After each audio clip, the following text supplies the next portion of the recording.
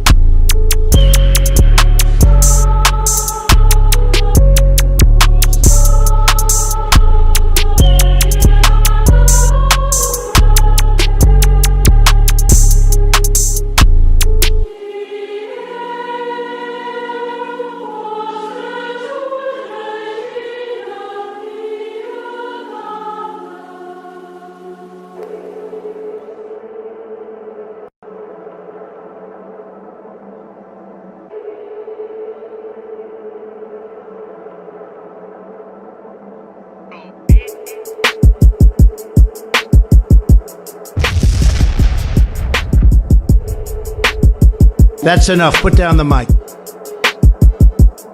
I said he pull crime, pull crime, pull crime, slow crime, slow crime, pull crime, pull crime. Said he pull crime, pull crime, pull crime, slow crime, slow crime, pull crime, pull crime. Said he pull crime, pull crime, pull crime, slow crime, slow crime, pull crime, pull crime. Said he pull crime, pull crime, pull crime, slow crime, slow crime, pull crime.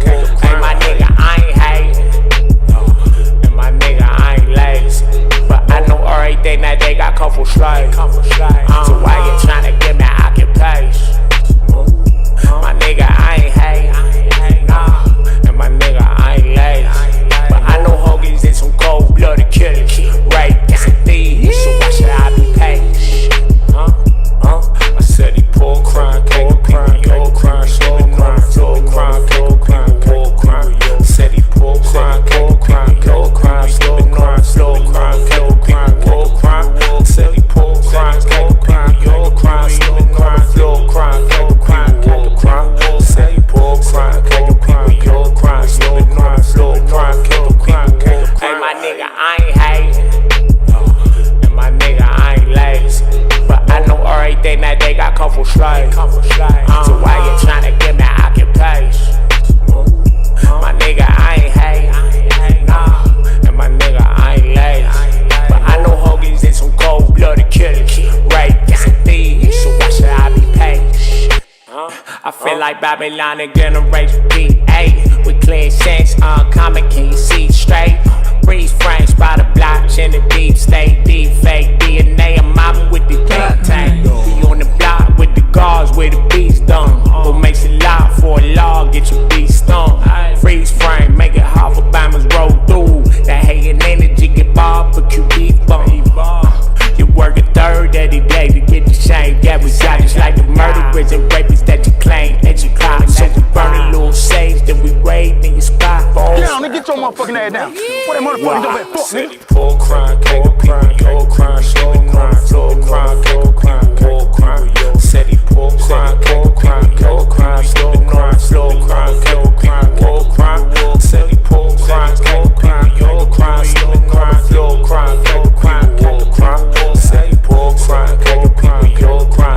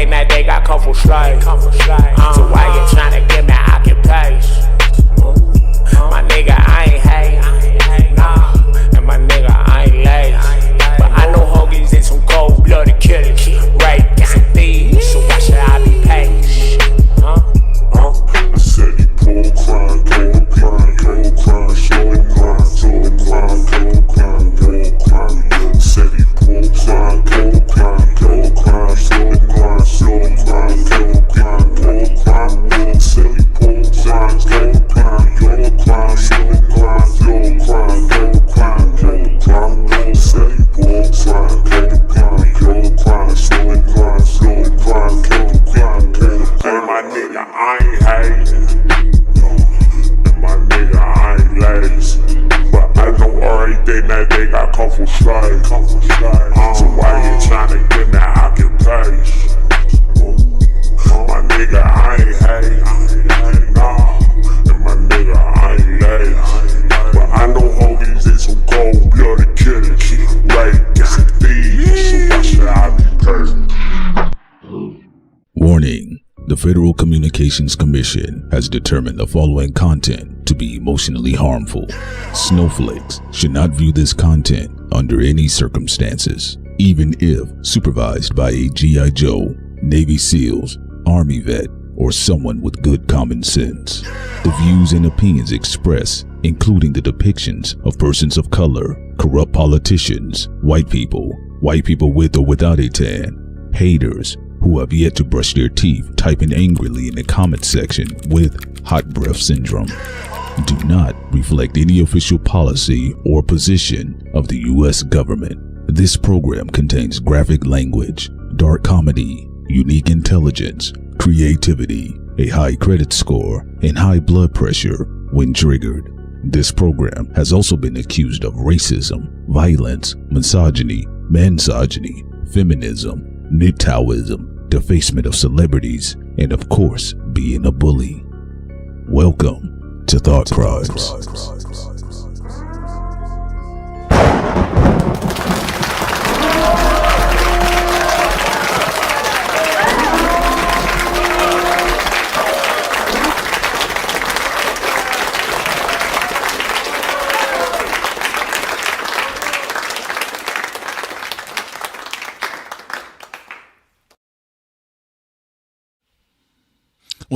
What's up, everybody? Good morning, everybody. This is your man, P Solo, back in the building once again. Good morning, folks. First and foremost, I hope everybody is doing pretty well. And again, next week, Sid and I will be picking the ball back up. We're getting everything going, and you guys know it'll be returned to our regularly scheduled program. But as of right now, boys and girls, we got a couple things we're going to be talking about. We're going to be talking about Grand Wizard Platner, all right? And if you guys are unfamiliar, maybe some of you are like, I don't really care. I don't really care after 2024. I don't really care. But Grand Wizard Platner is just a funny, unnecessary, but predictable scandal, especially concerning the left. And we got to speak about the white leftists. I have to talk to you all because, again, you guys pushed for this particular Red Skull man, all right? And let's talk about it.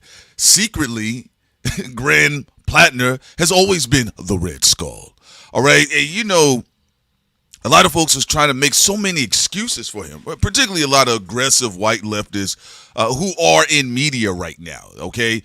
So I'm going to talk about that, and then Mark Zuckerberg is out here dropping exclusive bacteria in you all's backyard too, by the way. So we got to talk about that, and then Schoolboy Q has his new album, coming out, and I believe it's called Thank Q or Thank You Q. I think either one. I got to double check again. It's been a little bit hectic, but I know he has a new album coming out.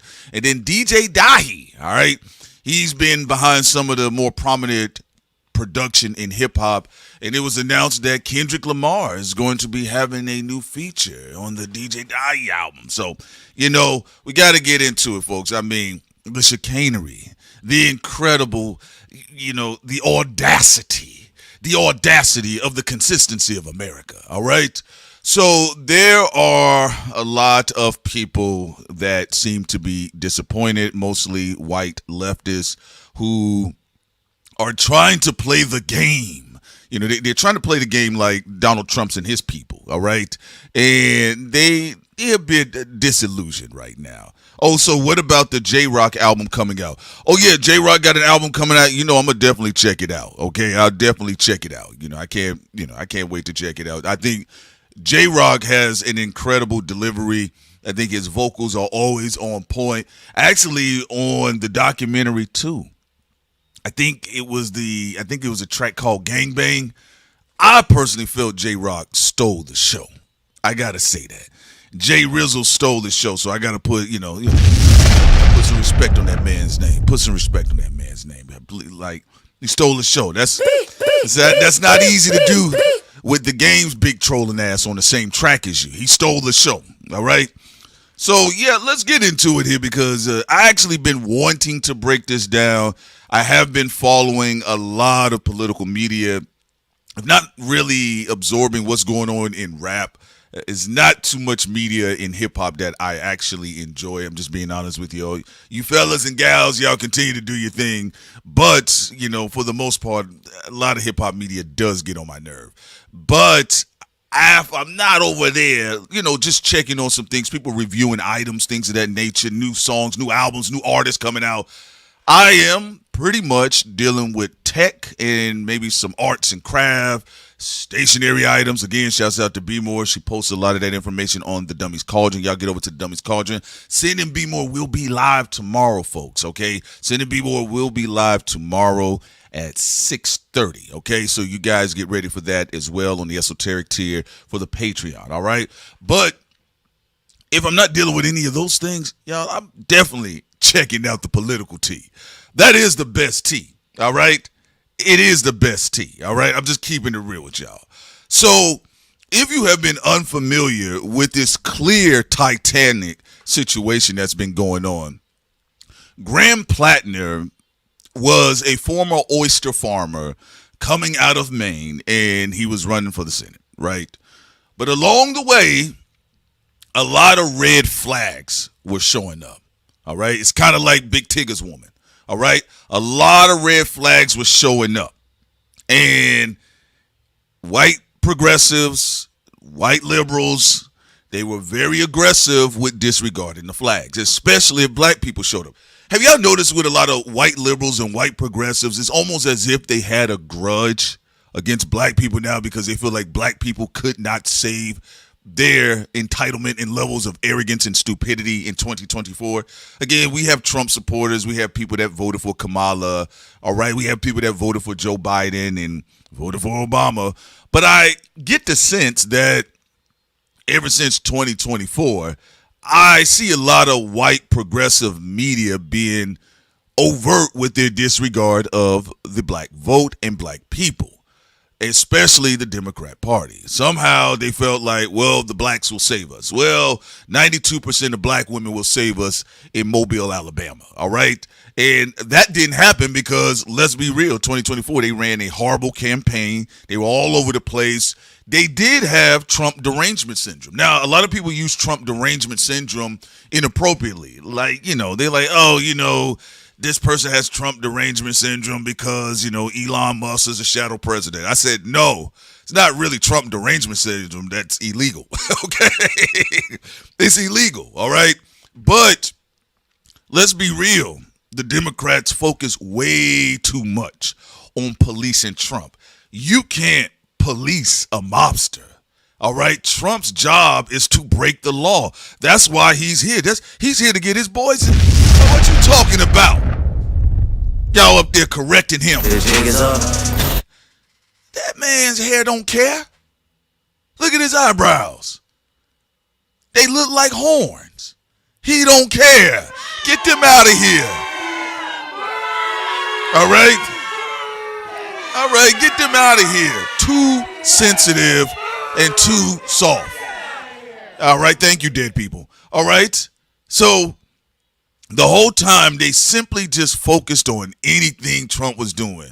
Trump was going to the toilet. Look, he got toilet paper stuck on the back of his shoe. Okay, that's fine. We understand, big and goofy, right? What are y'all about to do? Y'all know how I am, all about solution and action. Let's get to it. Let's get to it. Let's get to the money. Let's get to the money. Let's get to the money, right? So they did all these things, did not want to address anything concerning the country, right? Realistically, black folks, let's keep it real. And also, I gotta put this in here. All right, my favorite person, one of my favorite people that cover politics right now, I gotta give it to Tabitha Speaks. Gotta give it to her. Gotta give it to her. Gotta give it to her.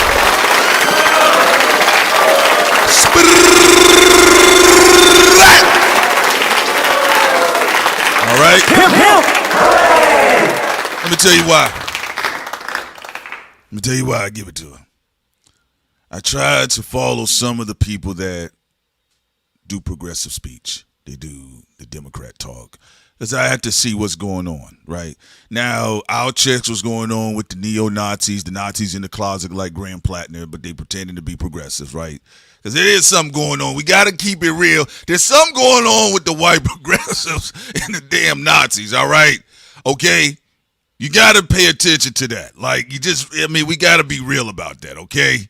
All right? You guys are looking like child predators, right? So, the reason why I'm saying that, because I don't have no time.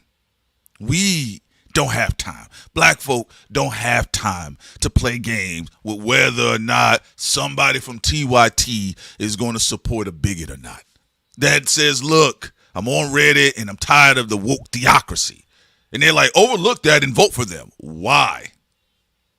And they're like, well, because I'm about to play this Emma Vegla. I've never been a fan of Emma. Never been a fan of Emma at all. Okay? I'm not a fan of none of them. You guys remember when Joe Biden was in office, right? And we covered when they had that whole Joe Rogan situation and NDRE had came outside and she said, look, Joe Rogan was out here calling black people the N-words or saying all this other stuff. Became a huge fucking issue, right? Now, what ended up happening, you had people like Crystal Ball and I believe Kyle Kaczynski, her husband. And at the time, he said, who cares? He said a no word.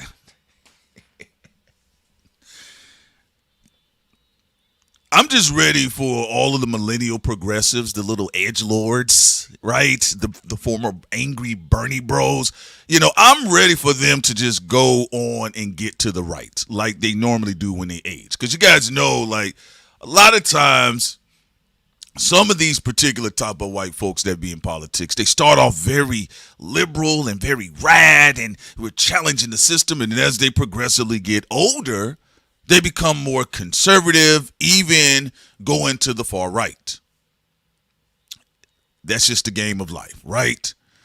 And so you can kind of see it even what goes on with like TYT. You can see it right now. Like if you see most of the, the progressives, the white progressives that are like hitting their middle ages, like you're seeing them starting to comfortably pivot versus where they were 15 years ago. 15 years ago, a lot of them were trying to be edgelords and down with the system, man, and, Wall Street and Occupy Wall Street guy, and I listen to Dead Prez and all this other stuff. As soon as they hit 35. You better break the back, boy. We're tired of, some of this woke crap. So you got to watch out for them. And I know people laughed at me when I said that. I said, look, I'm going to be honest with you. The switchblades in the room are always going to be the white progressives, for this era, right? Because at any point in time, they can go from Harvey Dent to Two-Face. And you're seeing a lot of Two-Faces running around here trying to flip a coin, but they don't have one. Now, that's the crazy part about it. How are you turning Two-Face without a coin? What are we doing here? So in this situation here, ladies and gents, they were really pushing for Graham Platner. Now, if you guys remember, I told you guys about the scandal that went on with Brian Tyler Cohen. And he's a political pundit on YouTube. You may see him from time to time. I agree with 15% of his shit, okay? But Brian Tyler Cohen was linked to dark money. Apparently, him and some other guys and gals, they said, we're going to fight the right with some of their tactics. Because you guys know Donald Trump is all about dark money, okay? He's all about dark money. I need dark money. I need private equity firms. Listen, what are we going to do? That's all Trump and his people are about, right? So the left was like, you know what? Let's not address none of the issues and let's play fire with fire, right? Now, you better break the backboard. They couldn't break the backboard. They couldn't break the backbone. Let me tell you why they can't pull it off. They keep trying, and they're still doing it today, right? They cried about the Tim Pools and the Russian link money, and those are legit criticisms. I don't disagree. When Tim Pool takes that hat off, it looks like an airport running. All right? Take the hat off, Wigga. All right? Take the damn hat off. However, though, the reason why it won't work on the left is because y'all are the Planeteer Party. All right? Y'all are the Captain Planet Tier Party, okay? Because y'all know Planeteers everywhere. But realistically, they are the Captain Planet Party, okay? The Captain Planet Party went around and told people, don't litter on the ground. You know, let's not be racist. Let's celebrate LGBTQ, right? Let's celebrate diverse, and let's celebrate a variety of everybody coming together as a culture, because that's what empowered the raggedy left. And I get it. You need those numbers. But somewhere along the way, shaky warriors of the left, primarily millennial whites, okay, they kind of didn't know what to do, right? Should we adjust? Like, the blacks, they couldn't pull it off for us, even though we ran a very terrible campaign for Kamala, and she only had 107 days or 5 days to run, and maybe a weekend at Bernie's. I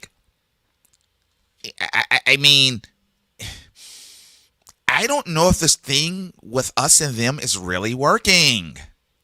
No, it's just that y'all are stupid. That's all it is. It's just that y'all are stupid. That's it. Y'all know, just in general, like the rappers, because I want people to understand, just like I tell the rappers, I like your stuff, I don't know you. So please do not try to cultural pimp me. It's not going to work. It is not going to work. It doesn't work on me. It doesn't work on Sin. It doesn't work on B-More. It don't work on Moon. We do not care. However, though, the white leftists don't offer any art that I like. They don't even half the times offer talking points that are of interest to me.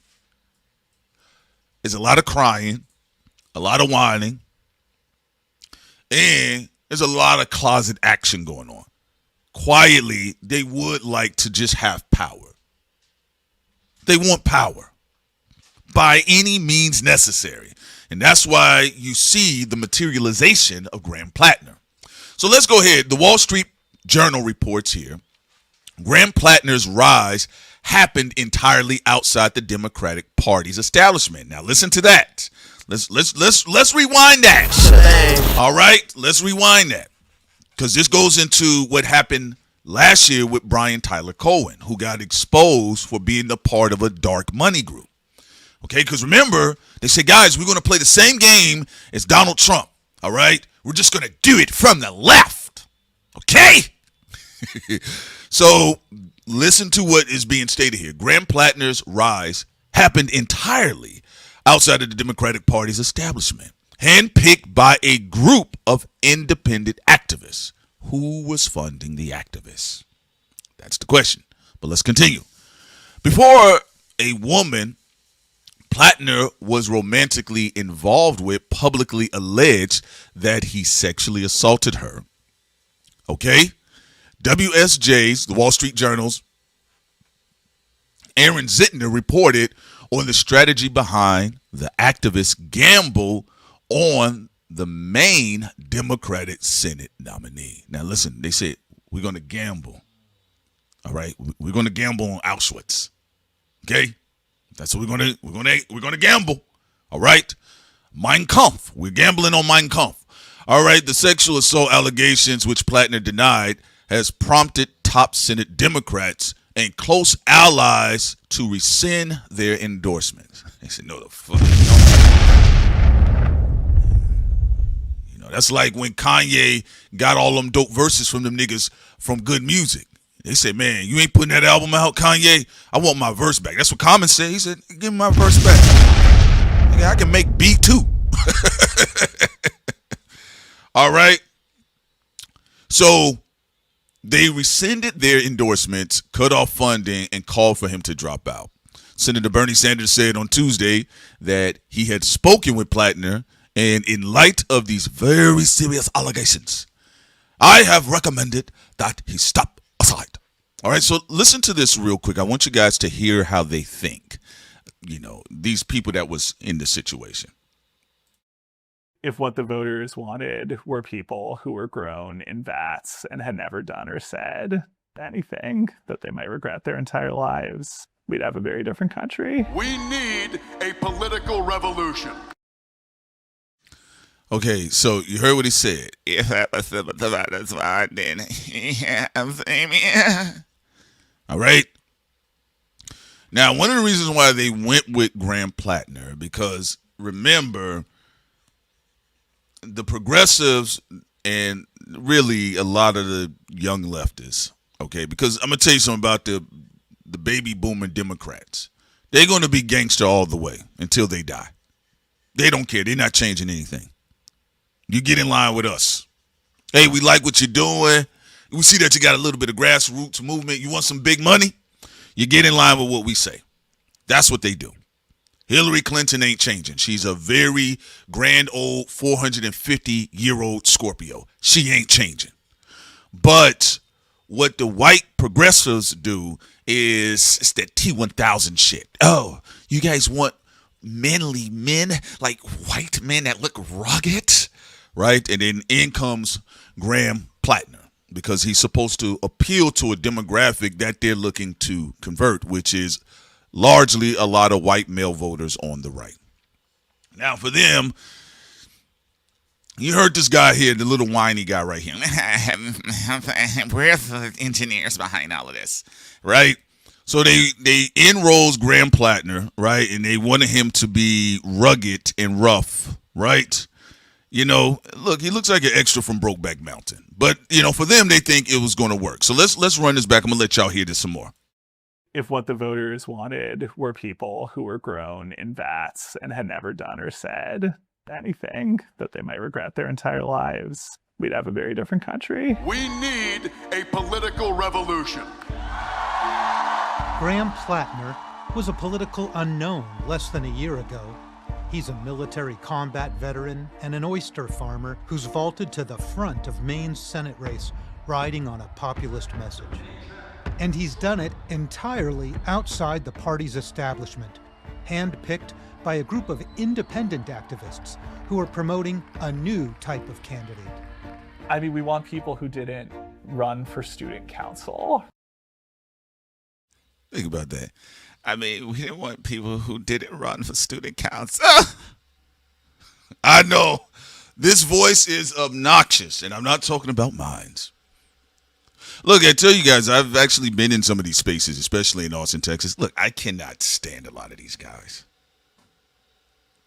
I can't. Look, I don't know if he's gay or not. I listen, because we got people in the chat of all type of orientations, okay? But what I will say, he's soft. He's soft, all right? And these are the spaces where these men are in charge on the left. And then I'm just speaking as a black man. And then you have a reason when you're asking black men, why aren't they over there in mass droves? They have a problem. These are very nitpicky hypochondriacs. But I've been in these spaces. I don't like them. I've been in spaces where I've been silent, then I speak, they jump. I say, I'm out of here. You're acting like I'm about to violate you, okay? And this is not a scene from Oz. But there is power. Remember what I said yesterday. It's not that I think you're a wimp. The power is based on not can I move you or can people put their hands on you. And a lot of times these people have sugar daddies and sugar mamas. Politics is a real dirty sport. That's enough. Put down the mic. It's a real dirty sport. Okay? So we're going to continue to move on, and I want you guys to hear and understand the power of dark money groups. That's permeated all through politics. But this is a very unique specified, highlighted, high-profile case that you guys get to see. This goes on all the time. Graham Platner was not qualified. Like the great Beanie Siegel said, a fantastic Philly philosopher, you ain't qualified to speak on my life. All right? Brandy Kane, shouts out to you. I hope everything is well. Please send us any information or any video clips you need for me to show publicly to Brandy Kane. So shouts out to y'all out there. And Brandy Kane, I see you doing your thing, but please send me any information that you need me to repost, or the next time I go live, I'll be able to showcase it, all right? Because I know you got a lot of stuff going on in your backyard and don't know how much you want me or Sin to speak on it publicly, but you can holler at us, all right? But yeah, shouts out to BK. BK is in the building. But listen, let's get back to the money. All right, let's get to the money. Let's get to the money here, because this is why I said politics, as fun as hip hop is and all of this stuff of whether Jay-Z or Drake will cut off each other's head, this here is by far a lot more interesting because it's real life. Okay? So I want you guys to listen to how they're going to tell you how they elevated an unqualified candidate, a man that's not qualified, that has a spotty track history. Listen, I'm going to be honest with you. You might as well elevated an active junkie. I mean, you might as well. I'm going to be real with you. You might as well went and got Pookie from New Jack City, all right? You might as well, all right? It's just that simple, all right? So let's go. Right. We want people who have not been spending their entire lives planning their ascent to political power.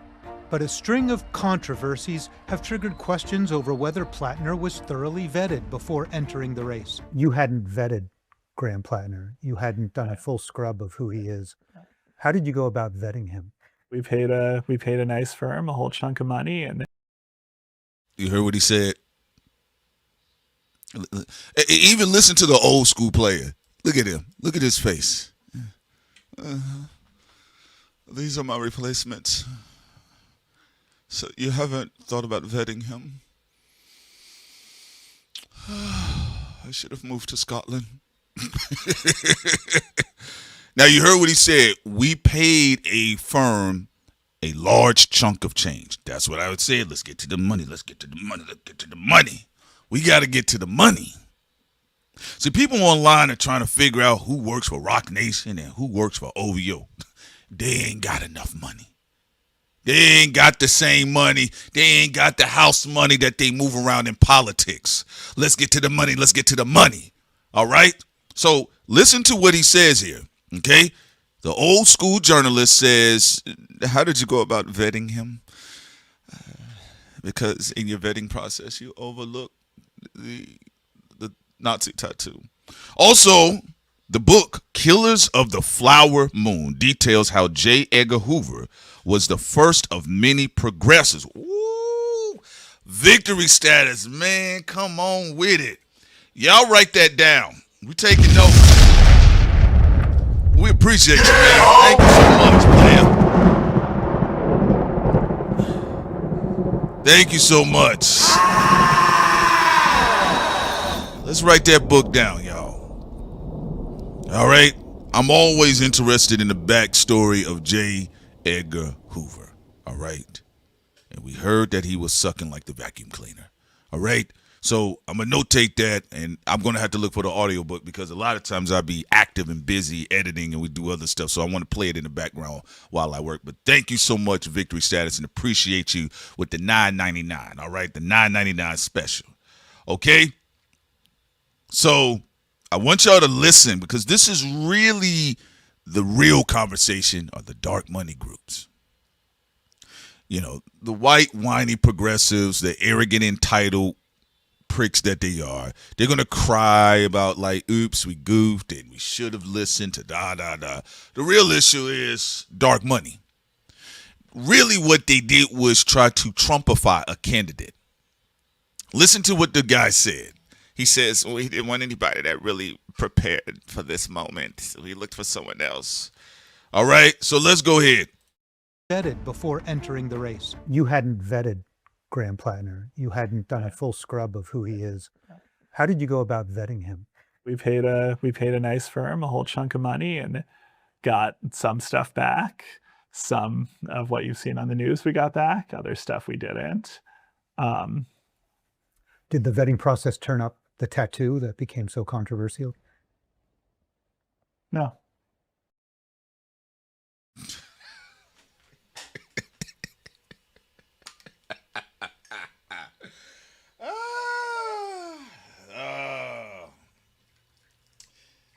Give me a moment, you all. I have to sip some tea before I speak. Okay.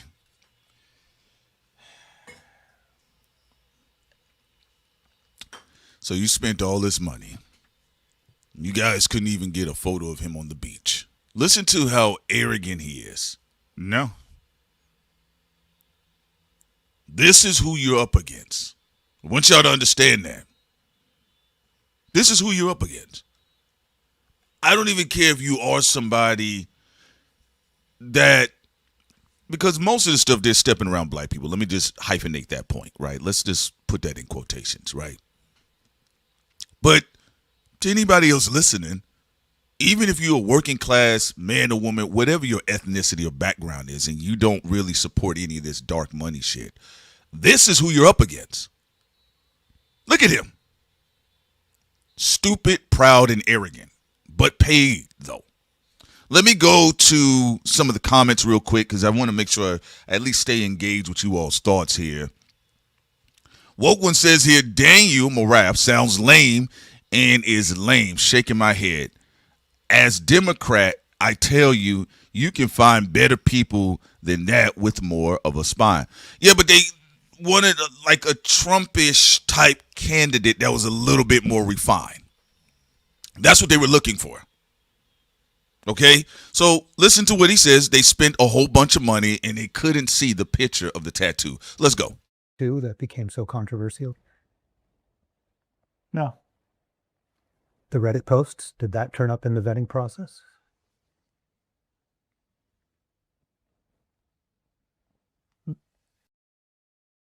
He said, look at this here. How can I do this interview without getting fired? Because I really love my life. I like living in the high rises and let me think without throwing people under the bus. The firm sent us a thing and it had some of the posts, but it didn't have all of them. And what did you think about that? How did you think your way through the fact that he had posted these things on social media? I said none of this will or should stop him from becoming a U.S. Senator. None of this should stop him from becoming U.S. Senator. Will Reed, yes, up against. He says they don't even see us in the picture. Disagree. They wouldn't be adjusting their seat with these raggedy candidates like they do. No, they do see us in the picture. Part of the bigger picture. No Elliott Wilson. I'm going to be honest with you. Yes, that's the whole point, is they're trying to find ways to update the brand of the party. And it's been coming off hackish for a long time. But listen to what he said. He said he did not think that any of these potential controversies, that The Firm, a great film with Tom Cruise, check it out. Beautiful film. It's one of my favorite films, right? One of my favorite old school films, The Firm. But he didn't think any of these particular red flags would even deter Graham Platner in the Senate race. Remember, what did I tell you guys? These people do not socialize with normal humans. They stay in their bubbles and how can we social engineer from the mid-tier? Because remember now, these guys here, this guy Daniel is at the mid-tier, like probably at the lower mid-tier. The Firm is at the mid-tier. And he said we spent a lot of money based on his dark money backers. But let's go. What was your thinking there? I think if what the voters wanted were people who were grown in vats and had never done or said anything that they might regret their entire lives, we'd have a very different country. part of our thesis here is that people do not want their candidates grown in vats. They want people who are real human beings, and they want people who do not look and sound like the vat-grown people who've been leading this country off a cliff.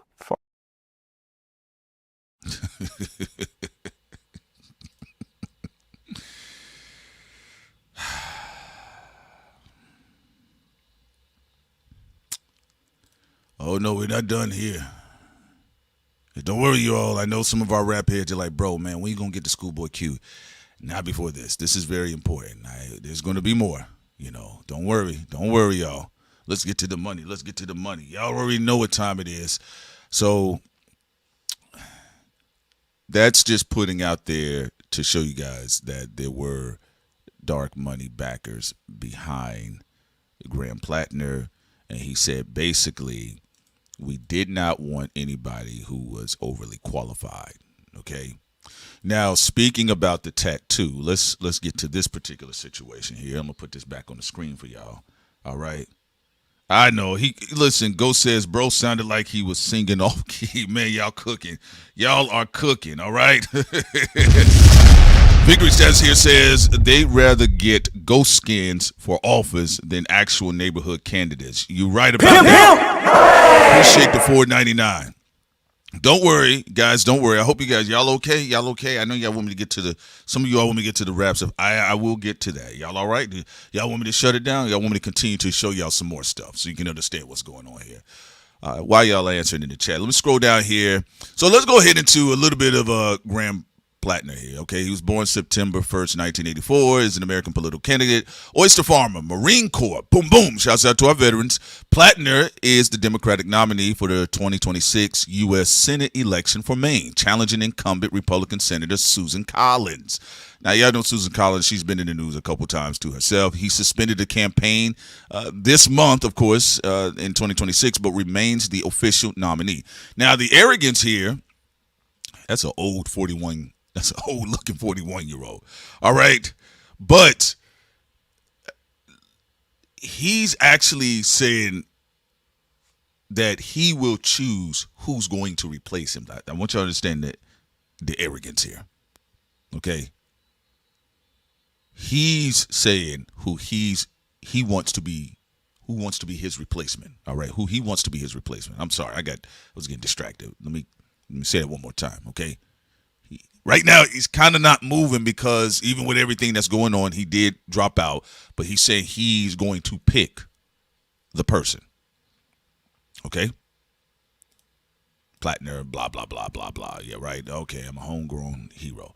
All right, so, they talked about his early life and, Blue Maine. He was raised in Sullivan, a coastal town. Blah, snooze. Shouts out to our people in Maine. We do got some people that listen to us in Maine. So y'all know the history of your boy. I'm going to scroll down here. He did 3 tours, actually. Now, remember, because Platner would be an older millennial. All right.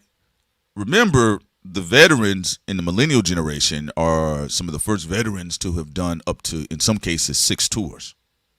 Okay. All right. He says, keep it going, P. All right, cool. No problem. Scorpion says, I prefer politics, but his voice is just annoying. I understand. All right. I hope you're talking about his voice, not mine. Not mine. I hope it's not annoying. All right. This is just keep going, nigga. This is good information. Salute, Izzy. That's what I'm talking about. Y'all already know what it is. I love it when our Metro City niggas step into the room. Oyster farming. All right. Let's scroll down here. Let's move. Let's get to some of the controversy, too. Oh, here we go. Campaign controversies. Wow. Look at this. Man. Okay. All right. So it says here in October of 2025, various news outlets report on Reddit posts. Okay. On Reddit posts Platner made between 2013 and 2021 in which he called himself a communist, wrote that all cops are bastards, agreed with posts calling rural white Americans racist and stupid, and referenced political violence and armed resistance. In 2013, Reddit discussion about anti-underwear. Platner wrote that people worried about assault should take some responsibilities for themselves and not get so up they wind up having sex with someone they don't mean to. He apologized for the post in an interview with CNN, attributing them to his struggles with PTSD. Now, listen, I want to be clear. Shouts out to our veterans. There are a lot of veterans that do struggle with PTSD. It can induce all types of situations, bipolarism, schizophrenia, mental illness, mental health problems, just like what you're seeing with athletes being concussed with CT, right? Even little kids playing soccer. You got to be careful with them hitting their heads a lot. They could have CT very early. All right. So you could have those things. Let's give it to him. He could be that. All right. But it doesn't take away from the fact that a lot of people, including the dark money backers, was trying to slide him by in that he was a severely unqualified candidate. I'm just being honest with you. Because if I ran for Maine, right, they was like, what are your credentials? I was like, my credentials, right? So that's how they are. So also, by the way, Scorpion says here, always great coverage. Appreciate you so much. I saw the check. Thank you so much. All right. Appreciate you. We're going to keep this thing going here because this is very important. All right. Because this is going to continue to further on into the future. And they're basically focusing on 2028. Now, with 2028, this is telling you the energy because I always say, if you kind of really want to see where the real energy is, you have to look at the Captain Planet white folks, okay, that are in politics. Because the people on the right and the far right, they are going to be who they are. Who are you to tell me who I'm not, right? You have to look at the Captain Planeteer. Well, I keep saying Captain Planeteer. It's a Freudian slip. Captain Planet white folks in politics, all right? Are they leaning towards Nazism? Okay? That's all you got to figure out. Okay, all right. It's time to get the passport, right? Okay, so during his 2026 campaign, Platner faced scrutiny over a tattoo on his chest, all right, of the Totenkopf symbol, all right? So used by the Nazi, I guess this is pronounced Schutzstaffel. I don't know. I mean, you guys got to forgive me with my German, all right? Schutzstaffel. All right, maybe. I don't know. But let's click on it. Let's see what type of tattoo are they talking about. Boom, payow. Okay, so this is the tattoo, specifically this era. Ooh, look at that. Look at that Red Skull shit. All right. So that's what's on his chest that he eventually got covered up. But keep this in mind. This is the second version of the SS Totenkopf used from 1934 to 1945. Now you guys can see what went on around that time period. Listen, to specifically get that era of the tattoo, you got to be real. Now remember, Platner said, I didn't know what I was doing. I was drunk. It was my first time with a man alone and all this other stupid stuff that he was lying about, okay? Let's be real, okay? SS Division, you're absolutely correct. Yeah, you do got to pay attention to the Captain Planet whites in politics, all right? And you guys know who they are. And we're going to get into some of their talking points too, because they were really pushing for this guy, even at the expense, of course, of the black vote. Now, and not only just the black vote, but even sensible white folks. Sensible white folks was like, hey, man, I don't think we should be doing this. Like, because I know there's some of them I follow. They were saying with Grand Platner, they was like, hey, aren't we mad at Stephen Miller? Like, why would we support this?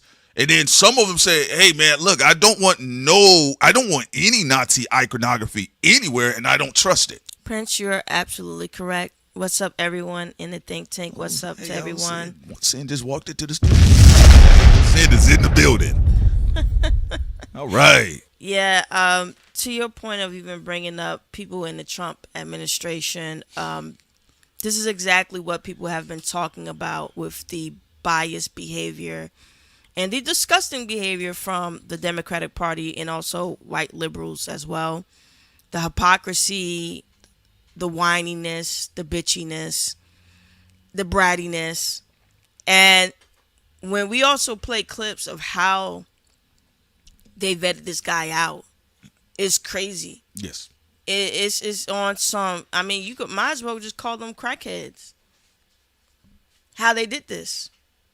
Yeah, no, she's absolutely right. And we're going to play some more clips because we have a preponderance of evidence. And it's because I'm qualified. And I'm going to be send her headset so she can hear, so we can be in sync with each other. Because these clips, saying that she was able to find, and I went and added some additional ones. Did you put incredible. Did you see the folder?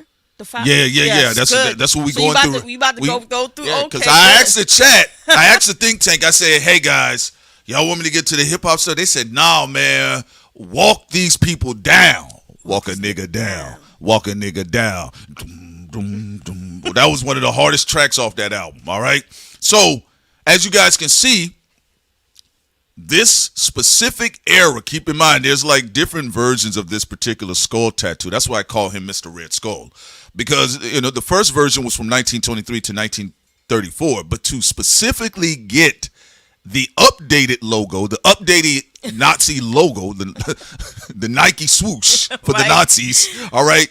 He got it from the era of 1934 to 1945. And if you guys are familiar with history, you know what happened from that time period or within that time period.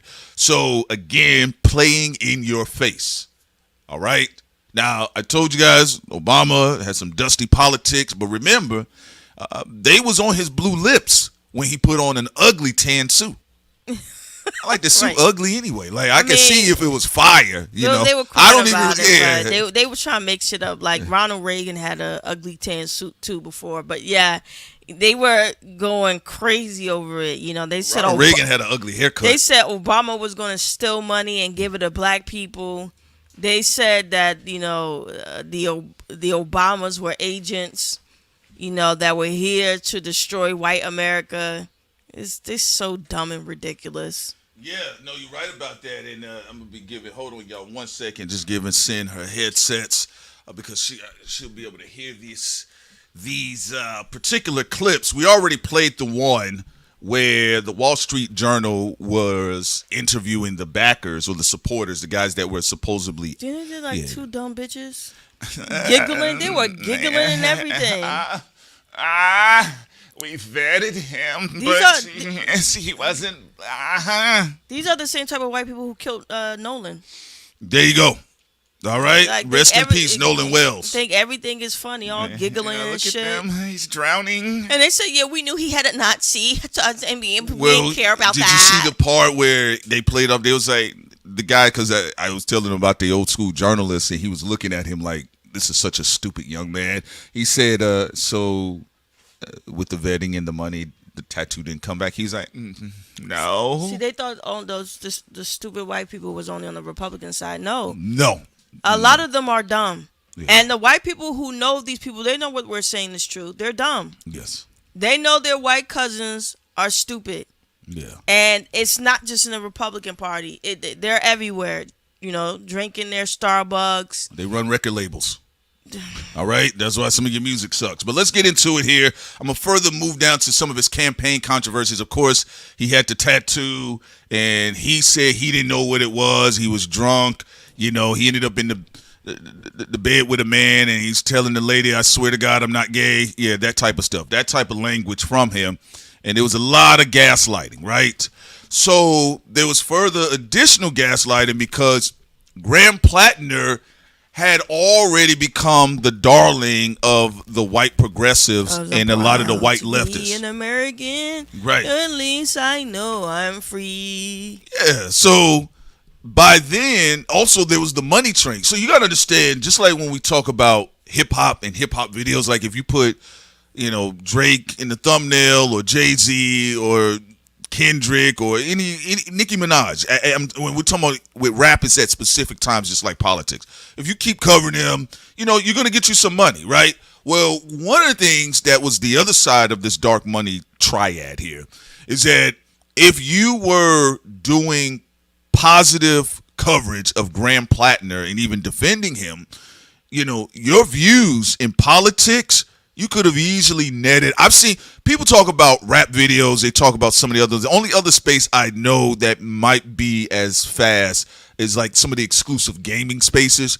But on YouTube, the political videos usually get the quickest views very fast. So if you did coverage of covering Graham Platner and shouting out the Majority Report or Crystal Ball and Kyle Kaczynski, a lot of your videos, I've seen a lot of the political pundits, their videos, they uploaded in 13 minutes. They have 300,000 views. Tech bros. There you go.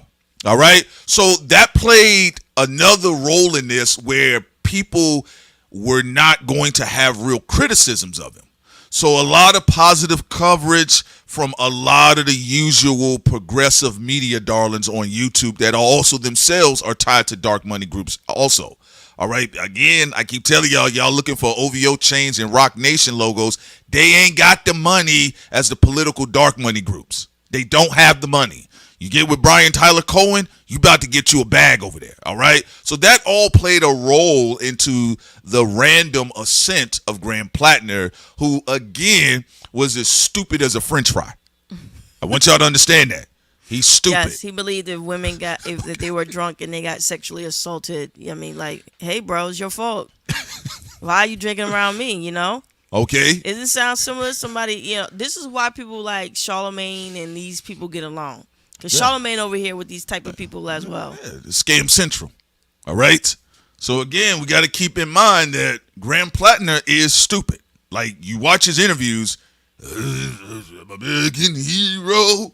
I want to bring back Maine. Woo! Shouts out to Bruce Springsteen. So, Platner ended his campaign on July 8th after sexual misconduct allegations resurfaced. No, they kept coming back out.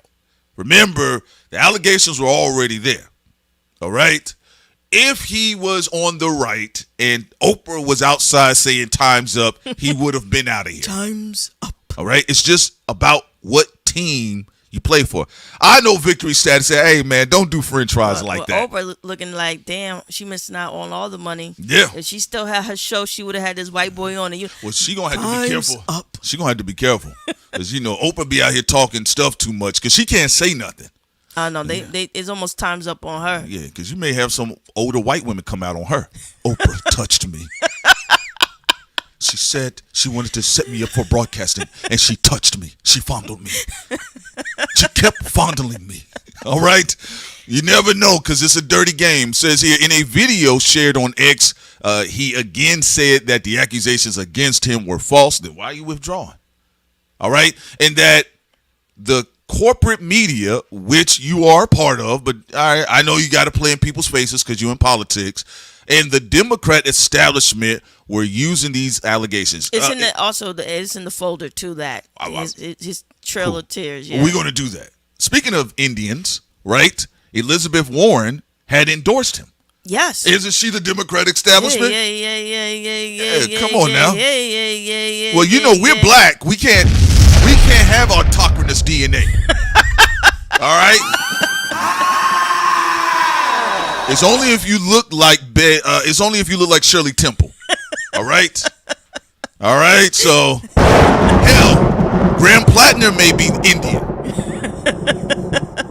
Yes, he's $5 Indian. All right. So he backed up out the game and he blamed it on the Democratic establishment. He says here they're using these allegations to take away all of the things we need to run a campaign. I mean, duh. That's what point. you do to your competitor when Get them out the paint. When they have shit in their closet. Like, why is he acting like he's special? We've seen the past couple of years Democrats and Republicans get knocked out of the paint. Moms for Liberty, she had to go into hiding when her husband sexually assaulted her girlfriend. I mean, what are we talking about here? That is so crazy. I know, right? Talk Her about husband, trouble at home. Okay, so, really what he's saying is that they took all of their money out. Okay? They got on stage and they took all of the bands they threw on stage away from the stripper right now. That's what's happening to him. So right now, he's on stage at Magic City twerking, and they're taking the money from him. So they're telling him, get your ass off the stage now. All right? Get your ass up on the floor. He said the candidate who replaces him in the election should be nominated in a manner that is open, transparent, and democratic. Sorry, y'all, Freudian slip. It needs to be reflecting the will and the values of the people that built this movement. Now, we're about to get into some of the stuff he says here, because this one here, I have been monitoring this situation for about 2.5 years, okay? And it was a train wreck from the beginning, my honest opinion, but I did pay attention to a lot of the progressives, even the ones that was getting into it with Tim Black online. I saw that. Well, I just to add to it too, Yes. Prince. Look, to your point, this is what we've been warning people about for years when we talked about a lot of these white liberals and progressives, and even way before us. Malcolm X talked about this, and other people. Be honest about these things. I don't do that shushing around for no white friends or colleague. I don't do that shit. And damn well most black people don't do that shit too. So it's, they have a lot of L's that they're taking right now, the Democratic Party. Even some of the liberals are coming out and they think that Bernie Sanders have a vendetta against black people too. That's been floating about and around because, he mad because Hillary Clinton took his lunch, stole, basically being the Democratic nominee away from him. Mm-hmm. And, he's been having this whole bitter bug up his ass, but it's not black people's fault that the Democratic establishment that you supported for decades came in and swooped in and took your shit and you was a punk. You didn't fight for it. He's like, So Bernie Sanders, he's an issue. Remember the Young Turks and them, they were about to welcome Nick into the fold. Road. Yes. They was about to welcome Nick into the fold, and Nick was just trolling. He was talking about how, he was for the people of Gaza. Then he switched up and talked about how he was for Jeffrey Epstein, a Mossad agent, who was pro-Israel, trafficking young girls around the world. And he going to say, well, he was just a womanizer, I mess with him. Yeah, no, and also just to be clear, as we continue on here with this breakdown, you guys can hear us, correct? Okay, you guys say y'all can hear us, but no, Sin, you're bringing up valid points. They were flirting with Nick Fuentes. They accepted Charlie Kirk.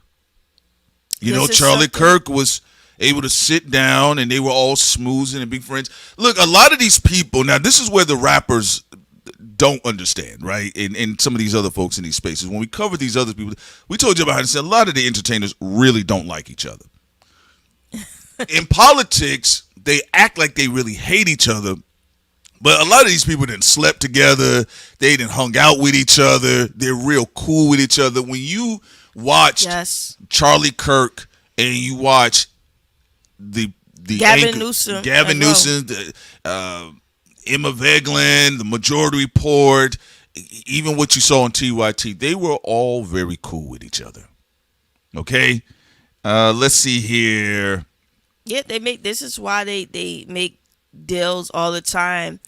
Like, if you think that black people still have to deal with what they are dealing with because of simply just racism and this is just mysterious hidden systemic racism that just can never go away because of just Republican white people, you got another thing coming. No. Charles Murray exposed this a long time ago. He's the co-author of The Bell Curve. He said white people who are progressives are on his side too. He said he just has to push them a little bit to have their eyes wide open, not eyes wide shut, but eyes wide open, for them to continuously throw black people as a voting bloc under the bus to try to get what they want. And they do it all the time. This is not new. They backstabbed Malcolm X. They backstabbed Martin Luther King. And there's a whole host of other people that they've backstabbed. The Reconstruction era, backstabbed again. Freeman Bank, backstabbed. So this is a constant theme in politics for black people of this type of behavior from them. And to Prince Point, then what the fuck are everybody crying about Nicki Minaj for? What they crying about Swastika Ye for? You know, what they crying about Rick Ross for? Why are we fucking crying about these rappers? Why are we burning down all these people when you don't show the same energy for these white people who are constantly doing the same nonsense 24/7? And also, like Prince, we've seen these people before. Y'all seen these people before in the chat. This is what they do 24/7 constantly. What they do is they make people run towards low-hanging fruit. They tell you to become a mob and take other people out. And then they go and do the exact same thing. Like you said, it was Steve Miller. The exact Stephen Miller, exact same thing. I don't know what we're complaining about. That's what I said. I'm not amoral. I don't have apathy per se, but I have just a very realistic view, and so does Sin. Look, I can't get all turned up. We joked before we had our jokes, and people took it far with the whole Drake and MAGA thing, and I was like, we know for a fact a lot of the rappers do run with all types of people because a lot of the progressives and the Democrats, liberals, Republicans, conservatives, far right wingers, they all hang with each other. Hillary Clinton and Joe Biden messed with white supremacists who they said they dearly respected. They were their leaders. They were their mentors too. So yeah, on one hand, you can point out a rapper you don't like because they're associated with somebody from some sort of racist group, but realistically, all of these white politicians fraternize and mess with each other. Yeah, you saw. So that's why it's not really that big of a deal per se. To the point that you're making, though, when black people are talking to Ye publicly, or when black people are talking to black representation in politics, that's us checking them. That's us talking to them. The other people just are mimicking to sound like they care. But that's why Joe Biden was being cocky when he said to Charlamagne, who was being a punk, if you don't vote for me, you ain't black. You have to think about how cocky and arrogant Joe Biden was to say it. They are dripping in racism over there on the Democratic Party as well. No difference with the Republican Party, with the exception of pretending to be an ally, pretending to be friends, all that other stuff, basically pretending so they can get into power. And when they get there, they do the exact same nonsense as the Republican Party. Think about it. Voters' rights could have been protected. They had a chance. When Joe Biden was there, he didn't do shit to protect black people's voting rights. They always have the opportunity, and you want to know why they don't do it? Because they want black people to be perpetual victims and vulnerable, so they can always have something to march on and be like, well, we can brand ourselves that we're for the poor blacks that need our help. It's like Big Pharma. They don't want you to be cured. They want you to just be able to put a patch on it. But we don't want to actually cure you because we want you to keep coming back and buying these pills that we lobby for. That's what the Democrats do. They work with the Republican Party with racism because they never ever secure shit on purpose, so people can have to always go back and nurse the wound, but never actually stitch it up. This is actually something that Malcolm X talked about when he talked about, the knife being put in the back and never being really cleaned and not even being stitched up. This is what they do. Yeah, and so as we continue to walk Platner down, right, we're going to play this clip with the wonderful, lovely Anna Kasparian, and we always value her insight. Let's go.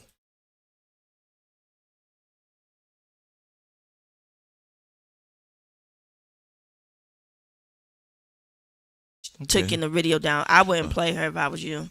All right, then. Well, all right. Well, Anna, we got to pass on you then because they said you being a Karen online. Yeah, all right? we'll post up the audio on our Patreon so y'all can hear her, crying. So let's get past TYT. They already bought and paid for anyway. Okay, so, with Grand Platner, too, by the way, what has been taking place is a lot of people kind of, now they're backing away. And let me tell you something. They didn't come to a realization that, oh, my God, Grand Platner, this hideous monster. They're all backing away because it serves no point in trying to keep up the facade now. They can't keep it up. And that's what folks were saying. All right. And the dark money groups are everywhere. I know, and shouts out to Noah, you're right. Yes, people do highlight all the time. They do highlight, rightfully so, they do highlight Peter Thiel, but realistically, the dark money groups have been here for a moment. Yeah, Charles Murray, y'all have to really investigate Charles Murray. He talked about this years ago, even when he was getting, demonstrated against at college universities. This is why he's been always confident, and then he have these like Butler, black people who's supposed to talk against reparations and stuff like that. But Charles Murray said that liberal think tanks and conservative think tanks, they both agree, have core principles that are the same in agreement pertaining to black people. All right, so in this situation here, ladies and gentlemen, all right, this is Emma from the Majority Report, and she's being interviewed. This is just a very short clip. It's like 21 seconds, okay? I want y'all to listen to this real quick because this has been floating all around the internet, and, I've always told you it's a sneaky one right there, Emma. You got to watch her. All right, let's go. I've said this before. I don't really care if, say, like Bernie Sanders or AOC go home and they're a secret Nazi, but they go out and they vote for the right things. Like, we're talking about you don't politicians care? As I mean, I don't know. Look at homeboy. He said, "Wait, you don't care?" True. This is what the other side of this is what Charles Murray was talking about. And unlike and I love black people. I'm a loving person. I love all groups of people and all that up to a degree. But you see how a lot of black liberals, how they have to deal with this. Prince and I don't have the temperament to deal with this. I don't have no. I don't want to be in your face pretending I like you and be in your face 24/7 so we could try to network together. I don't feel like doing that shit at all. But you just see that. This is why that HBO show, The Watchmen. The Walkman. The Walkman. That is funny. Go ahead, Sid. Walk a nigga down, right? Yeah. This is why The Watchmen HBO series has been aging very well. Oh, Regina King.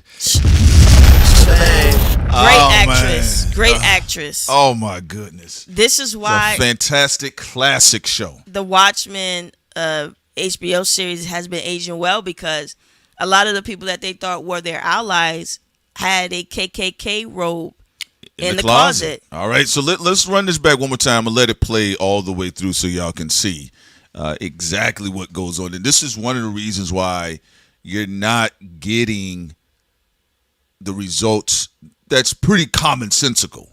Why they're against reparations. This is why. Okay, think about this. White liberals, white progressives are crying about their rights and things getting shut down, but they're not moving either. They're really saying, whoa, whoa, whoa, just stop hurting us. Because again, black people were supposed to be the superheroes of 2024, even though they ran a raggedy campaign with Kamala. They gave her 2 weekends to run for president. And then surprisingly, she lost, or it may have been lifted. You never know, right? But either way, their energy, because if you really pay attention to the energy of white progressives, arrogant white liberals, right? They also have like this weird entitled grudge against black people because they lost 2024. But they forget too. Yeah, they lost it. And look, there are causes that a lot of black people have been a part of since day one. If you talk about the people of Gaza, black activists and leaders have been talking about that for a long time. Bowen, I talked to him on, replied to him on X, and I said, like, you got to check your liberal white friends. Like, you've been here and you sacrificed so many people who were against the tyranny of Israel, and they're telling y'all to get in the back of the bus so they can put white people who just recently had a change of heart, who was so up Israel ass and supporting Israel bombing and destroying the people of Gaza, right? And now they want those people at the front of the movement, even though they haven't even proven sincerity of even being there long enough. You know, you got to even look at the credit. You know, you got to give Mark, you got to give him his credit, because a long time ago he got fired from CNN by supporting the Palestinian movement and the people of Gaza. But there have been a lot of people who've been infiltrating, who have been trying to bring in their anti-black nonsense a part of every progressive movement. And you have been having people on the microphone become more and more cowards without addressing it. Now, remember, Hassan Piker, for example, he had bravery when it came to coming after Kyrie Irving. I know Kyrie Irving wants to go on his show, and he's a grown-ass man. He can do whatever he wants. But Hassan Piker called Kyrie Irving anti-Semitic.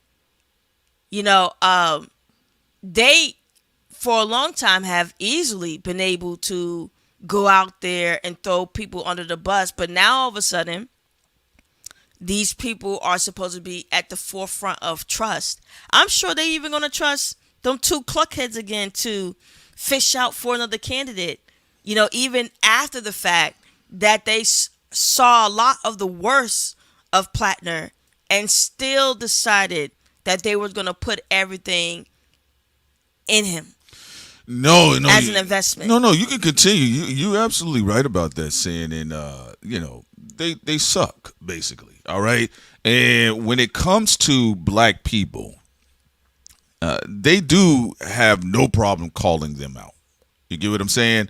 The same thing goes for, like we talked about, and I'm glad you brought up Hassan, because, he was very adamant about Kyrie Irving. He was adamant about Kyrie Irving, right? And just like they were adamant about Kanye West, they were standing 10 toes down with Kanye West. They stood 10 toes down with Lupe Fiasco. Again, I'm just being honest with you. I'm not going to lie about people's history and careers. They were writing think pieces. Remember now, when they were doing all of this kickback, this contributed to somebody losing monies, particularly a lot of the black artists, a lot of the black athletes. They were out. Now that there's such a grand outcry about what's been going on with Gaza, and it's become in vogue now, and it's too many people to really shoot up. Now, people are coming outside and they're like, we have something to say, blacks to the back. We're going to promote this person. A lot of infiltrators. Yeah, because, this person kind of fits the look. They fit the look of the message that we need. So that's what's been going on. But what I'll do, I'm going to let this play one more time so you guys can see exactly what Vaglin has been saying. All right. And again, tied to Majority Report, one of the Captain Planet whites. All right. This is one of the Captain Planet whites. Wind, water. Nigga. Right. Let's go. All right. Let's run this back one more time here. I've said this before. I don't really care if, say, like Bernie Sanders or AOC go home and they're a secret Nazi, but they go out and they vote for the right things. Like, we're talking about you don't politicians care? As I mean, I don't know about that. I think these are the lines that people are talking about. Some people care about that exact thing. I like what he said, and I will say, I'm going to make sure I figure out what the brother's name is real quick. If anybody's familiar with him, shouts out to him, because I did like that he pushed back on that. Because he said, basically, look at his face. He's like, well, what's the point of drawing lines? Because that was y'all whole thing in 2024. Trump is a Nazi. Stephen Miller is a Nazi. Trump is a Nazi. Stephen Miller is a Nazi. Kanye is a Nazi. All right, top 5 is a Nazi. That was your whole thing. Now you say, oh, I don't really care if they go home in the closet and be Nazis. I mean, this goes into even people going to get mad, but I don't care. We're here to tell the truth on this platform. This is why nobody in hip hop gives a fuck what Charlamagne has to say about who's a Nazi and who's not, and who's anti-black and who's not. Yes. Because he did the same thing. Yes. Chrisette Michele out. Other people who were easy targets out. But his friend Andrew Schultz supported him the entire way when he was pro-Trump, when he was pro the real estate brothers who are now locked up in prison because they were, sexually assaulting women. Charlamagne was okay with Andrew Schultz doing whatever he wanted. Now all of a sudden, when you put that Rock Nation cap on, now you're trying to clean up hip hop. Bro, you are the toxic energy in hip hop. You were the gatekeeper who opened the door for academics, and now you're trying to destroy the person that you opened up the door for, because you was the only radio host out of all of them that co-signed academics. Yeah. Then you're allegedly trying to destroy him. Then you supposed to be pro-black, but you allow Joe Biden to say, if you don't vote for me, you're not black. Then you allow your white friend to do whatever he wants when it comes to supporting Trump. I'm talking about Andrew Schultz. Andrew Schultz been partying with everybody. But all the black people get to the back. You out here. All the blacks get to the back. Patrolling every action a black person does that you don't like in media and hip hop. Always for an agenda, though, never based off of anything of ethics and purity, right? Right. These people cherry pick all the time who they want to cancel, who they want to get rid of, who they want to protect. Charlamagne still praises Joe Rogan to this day. So, saying all that, then what was the point of you crying about certain black people in Hollywood and in the industry, whether they were for Trump or not, when you have people who support Trump? He says it all the time.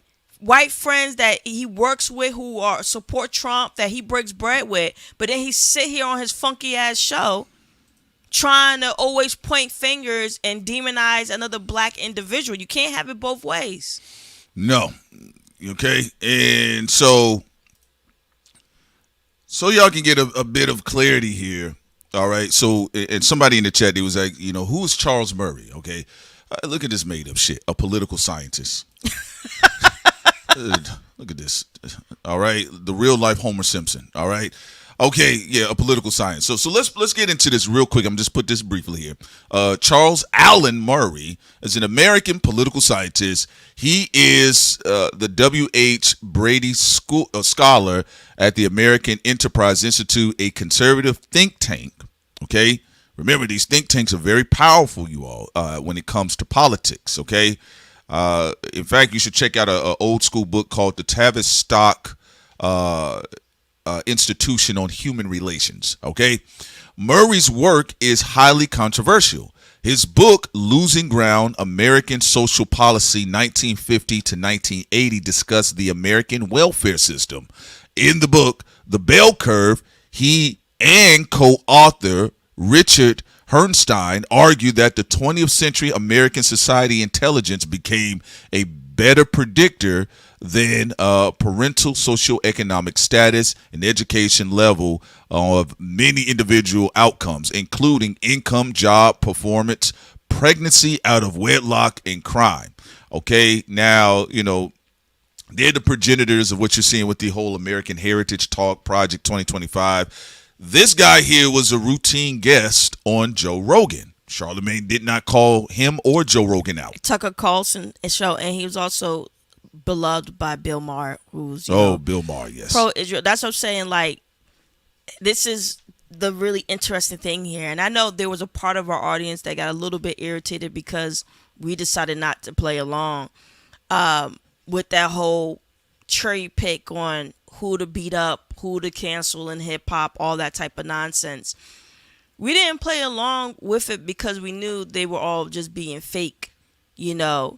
Pick what white person to say, what white person to get rid of. All right, well then accept them all.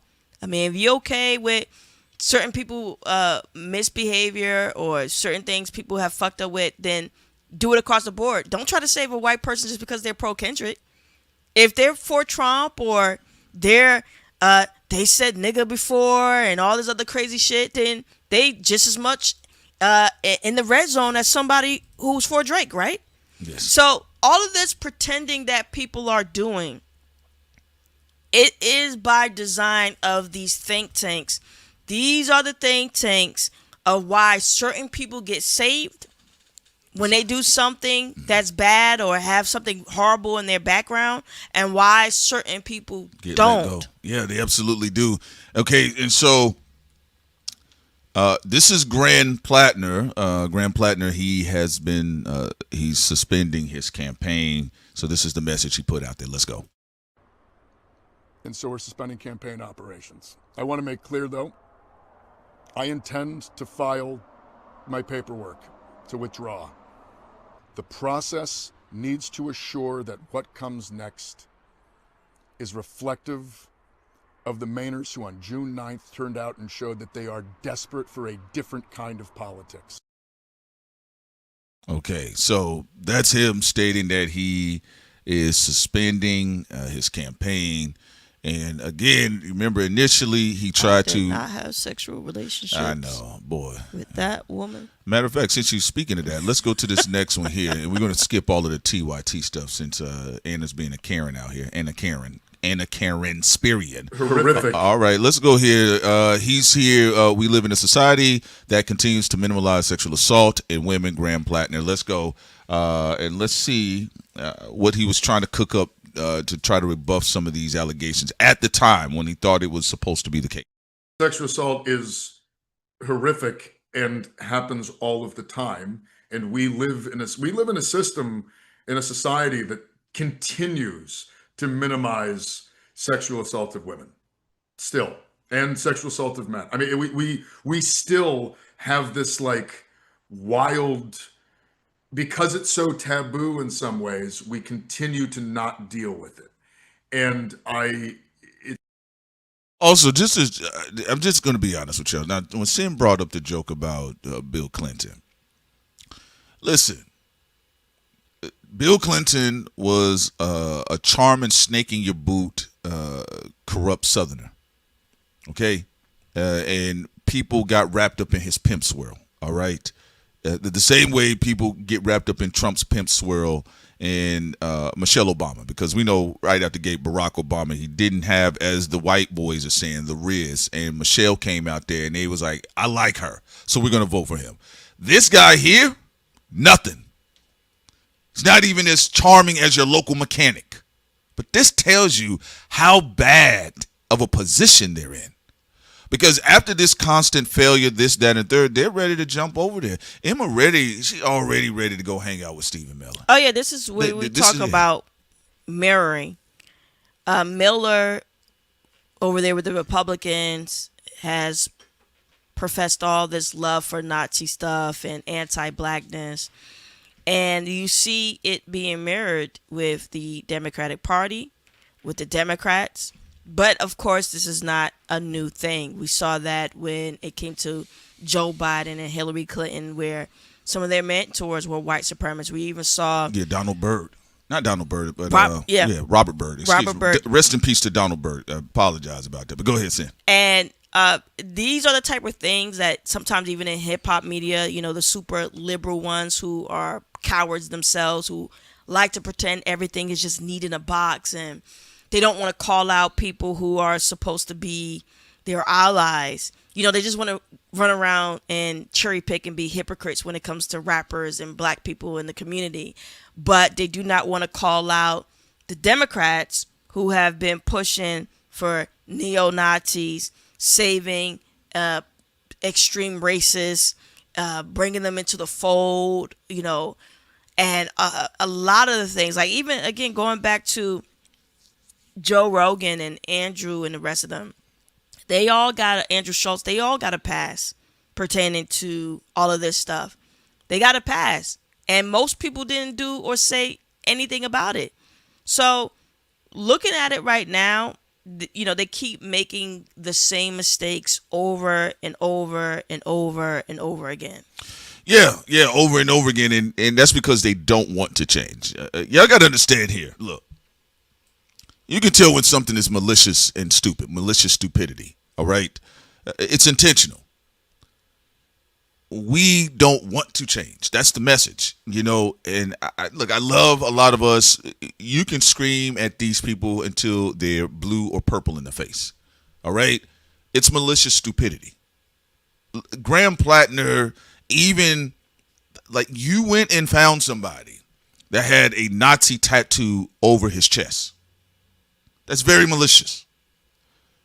You said you invested in a firm that any one of you all in the chat have a felony on your record. Even if you got it expunged, that firm will find out that you got that felony expunged. Yeah. They said, oh, we did not see about the Reddit posts. We didn't see about the tattoos.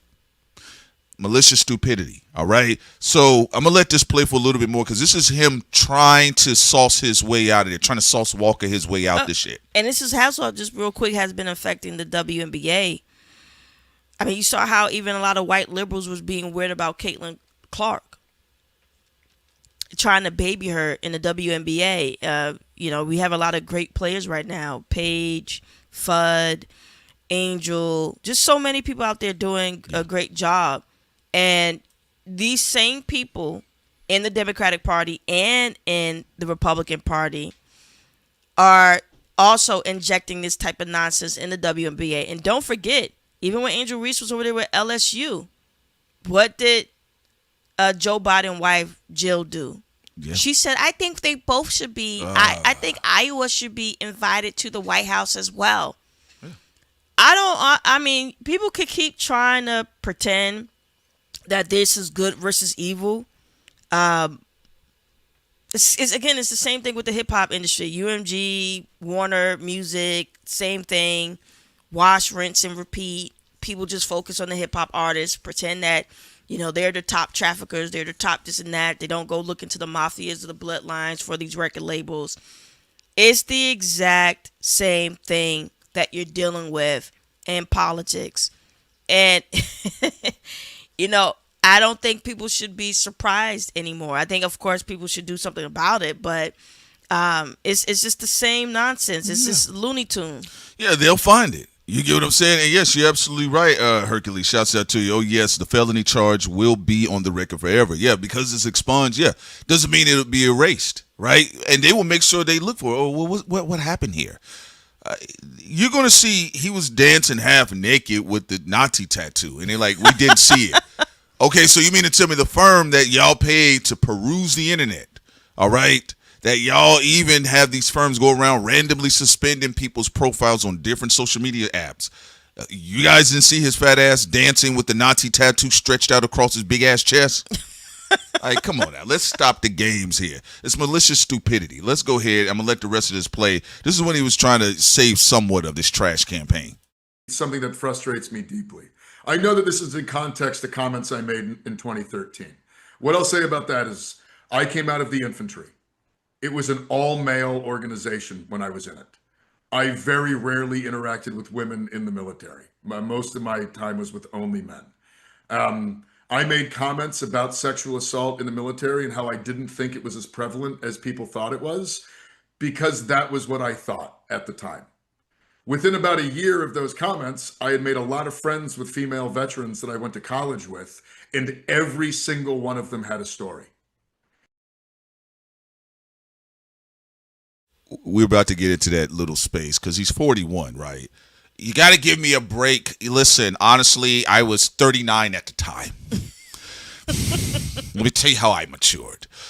When realistically, you could just say it was stupid, it was dumb, it was wrong, inappropriate of me. I apologize. Let's move on forward.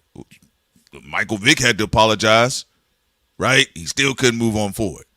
You can find, even with Serena Williams slamming a tennis racket on the concrete, all right? She says, look, I was frustrated. Maybe I shouldn't have done that at that point in time. Oh, my God, you need to be held accountable. This is how they do. Now, he's giving a speech. When I was 35, I didn't know no women. Well, when I turn 36, I got to know some women. This is how people get lined up, just so people can comprehend how the industry works. Movie, music, and even politics. If you get into these circles, because remember, the Democrats wasn't going to do anything about this. No, they weren't. The reason why this guy is only in trouble is because there are enough independent minds that finally wiggled their way into the power structure of the Democratic Party. This is the only reason why this is being called out, because this behavior from both parties usually isn't called out. No. That's why Bill Clinton had a career. Yes. He allegedly sexually assaulted women. He had a career because no one really called it out on the Democrat side. Joe Biden had rape allegations as well. He was able to become president, just like Trump on the Republican end. And so it's both parties that does this a lot. If you can get away with it and you're their guy, they're going to continue to push forward, no matter what. So this is how, like, if you're somebody who sees the truth and you like call it out, the person who calls it out usually get lined up. Imagine anybody who was for the Democratic Party who said, well, you know, Bill Clinton got a weird history with how he deals with women and sexual assault. That person will get lined up by the Democrats. They would. Just think about it as gang warfare, right? You think you're down with a particular gang. And this happens in hip hop all the time. Like the people who backstab you, the people you're intimate with. This is why, you know, even same gangs be lining people up, whether Bloods, Crips, whatever, right? Italian Mafia, whatever, right? Anytime you are a marshmallow, an idiot who thinks that I'm playing on a team and I really believe in this team. Like, my team don't traffic. My team don't do this. Then you call out somebody who's on your team, who's done it. Somebody else will line your ass up 9 times out of 10 for you to get in trouble, for you to lose your job, for you to be excommunicated, even in worst case scenario, even murdered. Yeah. Right? Same team, friendly fire. It happens all the time. Snoop Dogg and Eminem. Same team. Same team, bro. but people be gullible. You know, we even see it even in hip hop media. People like, I'm championing for Kendrick or Drake or this person. You don't know these people. You could get lined up by anybody. Stop being a groupie. Yeah. I mean, why not, right? And so one of the other reasons why Graham Platner was selected is because he's compromised. I want y'all to understand that. All of this stuff was in his background, and that's what made him also a great candidate for an establishment, because he's controllable. Because they will tell him while they're trying to sauce Walker his image up that we want to clean this up in your background. We're going to kind of wipe this off the internet. You do understand that at any point in time in the future, if this does come about, we need to do a run through or follow up or prep just in case. Oh, yeah, absolutely. No problem. I'm all for it. Okay. Yeah, I'll do anything. Just look. Okay, that's fine. That's fine. Yeah, no clean candidate is going to get elevated because they're not going to be compromised. That's another thing. That's another side of the game. You got to be able to blackmail. You got to be able to blackmail. And he has a lot of stuff to blackmail. All right. And also to add to what Hercules said too, absolutely, you know, it happens with feminists. You know, think about all the women who came to Hillary Clinton. Hillary, you're a feminist, I'm a feminist, and that guy's a predator. Yeah, okay. You know, she said, and yeah, well, one of the women, Hillary, like she was about to throw the coffee in her face. Yeah, he's a part of our set. What you gonna do about it? They're gonna teach you how to wiggle like Spank Nitty. You know, all right? It's like when people forget the Clintons, Bill Clinton and the Trump family had a close relationship with Ghislaine Maxwell and Jeffrey Epstein. So just imagine all the womanists and feminists who were confiding in them and crying on their shoulder and saying we need to be together as women. Meanwhile, you talk about the wrong guy, man, you gonna get lined up in the fucking ditch. There you go. And one thing I know about white feminists and racist white men, they do agree on arresting little black boys. Okay? Harassing little black children. So it's all the same. But again, let's go ahead and see how he was attempting to resuscitate his already sinking campaign. And I knew that I didn't know what the hell I was talking about. And I changed my tune entirely. And I want to make it clear, like, I have never believed that sexual assault doesn't occur. I have never believed that there's any excuse for sexual assault. You'll never find me excusing it in those comments at all. What I was saying back then is I didn't think it was as prevalent as people said it was. Turns out I was highly wrong. It's incredibly prevalent. The U.S. military has covered it up for forever, and sadly, I think in the Also, you know that this is a political tactic. This is a political strategy, as you can see.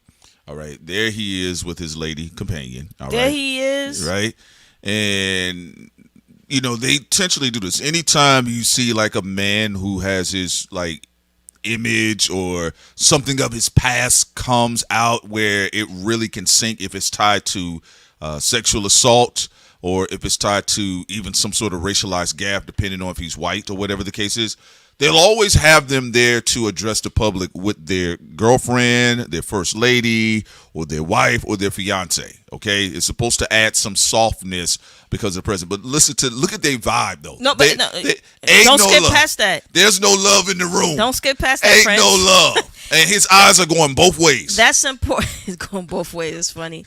No, women do soften. They soften the appearance. That's just a fact. Even for serial killers, it don't matter. You could be the worst murderer in the world if you have a woman next to you and she's well put together. People don't suspect you. I mean, this is one of the reasons why Ghislaine Maxwell wasn't suspected. The families and stuff said they would never think that a woman would be a part of trafficking, young girls. And you even had that with the Barbie and Ken serial rapists in Canada.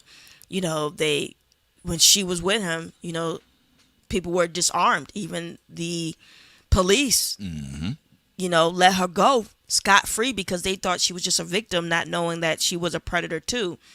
You could even say, it just happens across the board. When a female is there, they're there as a tactic to soften the blow, to make the guy who is being accused of a lot of heinous things look, to be as if they are more vulnerable. Yes.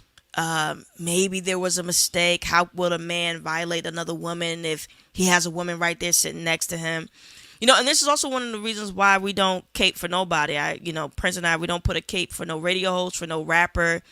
Any of them could be connected to trafficking or their friends or whatever. I don't know these people. Prince don't know these people.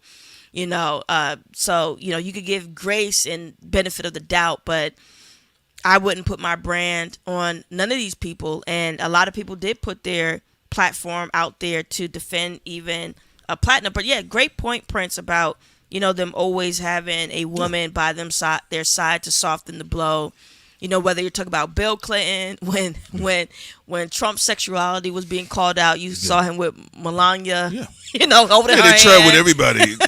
They do it in entertainment. They did it with Bill Clinton. Look, remember when Kobe was in trouble and his wife was there, and we know he's passed away and everything, but his wife was there with the big ring.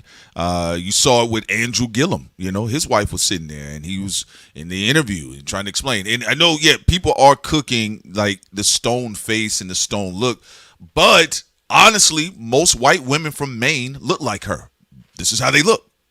So remember, they also use this particular Smallville farmerish energy with Graham Platner and his whole campaign to appeal to, I think his Maine is like 90%, 91% white or something like that. Remember, it's a lot of fishermen up there, a lot of fishermen families up there too. Codfish. Yeah, oysters, right?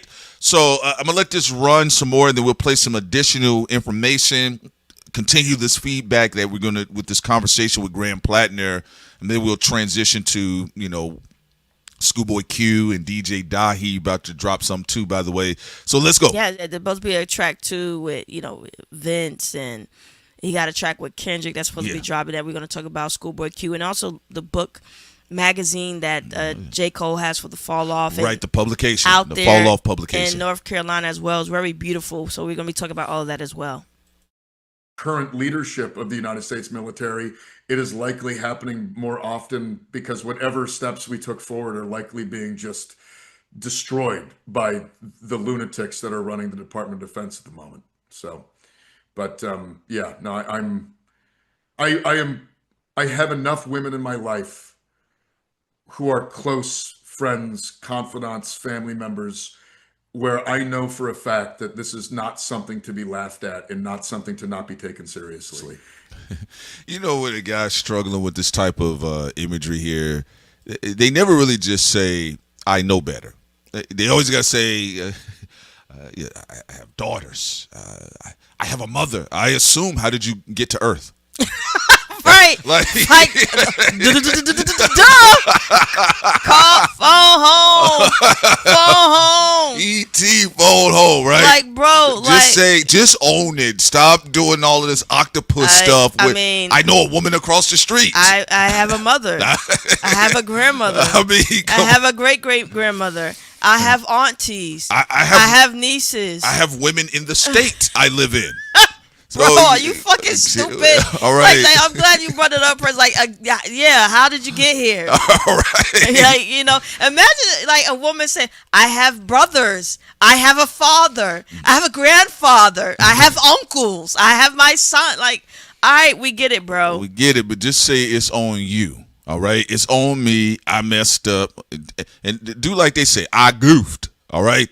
I think the last thing was they were talking about Morris Cat, the political strategist who recruited Graham Platner gets 15% of the money raised for Platner's campaign. Ooh. So they really got Graham Platner on a commission. So the Democratic Party is dead. Again, this was reported by Chris Minahan. And this is something Sin had sent me. The Democratic Party is dead. Let's see here. Let me put this on screen so y'all can see it before we begin our transition to the next subject. All right. And I want to play a couple of audios too before. Okay. Yeah. And so it says the Democratic Party is dead. These firms, these consultants are now the party. What Katz is looking for is someone who can raise money off of. They're raising money hand over fist and gets 15% of the money. His incentive is not to do a forensic audit of Platner to make sure he's a pristine candidate. So let's play a little bit of this here. I had a conversation yesterday with a friend who was like, where was the vetting? Why didn't they vet? And the whole point here is that the party is dead. These firms, these consultants, are now the party. And what Morris Katz is looking for is somebody he can raise money off of. And somebody now that he can run because it's exciting and he has this profile, and Morris Katz looks at it demographically and personally and thinks this is a great story to tell. But it becomes his campaign. He's the author of the campaign. He's got this front man in Graham Platner that he's moving around, you know, like a G.I. Joe figure around Maine, getting him to say this, getting him to do that, getting him to do the other thing. And they're raising money hand over fist, and he gets 15% of that money. His incentive is not to do a forensic audit of Graham Platner to make sure that he's a pristine candidate and won't be subject to negative, barrage of negative attacks that will harm the Democratic Party. He doesn't care about that. All right, so he's a lick. Yeah, he's a lick. These are all, again, the dark money groups. And also a Scorpion. Shouts out to you again. All right, man. Hey, you've been dropping.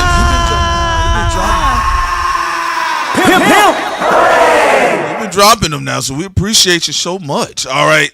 So I do want this to be highlighted. This was a great piece of, auditory evidence that Sin had sent, also visual as well. But this is particularly a podcast here. But basically, what he's describing is what you saw with House of Cards.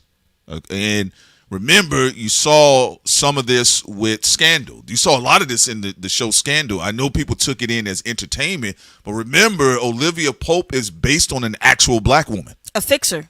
You have people in industries, not just in Hollywood, but also in politics.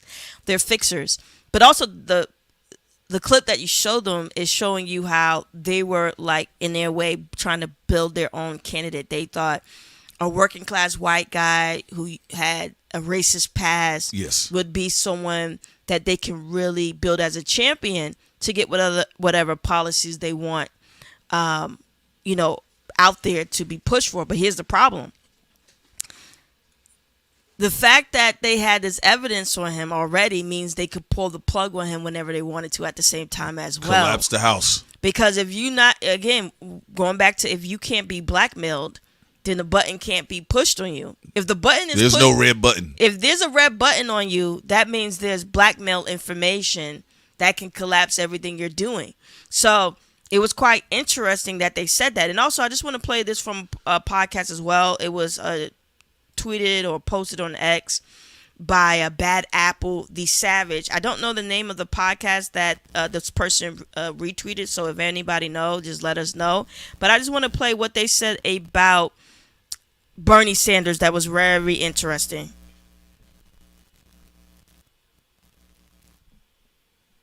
Have to be very careful when you say establishment. Right. Because what so many people mean, and what Bernie Sanders absolutely means, is black people. Especially from somebody who ran in 2 presidential primaries, because presidential primaries are often decided by black voters in the South. So when he talks about, the establishment, whatever, he's not talking about Debbie, right? Wasserman Schultz. He's talking about the black voters in South Carolina who did not like him. And that, if you poke at it enough, even Hassan Piker, people on the far left of the party will start talking about, like, well, maybe black people have too much power in the party. Maybe black people have too much. I've seen people on TikTok say that. Shut up. And because when black voters have more power in the party and more power in politics in general, that is the boat that raises all ships, because they vote for progressive policies that benefit their communities and therefore everyone else. Bernie is trying, and his friends. So she was gonna go. Amanda Nelson is her name. Amanda Nelson. Shouts out to her, man. Yeah, she was about to say Bernie and his bros, they have some type of issue. Amanda is the legend that they have some type of issue with black voters. I want to touch on that because, Sid, this goes back to what we saw the wrestling with Kamala, right? What did I tell you guys? I said at the beginning of the broadcast, I said they have had a beef with black people, and what you also are seeing collectively across the board, all the way to the far right, this tells you that a lot of these people run together, right? Somewhere along the way, they've got it in their mindset to disempower black people across the board. Now, listen to what she said, that black people have too much power in the party. And to her point, listen, black people are the real progressive voters in this country.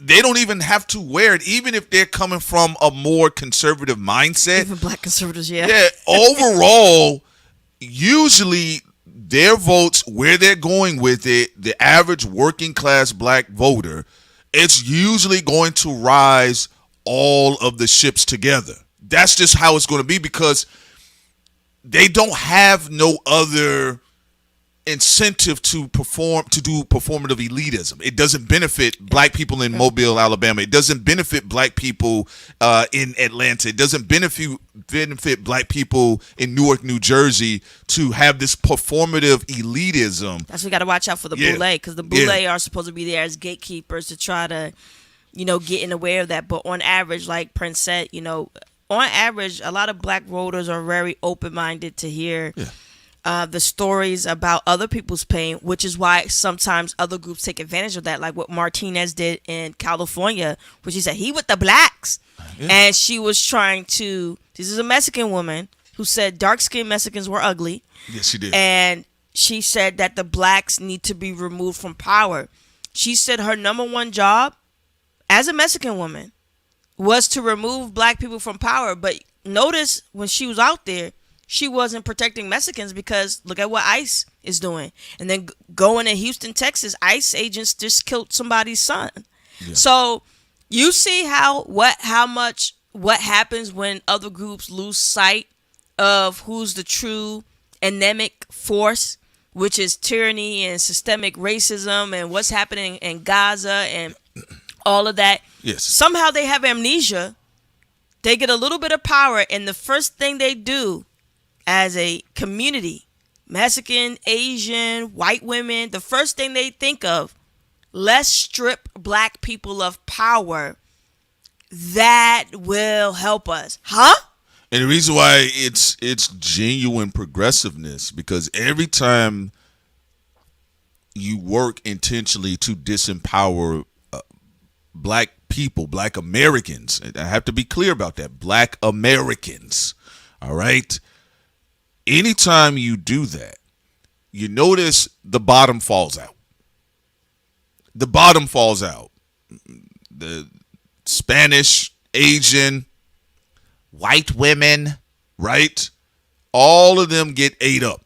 Little children, all of them get ate up because your focus was to disempower black people.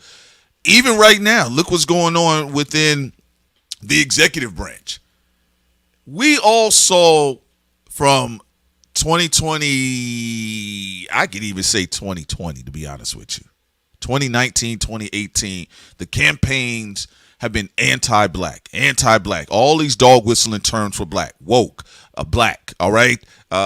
Diversity, equity, inclusion. Black. That's all that was. These were dog whistling terms. So the country, by and large, had a fixed psychology. There was a group high thought process of the blacks. It's the blacks. It's always the blacks. It's the blacks. It's the blacks. Right. So then when you successfully nominate a campaign or a campaigner that is, it's the blacks, notice so far in government right now, all of the citizens are getting hurt and harmed by it. 40% of ICE agents are Hispanic. And black people overwhelmingly at first wasn't even for ICE. I know you may have some people who in the FBA movement who say they are, but we're just talking about the majority right now, right? And yet you didn't hear these groups saying we need to dismantle ICE. We need to dismantle the power structure of white supremacy that even creates whiteness as a fabrication because, okay, you're Irish, you're not white. Oh, wait a minute, you are white. So the whole category of white is just simply a club, right? Yeah. Of privilege. If you join the club, Cubans, y'all white. Oh, wait, we changed our mind. Get the hell out of the United States. Mm-hmm. So it's a privileged title to be white. It's not really based off of ancestry or if you are actually 70% Caucasian and up. It's based off of who is a part of the club and who isn't. And a lot of the people who are trying to get into that club are doing it at the erasure of their own culture. The fact that you have a Mexican woman, she's a Mexican woman, a Mexican-American woman, Martinez, who said indigenous, dark-skinned Mexicans are ugly. And the blacks, they're the enemies. And we need to... She said her focus, number one focus, was to remove black people from power. But her focus wasn't to prevent ICE from becoming a thing. So you see how the sickness that has been taught to all cultures, to everybody in the United States, the sickness is to always be obsessed with black people instead of dismantling systemic racism and also getting rid of the Patriot Act 1 and 2, get rid of all these awful laws that are on the books. Forget about all that. Let's focus on the blacks. Let's focus on the black. And again, anytime you as a collective, you're going to move against black people, y'all all getting shot up. That's just what it is. Because the context of being white, census-wise, politically, is because of it's motivated by anti-blackness. I want you to understand that. Claiming whiteness politically and the theocracy of it. I'm not saying you being born as a white person. You're just white. It's just what it is. All right. That's what it is. It's an ethnic class. It's classification. That's all it is. But we're saying how other groups are being weaponized in this process and how even the skin complexion. is being weaponized or has been weaponized for centuries. All right, So what it's in happened? context of being anti-black. It's that simple. The World Cup. You Yeah. saw it with Paraguay. Like, you would think, she said, I'm a mixed person. Well, that didn't matter to you when you wanted to try to talk about a football player and bring up the fact that he's black and try to humiliate him. You see how and this is crazy. Like, you're not fair skinned yourself, lady. In fact, he's lighter than you. Yeah, well, but you still had time to try to focus on him. yeah, it's the caste system, all right? And on the occultic back end of the caste system, it actually traces back a lot further concerning humans who were fair-skinned and humans who were dark-skinned. Also, let's get into here because Sin brings up the story, I believe, of a Mexican man who was gunned down and killed by ICE. So this is, the son of Lorenzo Salgado, looks like it says Arujo, who was shot and killed by ICE from an unmarked vehicle. Okay, so let's get into this, all right? And real quick, this is very important, an unmarked vehicle, because in California, an ICE agent who basically was off duty at the time, he killed a black American man, Keith Porter, out there. And remember, ICE agents have also killed Renee, and they have also killed Alex, also 2 other Americans as well. But go ahead, Prince. You can play the video. Yeah, no, great points. I'm glad you brought that up. Let's get into it.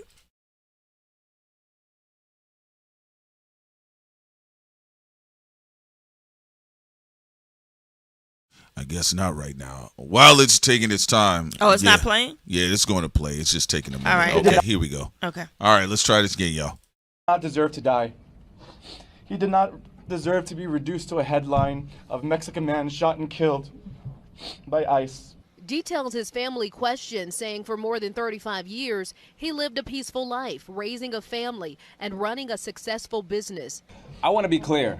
Somebody being killed by law enforcement is a big damn deal. Social media posts helped his son Ronaldo Salgado piece together the timeline. It all coming to an end just before 7 a.m. I saw a video posted on Facebook that he had been shot. I recognized him immediately. Not from his appearance, but from his voice, crying for help as he lay on the street, bleeding out. Now, here's the thing about it. Okay.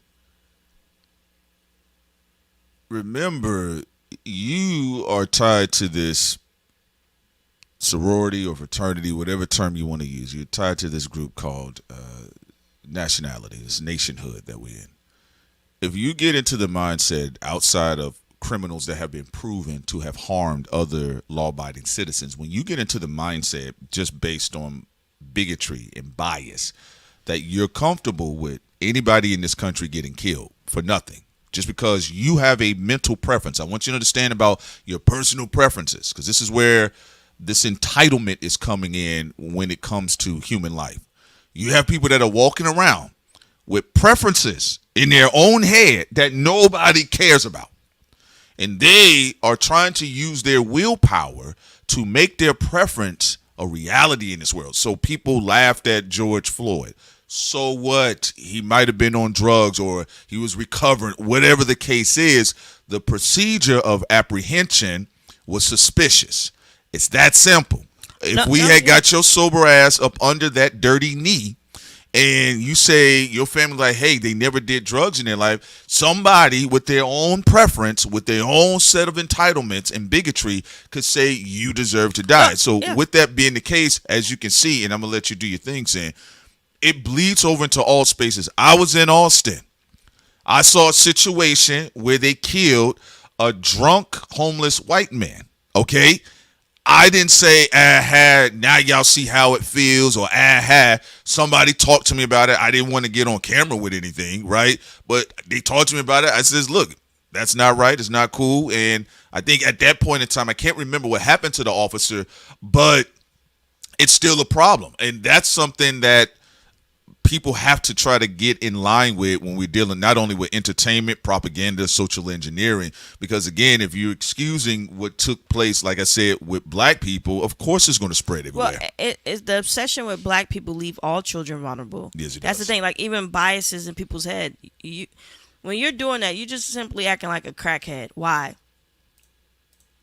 You're lying and believing in this white hierarchy bullshit while young white girls were being trafficked across the globe, violated sexually, passed around to some of the most powerful people in the world. The Lolita Express. You're sitting here doing this while black children are being gunned down by police officers and being treated as if they're grown adults. You sitting there, you having this hierarchy in your mind, and you have ICE agents killing children, killing Mexican kids, harming people. When you keep doing that and just focusing this obsession on black people, you're allowing a lot of different demographics of children. All children are suffering. Children that are working in sweatshops in third world countries, children that are getting bombed and slaughtered in Gaza, children that are suffering in the Sudan, children that are suffering here in the United States being trafficked. Yeah. So to Prince's point, this mindset of being stuck on your own biases as an adult, it's leaving a lot of loopholes for people to get away with doing the most heinous things. Just imagine if Epstein was a little bit cleaner with the type of power that he had. Yeah. If he was a little bit cleaner, a little bit smoother, if his IQ was a little bit higher, because he claimed his IQ was high, I don't see it. Nah, he got sugar daddies. You didn't create nothing. You was pimping kids, so I don't see no high IQ anywhere.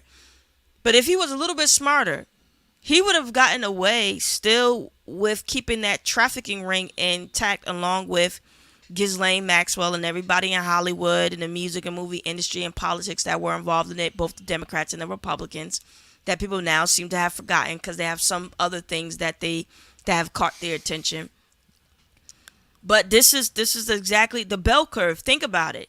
The Bell Curve is a book that promotes violence against black children. You're saying that black children IQ are so low and they're so dumb. There's no point of putting resources towards them in their learning and education, all this other stuff, even though we know it's a lie. But when the Bell Curve by Charles Murray first dropped, even the Democrats supported resources being cut in areas, in zones that were majority black. So you were saying those children didn't deserve to be educated? Those children didn't deserve the resources that their families pay taxes for? And that you want them kids to die. Now, let's just keep it a buck. There is a part of the human psychology that can be very dark, demented, and extremely evil. That is evil. You wrote a book to say that black people IQs are very low, even though, again, Charles Murray hasn't brought anything to society that has been... You mean a political scientist? He hasn't brought nothing. He's a think tank welfare baby from evil think tanks, right? Yeah. And yet he had the authority, because remember, they're Democrats. Bill Clinton is very cool with Charles Murray. Yeah, he's cool with a lot of people. Republicans are very cool with Charles Murray. So he had the authority to say which kids die and which kids live. Look at what happened right now, even with Zuckerberg. We're gonna have a podcast on it on our Patreon. Also, shout out to Reed. I saw your comment in the chat. Zuckerberg AI Center has now created a environment where a rare bacteria is in the water system that can kill people. And remember, these technocrats and people like even Bill Gates, who was in the Epstein files, they believe in depopulation. This is why even in the United States, one of the most wealthiest countries in the world, this is why in the United States, 80% of your olive oil is fake. Fake. All right. So you try to get olive oil that's supposed to be very good for the body. And you're getting sick. You're fucking up your kidneys, your liver, and the U.S. government says it's okay to have 80% based on of olive oil be fake, just like that chicken noodle soup from Campbell's that they were giving it. You got to be a special case of evil to say chicken noodle soup that we tell people to eat when they're sick, with a soda on the side, and especially give it to kids when they're sick. The soup is toxic, is fake, is disgusting, and it can kill you even quicker than what made you sick originally. And that is what was being sold to children and to families for decades. This is the type of things that people don't really want to delve into, because this is the actual hard work.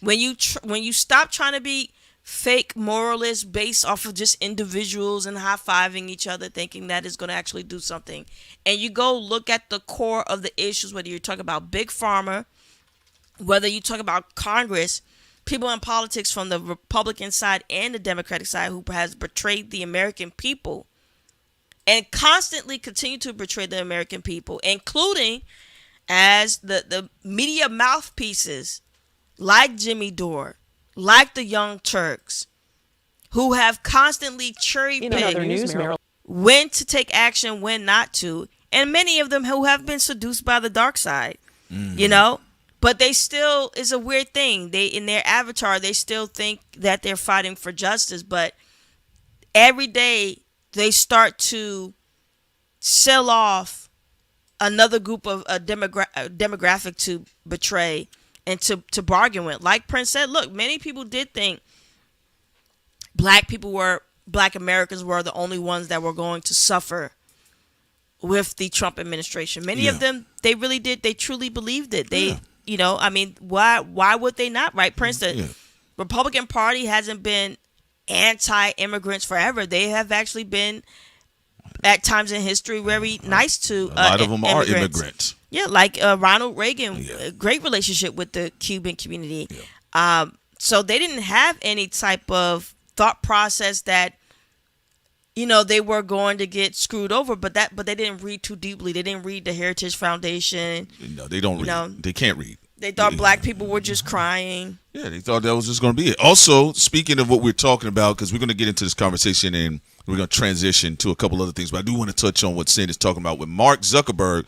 And again, like I told you guys with Target, look, I gave you guys great examples. Look, the biggest issue with Jay-Z that the public, why he's receiving public backlash, is we're passing Ellen. Outside of that, people looked at Jay-Z as nothing else. Some people liked him. Some people hated him. Some people didn't care for him. Some people just wish Tupac was still here. Okay? And some people really love him. All right? So it didn't matter. People still brought their families out to go to a Jay-Z, Beyonce On the Run Tour 5. All right? But we passed Ellen, Targets, and everything. And for those people, unfortunately, like I said, this is where rap fans get lost in them sauce. Rap fans who really love Jay-Z, or they are Hovengers, self-professed Hovengers, they was trying to say, well, you know, the boycott wasn't working. I said, well, no, Target had been suffering anyway for a minute, about a good 7 years, if you want to be honest. I would say 10, honestly. But 7, all Barry Allen, all the way out. Flash. We're going downhill, right? So what ended up happening is just the situation with the now removed CEO of Target, his Joe Rogan run about DEI and dog whistling, dissing black people, because a lot of people were dissing black people publicly because they just assume when Trump comes back in office, because I got some PPP loans or I was able to get some money during COVID. COVID was a unique situation, and people thought, oh, I remember the last time Trump was in office, because everybody in all industries, all captains of industries and all slaves in industries thought they were going to be in the money again, like what happened with that unique experience of 2020. You know, even people in Hollywood thought, you know what, I did make a lot of money. That's because a lot of people were doing remote work from home and everything. So a lot of people just assumed it was going to be the same thing that took place. And then when Trump got in there, Elon Musk came for the party as well, and he was labeled the dark shadow or the shadow president. So a lot of people thought they were going to make some money. And this is why you saw cocky with Trump. Trump is all over the place. Yeah, that's why a lot of people you're never permanently safe with him. No, again, he doesn't care, right? So that's why you saw the CEO of Target talking the way he was talking. He said, "Oh yeah, man, get rid of all this black shit, this gay shit. I don't care. Take it all down, right? Fine." But their numbers haven't recovered pre-boycott. That accelerated it. Okay, Target was already in a free fall. When he said what he said, it accelerated the free fall because up until then, keep it real with you, Target was not on black people's minds. That's what was crazy about it. More black people actually started to buy from Target. Actually, it was helping. It was helping their numbers. Because but before the CEO, the fire CEO opened his mouth. Actually, they were recovering some. They made some good choices. They had more black people going to their establishment. And what happened was the CEO fucked it all up. Well, remember when these companies, just like in entertainment, when they're getting to the bottom of the barrel, before they file for Chapter 11, right, they start placating to black people. Hey, we got a documentary of why the industry tried to get rid of Janet Jackson. Yeah. And then it trends on Twitter. It does great for Netflix. And then they do another one. It does look what they did with Lionsgate and Michael Jackson, right? So they kept celebrating. And I was talking to Sam. I said, they keep saying this is the highest grossing film for Lionsgate, and I just thought it was interesting. And it was. Yeah, but Lionsgate's name was staying more so an algorithm. Then it turned out Lionsgate is in the position they've been wanting to sell for a moment, or they've been looking for a buyer. And this is where Netflix made the first attempt when they came in because of the failed situation with Paramount. Now they could sell high because the film did over $1 billion. Black magic. And then also that happened with Hollywood. Blaxploitation. They saved Hollywood from bankrupt. Hollywood. I wouldn't have saved their ass for anything, because if you understand occultism or even spirituality, you have to be careful who you bless. Yeah. Because somebody you bless can be the same person that take your head off with a fucking, a sword. Well, and they do this every time because, to be fair, like you said, Stan, the black directors did not call it blaxploitation. When you saw Melvin Van Peebles and he did Sweet Badass, when you saw Gordon Parks outside with his camera, they weren't walking around saying, gee, what else I'm going to come up for blaxploitation? It was something that organically took place. Their properties happened to be hot. People in Hollywood was like, we can throw some money at this and then it can help us. And then that's when they coined it blaxploitation. And then they took over it, and then they start putting out these very bad black films, these black-led actors and actresses films, but they weren't black directed. Because if you look at the early part of black cinema in the late 60s and early 70s, I would say to 74, you had a lot of black directors that was raising their own independent money. The films happened to do well. But then when Hollywood came knocking, they start bringing budgets.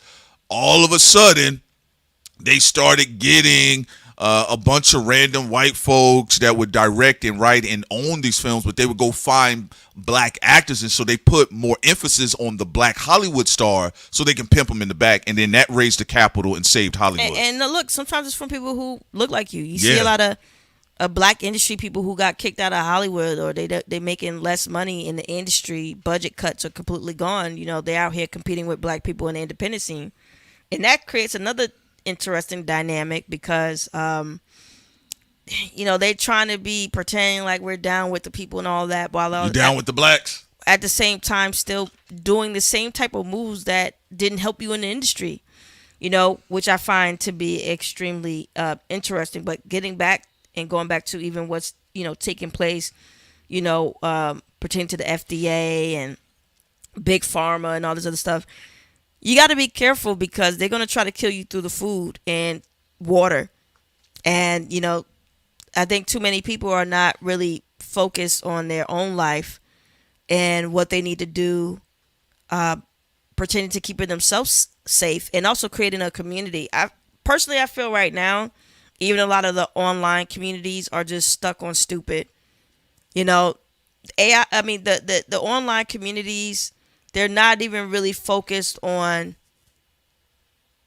at least being 50% helpful and then 50% bullshit. A lot of the online communities that are in hip hop are 99% bullshit, and that is a problem. Ooh. And I'm not talking about all communities online. I be around productive communities online that's outside of hip hop, but in hip hop, y'all need to like clean up a little bit, like at least 50% helpful. You know, my suggestion. I mean, you could do whatever you want. Y'all are grown ass adults, but you know, too many people are focused on things that they know it's a personal agenda. You know, what you speak in has nothing to do with helping people at all about what's to come and what's already is happening. Well, it's, but the algorithm is tailored that way. It's for social engineering. So we know if you put a celebrity's face all day, every day in the thumbnail, and again, people can do what they want to do. You can get 799 people in the chat, 800 people in the chat versus, you're doing 150, 50, 63. And for a lot of these people online, that can be a bit frustrating for them. But you do have to understand the algorithm is designed that way because it was also designed by bias and bigoted human beings too. Again, a lot of these corporate heads, as you're about to see with this particular clip, they genuinely don't really care about the consumer's health. They don't care about the psychology of the consumer unless that psychology can be exploited. And yes, Filmtown, Messy Jesse coined the term blaxploitation. All right, so you're absolutely correct about that. Eventually, it did get exploited. Yeah. But let's play this little clip here because this is going to tie into Bacteria Face Zuckerberg.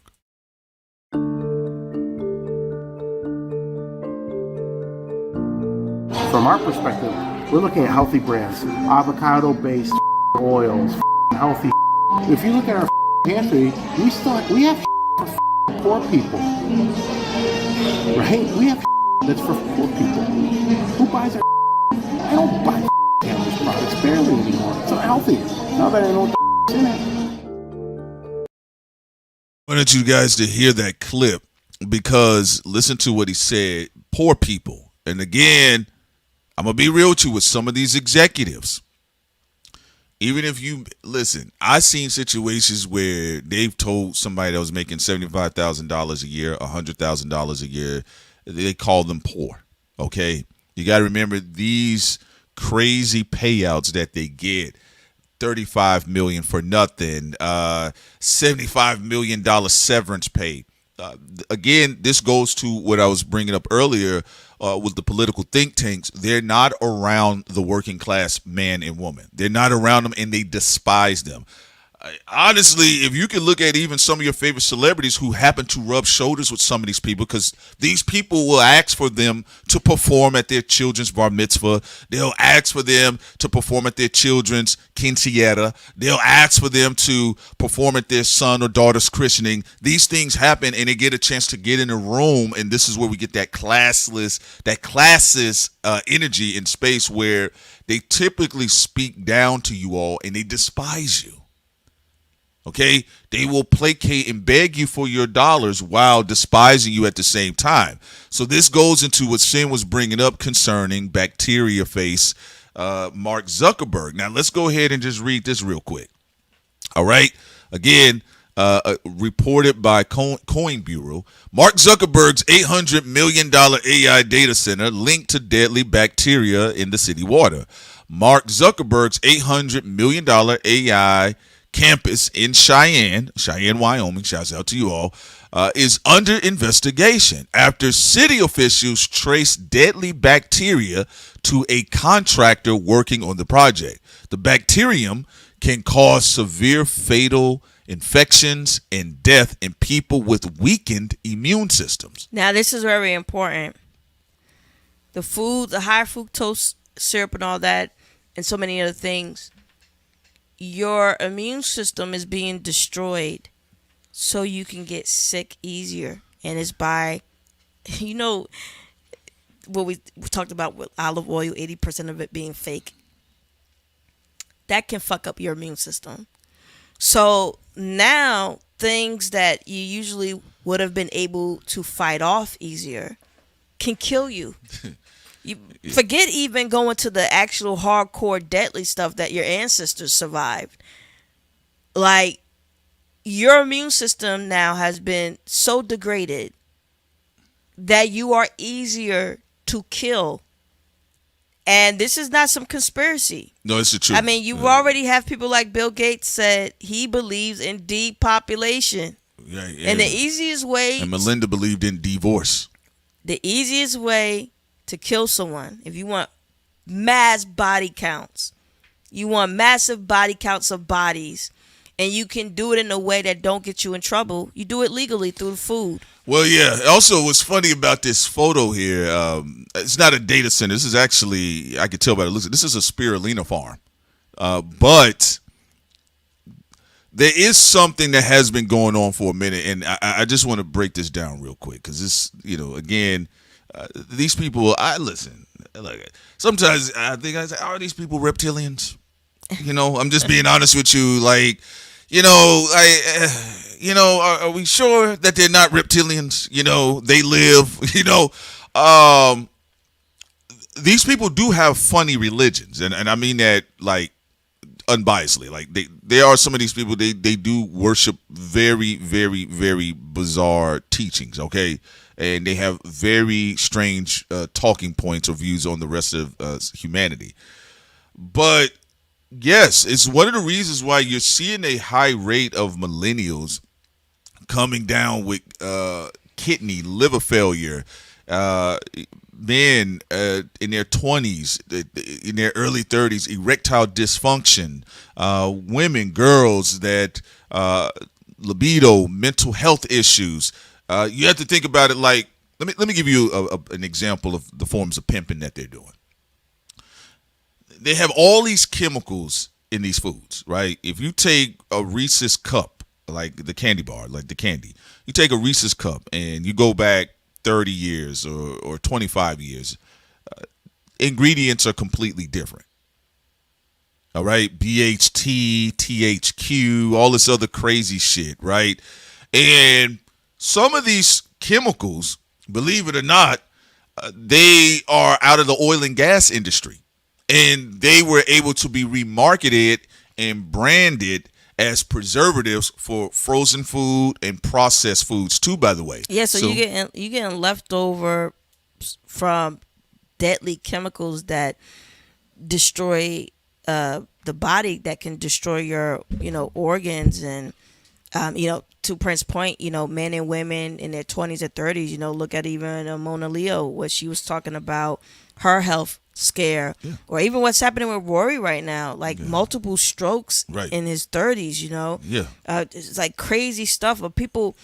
And this is not an anomaly. Prince and I have been seeing a lot of weird shit going on, even with the millennial class, having a lot of health issues, near-death experiences pertaining to health, even with the ones who are health junkies, because it's in the food. So if you're working out, you're doing your thing and all that, but you're still collecting microplastics in the body and all that, because even the food that's supposed to be organic, here they come again, because they're in the health conscious space as well, with poison. So even some of the things that are branded as organic still have these chemicals that can destroy you. Yeah, and just to add on to that, like, they put all of these additives in the food, right? And they have been shown to cause neuropsychosis, has made it hard for people to pay attention, made people feel groggy. No matter how many cups of coffee or green tea you're drinking, you always have this fog on you. It affects your choline intake or your choline production level, your neural receptors, synapses for being able to develop neurons. Like, even some of these additives have been shown to actually actively destroy brain cells. And so what happens? You go to the doctor and you say, I don't know what's going on. It's just like I can't focus. I can't sleep. I just feel like my brain is on fire. I feel irritated all the time. And the doctor's job is to say, would you like some medication? What symptoms do you think you're feeling right now? And that's really because of a lot of the additives they've been putting into the foods, right? And so this is why they're recommending to young children they need to be on some sort of medication. I have physically seen parents that have taken their children and stripped their diet down, and then they found out within 30 days the kid can learn their primary colors. The kid can actually read. Is actually the food was fucking with them. You're giving them all of this junk early in the morning, and then you're wondering why when they're sitting down and the teacher's trying to communicate to them, why they bouncing around, and the kid is like, my head hurts. You get what I'm saying? Yeah. Like, if you think about it, some of the foods you guys eat, like, have you ever, like, your nose gets stuffy, your head hurts, your side is hurting, and you're seeing across the board a lot of people are feeling those issues. And one other thing, Sam. Your body is fighting to try to stay alive. She's right, because your body's trying to work through all of the sludge. And here's the other thing. You can't really call the consumers stupid when you've tricked them. Now, listen to that person that we had played earlier in the higher-ups of Campbell's, right? Now, Campbell's went around here and quietly has been buying up a lot of food property, even the July chips owned by Campbell's, right? And you heard what he said. I don't eat that poor shit. Shit's made of trash. It's garbage. It fucks up people's livers and stuff, right? You got to understand they're also changing names around. If you're diabetic, they have multiple patent names for sugar. So you may be looking for a product and just you're looking at the sugar counts, you don't see it. The sugar is actually still there. It's up under a different name that was granted a rights of passage through a government act. And that's why even when you're exclusively saying you're trying to find the healthy food, people find out a lot of the different oils in there are messing up people's livers and kidneys. You're having millennials, a lot of them are having, their kidneys and livers being shut down. You're having young millennials and older Gen Zers having heart attacks and strokes. Well, that's why I say it is important because it's in the organic industry as well. That's why I was like, to Per's point, this is one of the areas right now where, you can't really be like, oh, it's just the consumers. Sometimes it's the consumer fault. This one is not, because people more than ever before are trying to be health conscious, and now more than ever before they keep fucking lying. They put something as organic as not. They say something is olive oil and 80% of it is not olive oil. Again, olive oil has great proper health benefits and properties, but not if you're drinking canola oil and all this other shit all together. The hybrid oils. They're purposely trying to kill people, and they're doing it in a way that is an evil genius way. But also too much deception as well. Yeah, you could say, okay, evil genius where you believe in depopulation, so you kill people through the food. But then the game is rigged, like Cole Knox said in the chat, is rigged because the people who are trying to be health conscious are still getting duped. And, again, if your immune system keeps getting compromised, your ability to fight continues to go down. Yeah, and it does. And listen, like, I know people laugh about it, but, one of the things they definitely target is brain cells, brain stems, neurologically, like you're going to have attacks there. Whether you're talking about your glucose, dextrose, maltose, and like maltodextrin. It's a sneaky name for sugar, right? And so you see people online, if you type in reaction to maltodextrin, it's even in the supplements. You got to look at the supplements. You're like, I want some Damiana powder, right? And you're like, okay, good, I'm going to go to this particular brand. And then you find out, you're like, man, why is my head hurting? And then you're like this, Damiana and also maltodextrin. And they're using a lot of these food preservatives in supplements. That's why, like, giving people rare forms of cancers as well. Yeah, and you even get situations like, if you go online, you read about a lot of tea supplements, green tea supplements, right? And you'll see like a lot of healthy people end up in the hospitals with like liver failure. You know, that's why I say, and they be shocked. Look, look, bro, they're killing your person. Even like people not finding out about how low their kidneys are scoring. I see people with beautiful bodies all the time still end up dead. Yes, and yeah, they go to the doctors like, "What? My liver's fucked up," and they be like, "You drink alcohol? I don't drink alcohol." Right. They be like, "You do this?" The person be like, "I don't do that." Then he's like, "Why your liver fucked up?" I don't know. Right? So this is what's going on because they purposely killing people through food, even organic. Trader Joe's have had issues. It's supposed to be for organic food. They've been caught having shitty food in their grocery stores, products that harm and destroy the liver, the kidney. Yes. That destroy again. You got to be extra careful. Even with eggs, you got to find the right egg brand. You got to find the right olive brand. You got to find the right honey, because most honeys out on the market is not real honey. So on and on and on. You have to become your own scientist when it comes to what you put in your body. That's the level of deception and what time they're on with trying to kill people legally.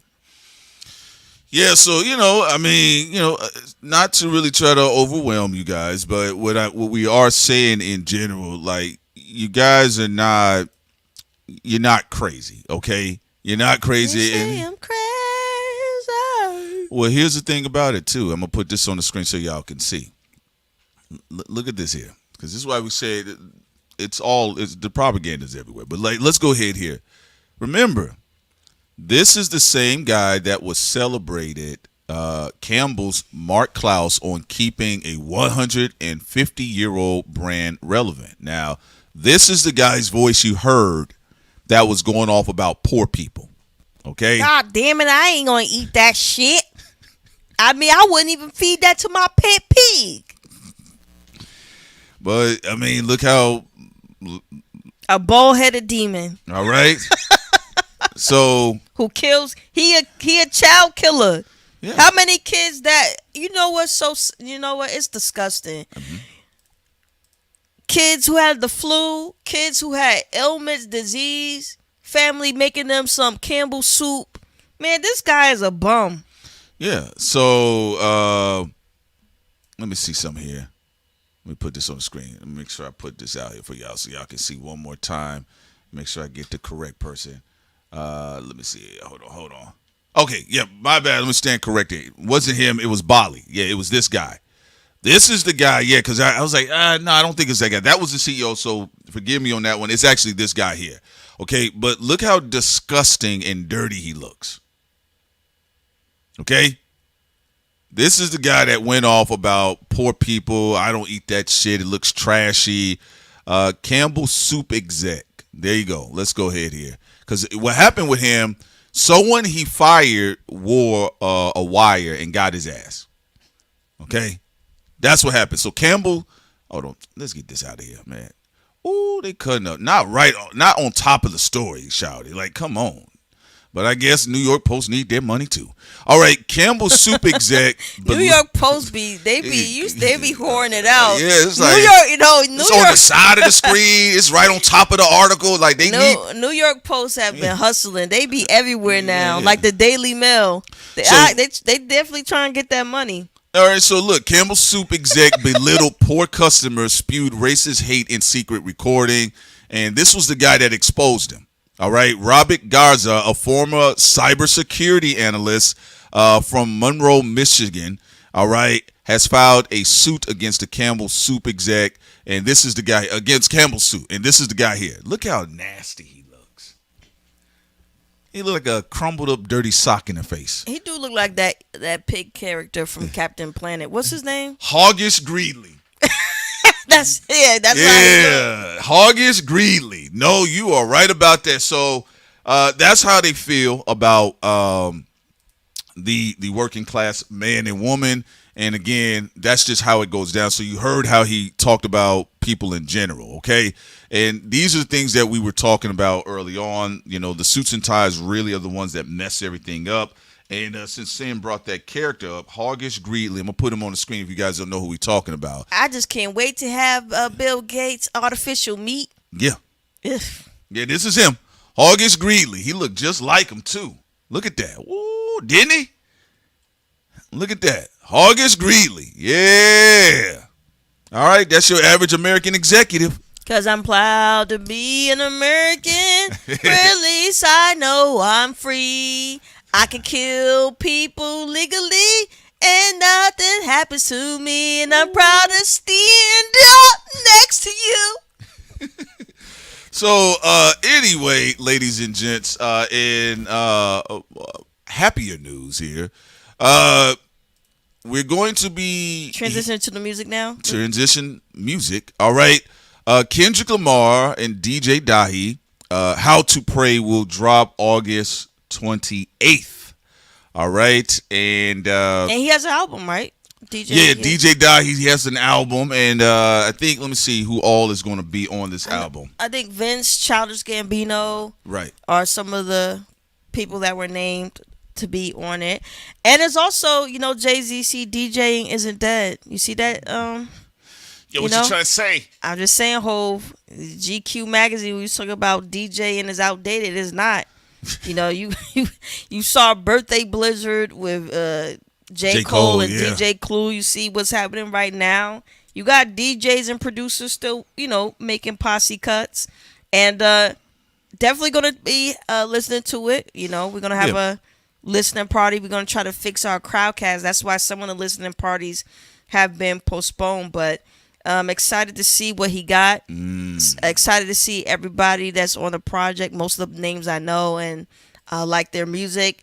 And, so you got that dropping, and then you're going to... Before you go to the next one? I didn't go to the next one yet. Oh, okay. Okay, but go ahead. All right. And I don't know. That was a little bit forceful, Prince. You like cut me off before you go down. Oh, yeah. Yeah, Sin be Speedy Gonzalez. Sometimes I like, okay, hold on, Sin. All right, but what were you about to say? Go ahead. No, black man, you already cut me off. Go ahead. All right, that's the black man's job. No, sorry about that. Did you really want to finish your point? No, I don't really care. See, Jay-Z, black women really don't care. They just fucking with you. All right, so, remember, now how many of you all have been in the chat with us for a minute now? What did Sin and I say that the next time you probably will hear Kendrick Lamar, it could be in aspects of the alternative space. Do you guys recall that? Sin, you recall that, right?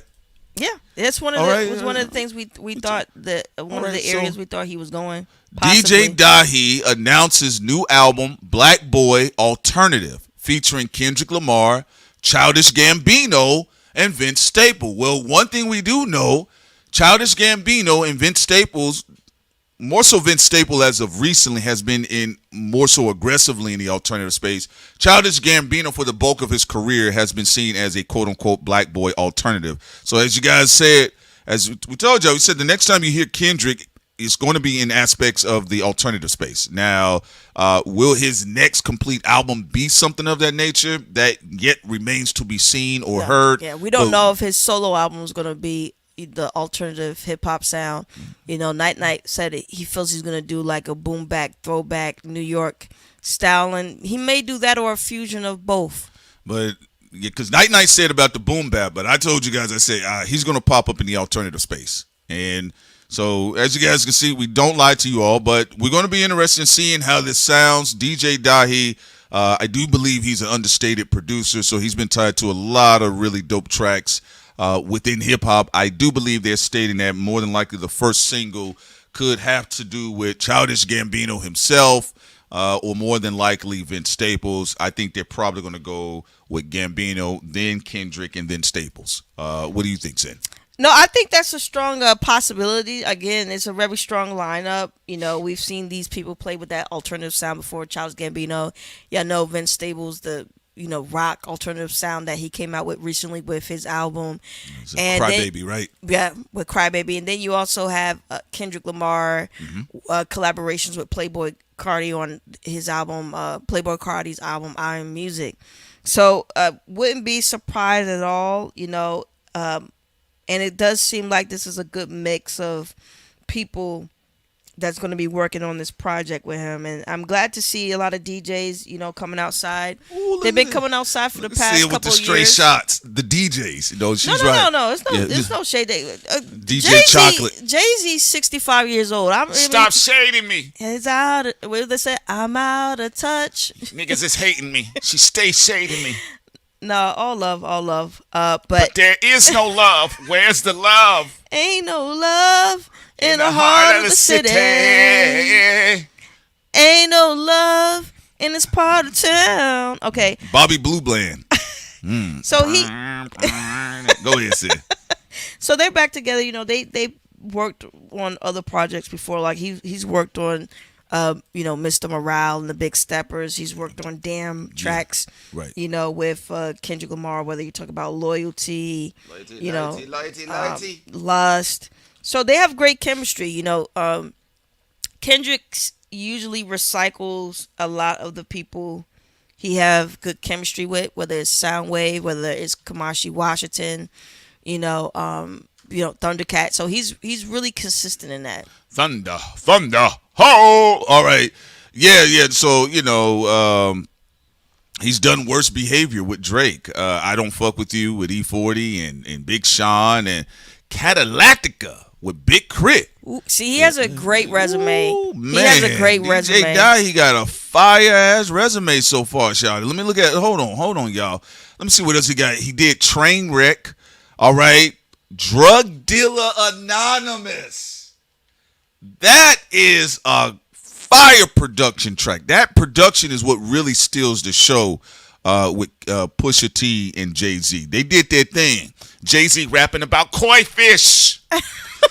I do like Jay-Z's verses. What you know about koi fish in the middle of the floor? All right.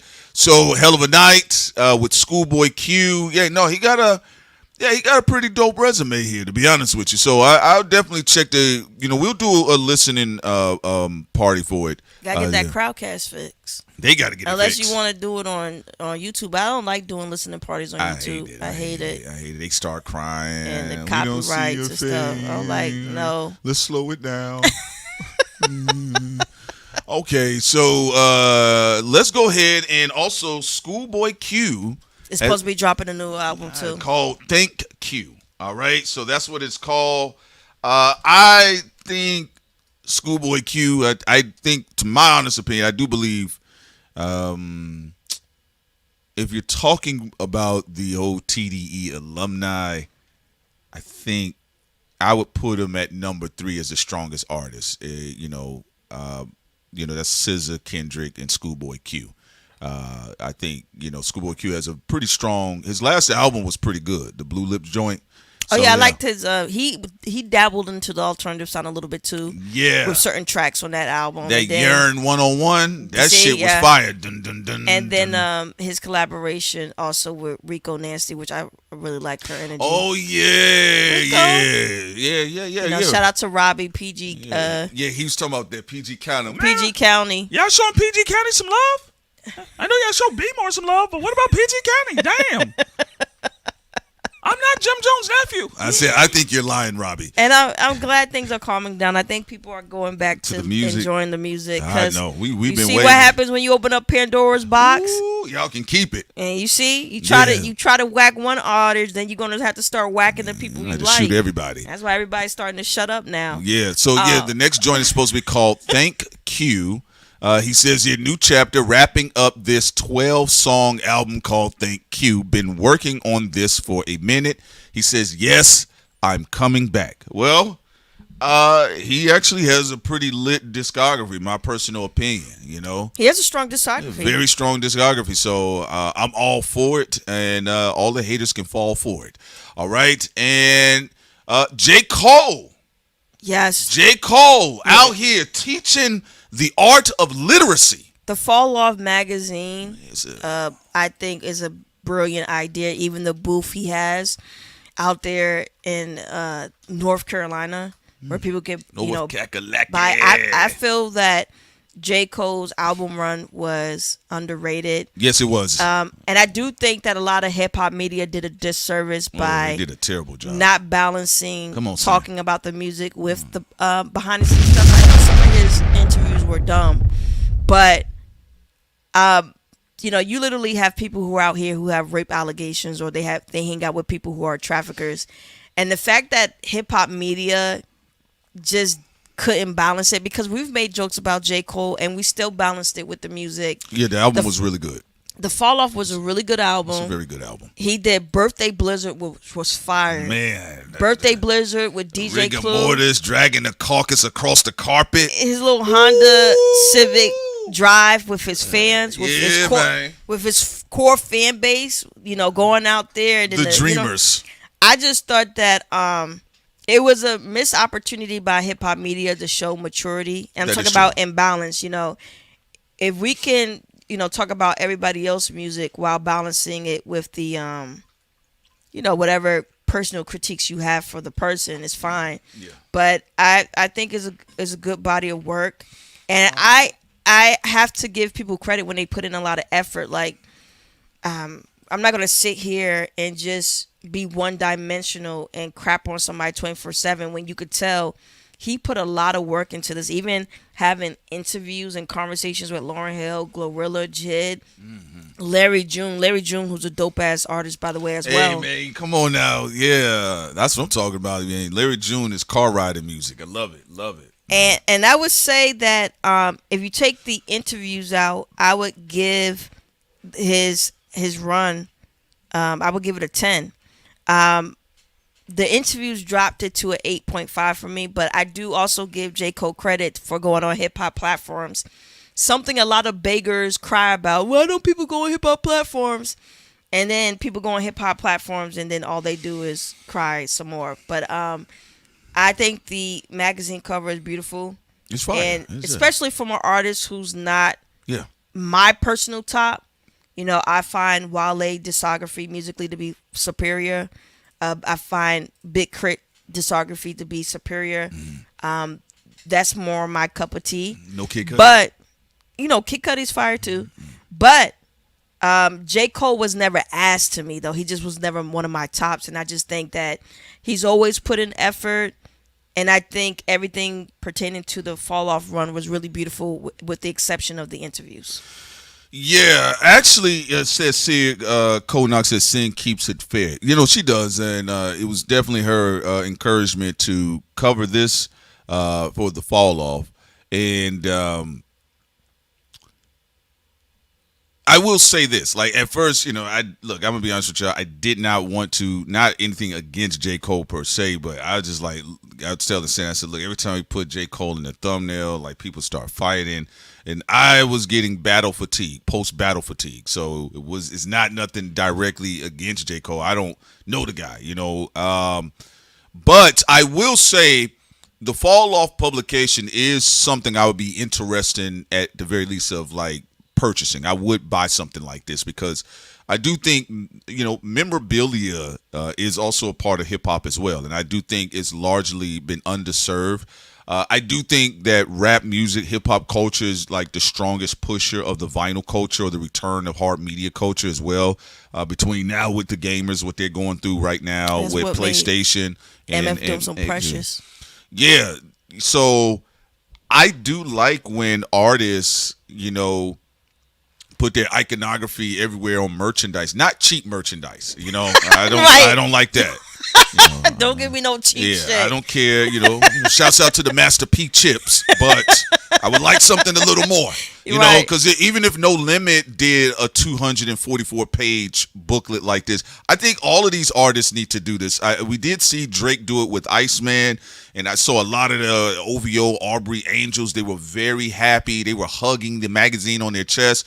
This one here is giving you a throwback of, you know, hip hop publications that just stuck to music and the bars, you know, and I like that.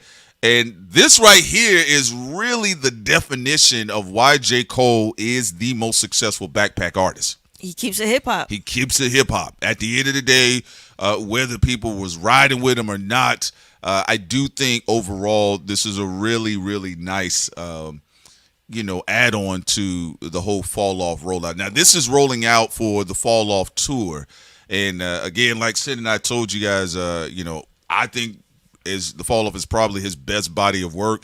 And you guys know I have not been an avid J. Cole listener. I do think he has some stronger albums. The Ville was pretty good. I wasn't into Forest Hill Drive. Forest Hill Drive is a very strong album. But when I listened to Prince it, don't like it though, but I do. Yeah. So I had a friend. I had two friends actually. They in different situations. They both was riding around and they played it for me. And they said, "Bro, you really not feeling this album?" I said, "I know why you like the album. I get it. I'm not. I get it aesthetically." J. Cole stands will harass you constantly to try to figure out why. That's one thing about it. They are inquisitive. Yeah. They are very inquisitive. Here they go say it. Wait, I'm trying to figure it out. Why? You know what? It's not even an argument. They don't even try to They're not even arguing with you. They're not indicting you. They're asking a real question philosophically. And they say why 5 different times. Yeah, in 5 different ways. One of my partners, man, B, he got to track 5, and we was riding around because we was heading somewhere, and he stopped. He pulled the car over. He said, "So we're on track 5. You're still not feeling none of the tracks?"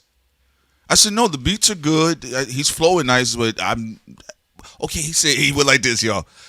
Okay, you say you do understand, it sound good, but why doesn't it move you? Well, that's why I just like when people do put in an effort. I definitely will be buying this type of stuff up. Yes. That's why, giving praise to even MF Doom and MF Doom, and people who, do these bundles and packages and think outside the box. I like when this type of effort is being put into it. And then also people who worked on this. He has a lot of journalists and authors that are also a part of this magazine that he's given love and credit to. So you could tell it does feel like the Falloff is a labor of love. Yes. Towards hip hop. He's taking his time. And I would like this effort to be put into other people's stuff. Man, that's what I say. Because Freddie Gibb has an amazing catalog himself.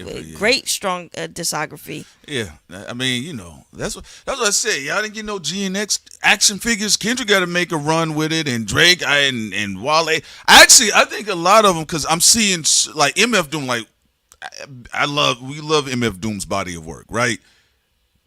But there's people, they'll tell me bro, I'm not really into MF Doom, right? I always know J. Cole hardcore dreamers, if that's what they call them. They will try to have a conversation with you as to why. And actually, a lot of times I enjoy it. Even with my two friends at the time, they were they really was trying to dissect by the time we got to track 11 of Forest Hill Drive, right? So you still like Born Sinners over this one? I was like, yes, I do. I would say most of his fan base are nice people. Yeah. You remember the lady said she lost her wallet at a Cole concert and they went and found her and gave her a wallet with all her money back in it? Yeah, no, I'm not even being bothered. I'm just being honest. Most of the Cole fans that we ran into online and offline, I will admit most of them are nice people. They're pretty chill, right? But yeah, I think this is and it's great marketing too, because when you put out quality, in your merchandise, these people more than likely are definitely going to buy this, and they're going to want to see if they can get him to sign it at a concert. I agree. It's fantastic marketing. And I feel like to your point, I think even when you talk about, before we go to Future, everybody in the blog era, I think they've been doing a great job. I like the extended pack with Brick Crit with his album that he came out with. We did a listening party too. I'm glad he gave some more tracks. And he put out the chopped and screw version, or Chop Not Slop, by DJ Candlestick. Yeah, people say that GNX don't have a story. Yes, it does. And I thought that GNX was a great album. It was a very fun album. Yes. It wasn't just an album just only about victory, but it's a very esoteric, occultic album. And it is. It really is. And then also pertaining to it, if you're even talking about whacked out murals, even though it's like a Gangland album, it is also an album that's about legacy as well. Yeah. And even going to Iceman, I know people, said what they said about Iceman, but I thought the episodes were very innovative with Drake. It was a good rollout. It was a very good rollout. The music videos were really beautiful. And even his little, he didn't have the magazine set up like Cole has it, but even when it was showing the people who are going to be featured on some of the work and the Iceman and all that. I thought that was pretty cool as well. Even what he's trying to do with his merch right now.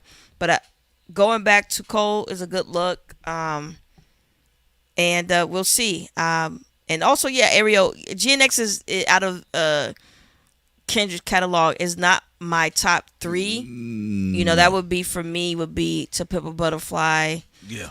Damn, and then also I will put Good Kid, Mad City. Okay. But I do think what's really interesting about Kendrick Lamar as an artist, every time he reinvents himself, you know, he still gives out, you know, great bodies of work. I never heard an album from him that I was like, oh man, this is just ass. Yeah, I think you know a lot of the bodies of work that Kendrick has been able to do. I think it's pretty fire. I like GNX, but Good Kid, Mad City, Mr. Morale, and I probably would say Damn, maybe Damn. Yeah, I think I would say Damn. I was thinking about Untitled, but overall, I think, again, great bodies of work. If you put quality into, your material, and the people will come, even if it takes a little longer, when they find you. I think it's something Ghostface Killer said. He said, even if you're putting out, like, basically people in your local area saying, yo, this is a classic or this is a masterpiece. He says, keep putting out the masterpieces, because when they find the one that actually pops and everybody hears about it, they go back and they revisit your catalog. And then people, that creates staying power. They're like, damn, this girl or this boy, man, they've been cooking with catfish grease for a minute. Radio. Yeah, so this stuff for the radio. Speaking of Future, what do you think about his album cover? I thought the album cover was nice. It's simple. It's the real him. It's really cut my locks off, no shades. All right, now. I'm definitely interested to see what Future is going to be doing on this album. So far, the radio track, I like it. I really like it. I think it's good to get back outside, have some fun, and this is the official album cover. All right, so he's saying this is the real him, stripped down. Let's see the official track list. Oh, fucking interview. All right. Yeah, I think the last interview I heard with Future might have been Elliot Wilson on the Dirty Sprite 2 Deluxe Edition. That was the last time. But I think Future made it his point not to do any more interviews. Yeah, I actually think with Future, that's a good policy. I don't think everybody has to rush and do an interview. Look, this is how I personally perceive things. I feel like you don't owe anybody anything. No. Yes, there's certain community things that I feel is like top notch important, but in the era of open source, I don't think everybody got to do an interview, because when you grace them and even give them that, they still bitch. So I actually think that even when people be crying, Kendrick do an interview, or people start going after Drake because he won't give them an interview like Rosenberg, I just think that's crybaby shit. You're in the open source lane. Right. You can show your love for the art, do your own thing. You don't have to be begging rappers for interviews, and rappers don't have to show up on your fucking platform. They don't have to. So I do think Future should keep the mystery. I don't think Future has to go on any platform, and I think that he should. For him, the mystery does work, because it makes people even more intrigued into listening to what he has to say. Like, even when he did We Don't Trust You, he never came out in an interview explaining it. He just over you, even over you, smiling faces. Even when he was on Iceman, he didn't do an interview letting everybody know, I'm gonna do a track with Drake. Ran to Atlanta with Molly. Like, no, I think those artists they learn to, because they get clipped up, or they don't want to be bothered with the trolling. It's the same thing that happened with Beyonce. They were talking about why she pronounced the word chicken that way. She's like, all right, that's enough. Man, that bitch don't do no interviews. Why would she? Why would she? Right? Yeah, I mean, y'all kept calling her dumb. She said, dumb all right. Southerner. Yeah, she said, all right, that's enough. Remember? And for the longest time, we had some funny comedic skits because of that. Yes. And we be like, yeah, the Beyonce impersonators. Man, the Beyonce impersonators always used to do a great job, man. Remember Mad TV? Yeah, man. So they said that's enough. We're done. We're done. You know, pack it up. Pack it up. Pack it up. All right, pack it up. All right, like AZ Chike. All right. But yeah, so I'll definitely be interested in. We're gonna check it out. The Real Me. We'll check out DJ Dahi. We got about 3 albums we're gonna kind of do some retro reviews on for you guys to get back to. So some of the ones we missed, and then once we have that information up, y'all, we'll let you know to get ready to go. But so far, overall, I think it's been pretty good. I don't really have any complaints about the art that's coming out of hip hop. I think, everybody's kind of getting on their packaging stuff. I think people are valuing the audience and they're leaning further into the audience or their niche group and looking to grow it out. So also, Prince, True brought up a great point. A lot of rappers right now have to watch out for getting got with Rico. Yes. There's always been a Rico conversation right now. Is it going to be Rock Nation? Is it going to be OVO? Is it going to be Is it going to be TDE? All this other stuff. So, I do think a lot of rappers do have to be careful with snitching. We see that happen all the time on Rad TV. We saw even though Keefe D isn't a rapper, but you saw what happened to him with Art of Dialogue. Shout out to Art of Dialogue platform. So look, I'm not anti-interview. I feel like if you can go on somebody's platform who can focus on the music and not try to have a I got you moment. And also, I just think right now the integrity of journalism is shot. Like, even when you have certain people who be like, well, Drake avoids interviews with journalists because he don't want hard questions, but y'all don't give Jay-Z hard questions. Y'all don't give people hard questions if you like them. That's just, even in the journalism space, the bias in that, even when it comes to hip hop. Even look at what happened when Megan Thee Stallion went to Joe Budden's platform. Everything was good, and then out of nowhere he had Tourette's and started calling her a bitch. But he does have that issue with all female rappers. He did it to Nicki, he did it to Cardi B, he did it to Doechii. So, and this is not, I'm just being balanced here. We call out artists all the time and rappers for their bullshit because they do be on bullshit. But also interviewers and journalists and other platforms can be on bullshit too. It could go both ways. And I think at this point, some of these people feel like, you know what? They're not going to talk about the music. They're just going to be looking for a I got you moment on some Jerry Springer shit. So what's the point? I agree, and I mean, there are reporters and journalists that do know the person or they've always been cool with them. But I actually just think it's a lot more raggedier at this point because of the decentralizing of the space and the power. And, let's be real. A lot of rappers, they have their media girl or media guy that they go to. Their de facto media guy, because to your point, the journalistic space within hip hop is so mistrusting or even it's a distrustful space that at the very least, if you are a rapper, why wouldn't you find somebody that is not going to try to get a moment and it screws over your career? It's just what it is, and at this point for a lot of these people within rap music, because let's be real, the journalistic or hip hop journalism is in the trash, right? I don't blame them. Why would I risk my career? Okay, yeah, your interview with Jay-Z looked comfortable, but let's say you are cooler with Jay-Z and I come sit with you and then y'all clip me up to have me looking crazy all over the internet. You're damn right. I mean, get the fuck out of here, man. Fuck that shit, nigga. You can't pressure me into doing nothing. Talking about why won't you come sit down with us? Y'all see the shit y'all do? Like, come on now. Get out of here. So I don't blame. Honestly, I know for a lot of the supporters and consumers, I know for you all it gets annoying, Act running with Drake or Elliot and Jay or the people that are tied to TDE or Nicki when she she lifts some random gay barb out to her crew.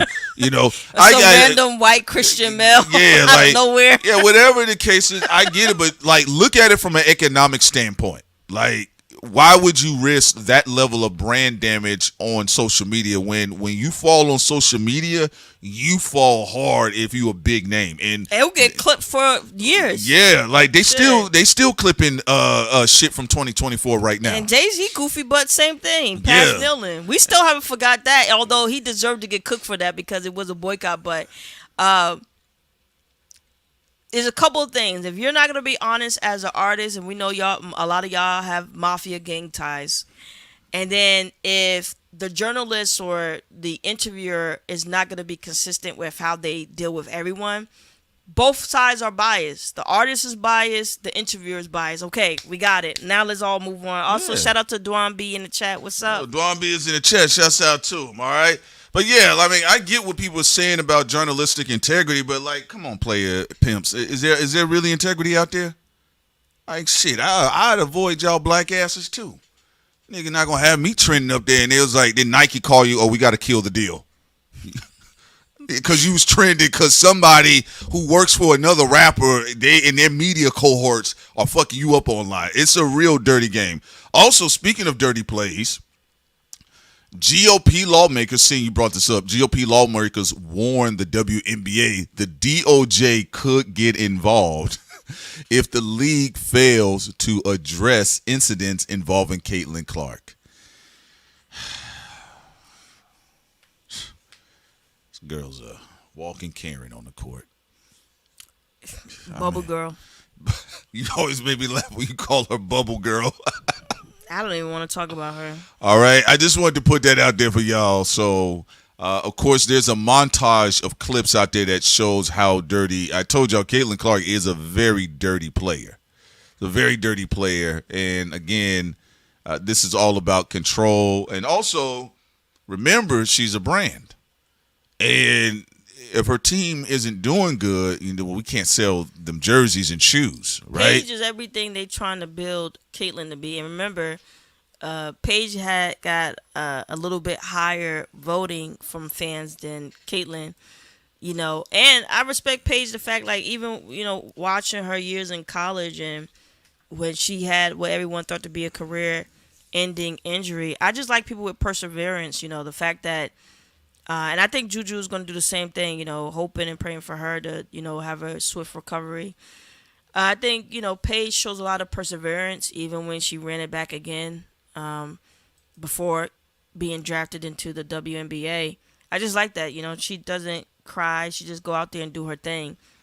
I just think that the WNBA, you know, keeps getting better with narratives and stories. I think the Caitlyn story, though, about all this conservative stuff is just boring. And, you know, hopefully the owners and the people empowering the WNBA swiftly, like, nip this in the bud and tell them officials, nobody care what you got to say. Move on. You don't watch the WNBA anyway. Well, remember now, a lot of these pro MAGA spaces or MAGA adjacent spaces, I'm just being real with y'all. It's the grift. That's what's going on with the Bunny XO girl. They did the MAGA grift. They running out of things, and now they trying to slide into rap music and jump into the whole Drake and Kendrick conversation because now that grift is dead. They about to come into the hip hop space with their grifts. I'm happy that finally the Kendrick and Drake grift is died. It's died. You know, some people ask us, why didn't you stay on the grift and be on the wave? I'm like, because we wasn't on the wave to begin with. We was organically speaking our thoughts on the battle and different things like that. You know, other people, you know, beat a dead horse.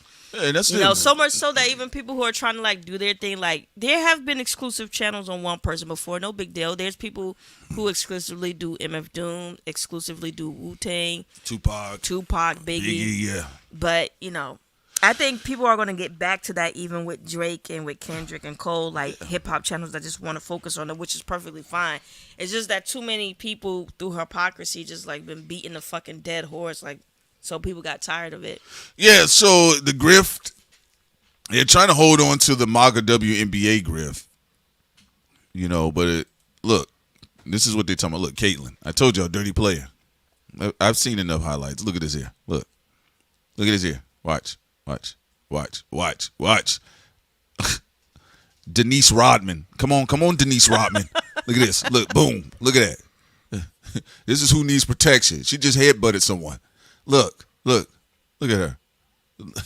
Yo, Caitlin's a trip, yo. She's a trip. Look at that. Look. GOP lawmakers. Look at that. Look. I just want to show y'all something. Look. Here we go. Caitlin. Come on, Denise Rodman. Oh, there we go. Oh my goodness. Tomahawk. All right. So this is, again, that's why you know a grift is a grift. I mean, clearly you can see, and also she just be acting a fool on the court. Look at this. Look at this here. Just acting a fool. Caitlin acts, look, she a nutty bird. Look at this. And again, this is what I was getting on Wemby's big ass about. Wemby do the same shit and he cry. Yeah, I don't like when dirty players cry. I hate it. We know we've always had dirty players in the league. No big deal. But when you start crying, then I have a problem with you. Look at the last one saying. Look at her. Like she putting an Oreo cookie back in her mouth. Look at this extra shit. And then look how she look at the ref. Look. But they want people to focus on this so people can focus less on what Olivia is doing over there with the Lynx. Oh yeah. What Paige and Fudd and them are doing over there with Dallas Wings. Also shout out to her teammate Mitchell. Mitchell's a great, fabulous player. Yes, she is. She definitely be carrying the Indiana Fever. You got a lot of great players out there. All right, y'all, man. But Caitlin is a trip, man. I'm just telling you. Ever since I seen her come, I'm like, Lord, this is obnoxious. It's obnoxious. This shit is Our so fans are obnoxious, It's too. obnoxious. This is the friend's house you don't go back over after you saw how they acted. All right? Like, why are you acting like this? You invited me to come over. Why are you acting like, remember these kids? This is the one whiny kid. It's like the bad seed. All right? So, like, the last one really got me here, man. So, anyway, look at this. Dirty plays. All dirty plays. And to Sin's point, this is also to take shine away from the other women in the WNBA that are just on fire. It's on fire. It's like Street Fighter. You don't know which character to pick. They all got powers, all right? So we're going to wrap it up on that note. I believe we did cover everything, ladies and gents. We covered Future, Schoolboy Q. We did Nicole. We did we talked about the DJ's Dropz. Yeah. We talked about also Kendrick with Prayer. Grand Platner line ass.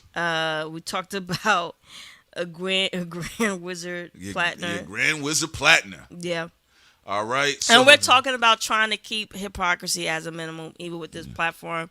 Yeah. Some people be like, why y'all make this decision? It's because we're tired of hypocrisy. So when you see us do something, y'all think it don't make sense, that's how everyone look to us when they claim to be about something and they don't make no fucking sense. It ain't supposed to make sense to you. You not me. What you talking about? It's not supposed to make sense to you. Like, I don't get you.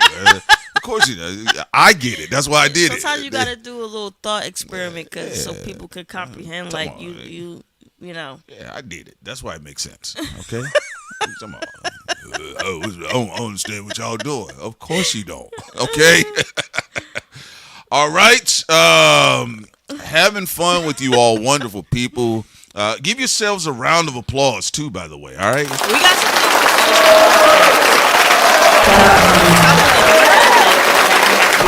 Go ahead, Cindy. Couldn't hear you. On top of the new music that we have to do, people do want us to go back and dissect Falloff some more. We will. They want us to do more videos on Iceman. We already did a listening party to Big Crit, but there are people who want us to do more things for Big Crit and also for Wale. Yes. Even though we did listen to Everything Is a Lot, we just didn't do the listening party, but we'll do it. And then they want us to there was someone else I was going to mention that they said they wanted. It's forgetting my mind right now. Samira and all that, the ladies in hip hop, of course, as well. Yeah, Tierra Wax has been cooking, so yes, absolutely. Look, y'all keep having fun. Enjoy the rest of your day, people. As you guys can see, avoid the liars, all right? The liars that are out there, they're going to come to in all shape, forms, and sizes, folks. You know what time it is. Anything else in concluding? You and B More, you guys will be live tomorrow, correct? Oh, Don Tolliver. And yes, B More and I will be live at 6:00 p.m. The Esoteric Tier. B More, what is going to be some of the subjects that we're going to be talking about? B More for Friday's show. What's the topic? Yeah, I'm putting you on the spot. You come to the mic, or you go to the mic and say. See, she didn't think about the topics, did you? You not prepared? B More was having fun in the chat. Yeah, that's what B More was doing. B More, so you're gonna tell them, what you guys will be covering tomorrow? Are you gonna be doing a sequel, follow up? Think of something. She said she's thinking of something, you guys. All right, but it will be posted. Again, you guys can support B More. She does have a Patreon. She has a YouTube channel as well. The Dummies Cauldron. The Dummies Cauldron on Patreon. All you got to do is just type it in. You can join her free tier so you can get the notifications. So then you can go to whatever level you're interested in when she's especially putting up information, Also, I do feel like I'm glad, though, that hip-hop media is lightening up, though. I mean, we can have critiques and disagreements, but, like, the YouTube on YouTube violence is becoming so fucking boring, too. I do not want to speak about another fucking YouTuber all fucking day. I told you about that. That's so one. Fucking boring. That's a great way for me to lose interest. And I remember, like, 6-7 years ago, you said it was going to happen. You said, and people going to lose topics, and all they're gonna do is talk about other YouTubers all day. I'm like, oh my god, it's so fucking boring.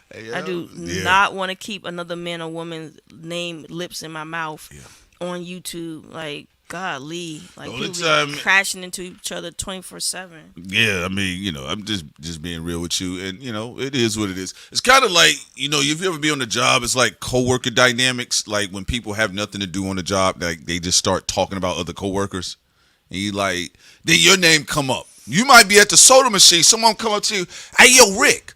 Man, they were talking about you yesterday. What do you think about Bob the Tuber, man? He a bitch. Oh, nah, man, I'm good, bro.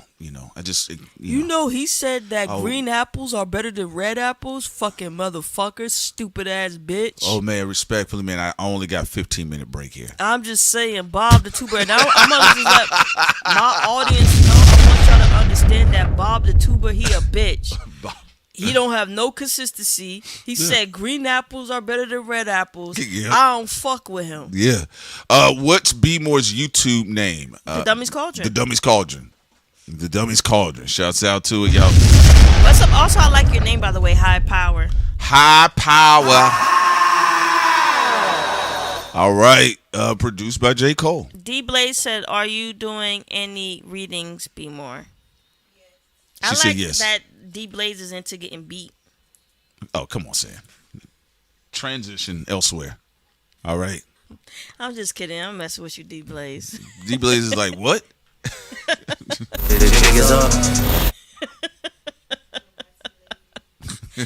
I can be a little bit messy. All right. So, but yeah, no, absolutely. And if people want to continue to do YouTube on YouTube Crime, that's up to them. I'm not interested. But I think a lot of our members in the think tank know that, so they don't try to tag us in there or message me about anything because I don't care. I don't care. We're going to keep having fun. I will be interested in, of course, Future's joint. I'm going to see. Can't wait to see what Schoolboy Q is about to deliver. And also, DJ Dahi, he's excellent never producer. Put out a bad album too. Who? Schoolboy. Yeah, Schoolboy Q has never put out a bad album. In fact, since you bring that up, let me just double check here. Schoolboy Q albums. Let me see, because I think let me see some here. Go. All right, let's go. All right, so yeah, from Setbacks, Habits and Contradictions, Oxymoron, Blank Face. I think honestly, all of his albums are pretty strong. I think even in his strong albums, the least favorite one is the Crash Talk. I like the album, but I do know. Oh, you know what? I do know people, they say it's not their favorite Schoolboy Q album. Okay, Crash Talk? Yeah. That's okay. That's one I really wasn't really listening to as much. But I think around that time he said he was. Every other one except for that. Thank you for telling me about that. Yeah, I didn't listen to that one. I think people said, and actually it was a bit, for them, it was a bit let down because Blank Face LP was really nice. But I think that might have been around the time of that Mac Miller thing. I think he said he fell into a depression. So, okay. Yeah, so that happened. But I liked Crash Talk, my honest opinion. So I in my head, in my ears, I haven't heard a bad Schoolboy Q album. That's just how I feel about it. But yeah, we'll definitely be interested in new music, and we're gonna see what's going on, you all. And I'm sorry, I know some people are going to get irritated, but we still got to do our breakdowns with Iceman because we still have people in the chat who enjoy Drake. We still got OVO ZZ. Yes. And people who enjoy OVO Drake's Radio. music, and we're gonna still have a breakdown on those things as well. Okay. So again, all hip hop, all conversations will be had. All right. Let's see here. If it'll be on YouTube, tag us from the Patreon. Esoteric. Thanks. Yeah, definitely let you know. Again, you guys can just go ahead and subscribe to the free tier, and because usually we'll let the notifications know all the way down to the free tier. And then people can choose to opt in or jump up to whatever tier they want to whenever there's a broadcast being held. All right. Y'all saying y'all love Crash Talk too? Yeah, I like all of it. So, I mean, bad albums, I know when they sound like bad albums. I'm going to be honest with you. I like Gunna stuff, but that one album where it was 800 tracks, I said, whoa, Gunna. Slow it down, buddy. No, slow it down. Got to slow it down. Yeah, we got to slow it down. Ooh, watch out. Yeah, what was that joint? You're gonna catch you now. Yeah, let me check real quick, because Gunna was like, I said, whoa, brother, slow it down. Let me see what album was that before we get up out of here. Okay, because I did like A Gift and a Curse, I think, for Gunna's discography, and I'm judging against his discography. I actually think that's his masterclass album. I liked 101, and it was the last one. That was the album, the last one. I said, "Woo, man." Oh well, what do you think about Crit, Wale, and Freddie Gibbs? You think they have a near perfect or perfect discography? Man, now we got to look it up. That's no problem. We just good. That Last 10 quick minutes. off the dome. Off the dome. Off the dome, Prince. I think I only didn't like one Wale album. I think 99% of them I like. I think I like 100% of Big Crit's album. Yeah, I think Crit, out of the ones you mentioned, has the best discography. I would say Wale second and Gibbs at 3. Gibbs, I think, so far from the second phase of his midpoint part of his career to where we are today. No skips. No skips. Okay, I think. Let me see something. Let me just double check. Yeah, his studio albums. Let me see. Hold on. ESGN, Shadow of a Doubt, You Only Live Twice, and then he has his collaborative. I don't know, man. Gibbs got an actually pretty damn strong discography. Almost like a silent killer. You get what I'm saying? Also, Reed said he don't be getting notifications on Patreon. We're gonna have to work on that. Figure out what's going on, Reed. Okay, he said he doesn't. We're gonna try to fix it out. And then also, Dwan B said he wasn't getting any notifications from YouTube. All right. Well, sometimes you guys either have to subscribe or unsubscribe and then resubscribe, or you do your the notification. YouTube gotta do a better job. I know, but I got to communicate that to them because I can't make YouTube do anything outside of what Trump can. All right, you get what I'm saying? Just saying, got to do a better job. I know, love. I know what you mean. I know. You said let's get. Santa said let's get to the money. Let's get to the money. Let's get to the money. All right. I'm saying for people to get their notifications, No, you got to do a better job. Yeah, they got to do a better job. But if they hiring people like Graham Platner, who do you think they got? I mean, so I'm trying to tell you, like. I know, but we already know what all these trap houses are for, including YouTube. Yeah, come on, they ain't really, it ain't really like no real bright people running all of that stuff. First of all, you said the Falloff is your favorite J. Cole album. The Falloff would be out of his entire discography. What's your favorite album of J. Cole? Favorite album of J. Cole, I would say the Falloff. Falloff is, I think that's his best work. Your favorite album of Wale.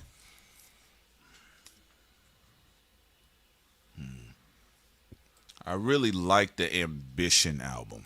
That's a really good one. But I also a little bit different because I still all the time I always go back to a mixtape about Nothing. I know that's your favorite project from Wale. Yeah, so I think Gifted. He did do an album about Nothing. For Lauren 2 was nice. That was a nice one. I do think Everything is a lot. I think it's one of his stronger bodies of work. Everything's a lot. It's fire. You know. We definitely got to do our breakdowns on that. What's your favorite? Just pick the one. What's your favorite album of Kendrick so far? Favorite album of Kendrick? So far, just one out of his discography.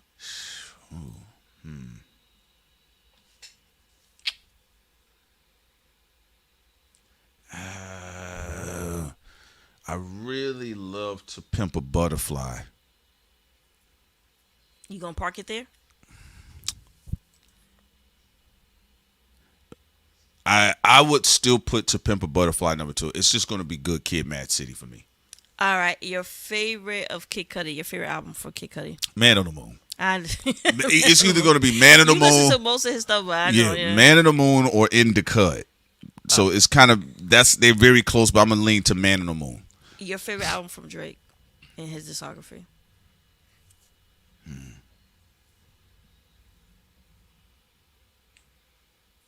Probably gonna say, because it's weird with that.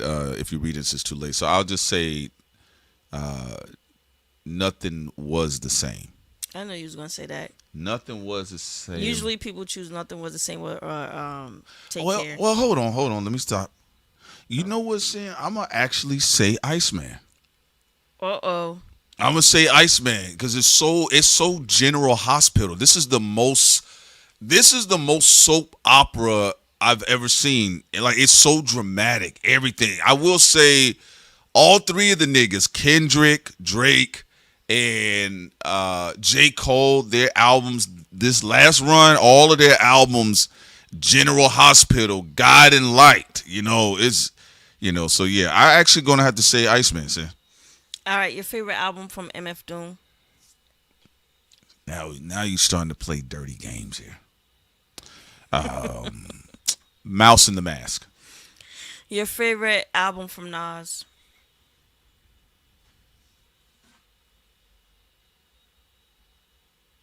I'm going to say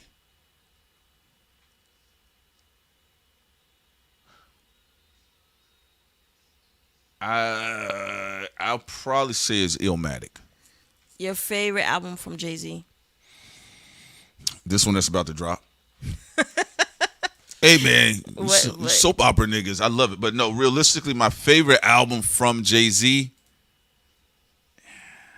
I gotta remember. Okay, it's probably going to be Reasonable Doubt. T.I. King. Ludacris.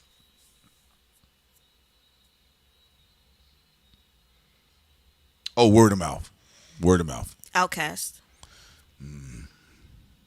Aquemini. What's your favorite album from Queen Latifah? I think that was The Black Rain. Yeah. Yeah, that album's fire. Yeah, that one fire. Same thing for me. Yeah. What's your favorite album from Lil Wayne? Carter 2. It's gonna be Carter 2. What's your favorite album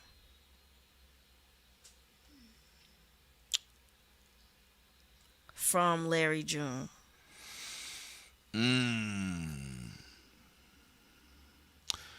Actually, the last one, the one he did with 2 Chainz, Beautiful Life. I like that one. That ends up being my favorite Larry June. I know it's a collabo joint, but I like they got great chemistry with each other. Busta Rhymes. When disaster strikes, woo-ha! Yeah, you know what time it is. Diddy. None. None. I hate Diddy albums, and I know every time I get online, New York niggas argue with me. Diddy was the worst rapper in hip hop. You didn't like it's that Dirty Money. You didn't like what they did. I like Dirty Money. I like Dirty Money, but I don't like nothing from Diddy as a solo artist. I think all of his musical albums were trash. Pippin 51 got a good one. What's your favorite album from UGK? Riding Dirty is a classic. Super Tight is. Damn. You got Dirty Money.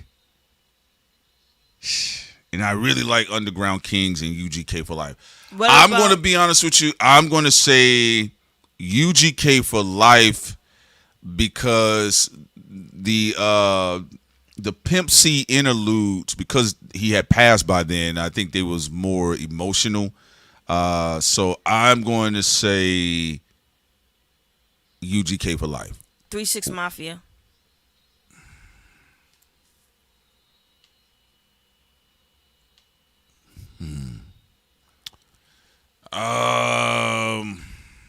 What's the joint with the Tear the Club up on there? It would be that one, or the known. Also the other. The known. What is it? The known must the most known unknowns. Or I may have the title reversed, but I think it's that one. That's the one I like the most though from them. Kanye.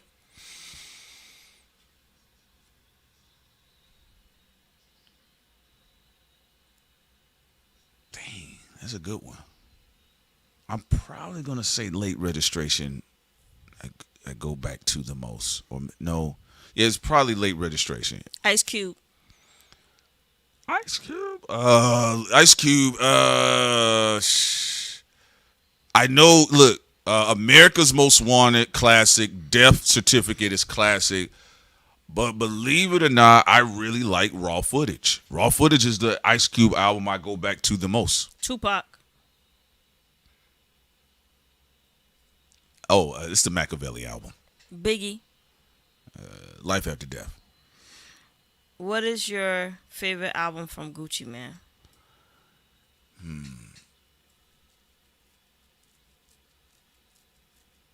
What was that last one he had that was called let me punch it in. I think it was the one that joined on there that he had Bipolar on there, because he had a run. Because the second half of Gucci Mane's discography is way better than his first half. I don't know what people talking about.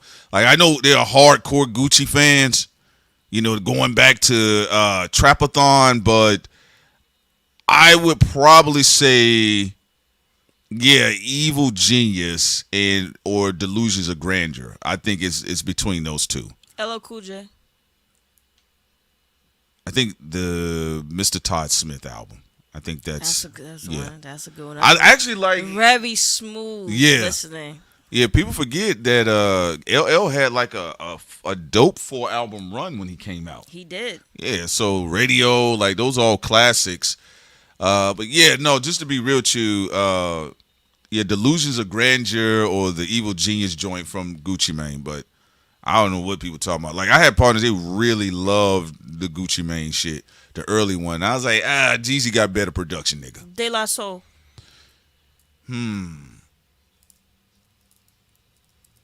Stakes is High is dope. You do bring that one up a lot. That's my favorite one for me, yeah.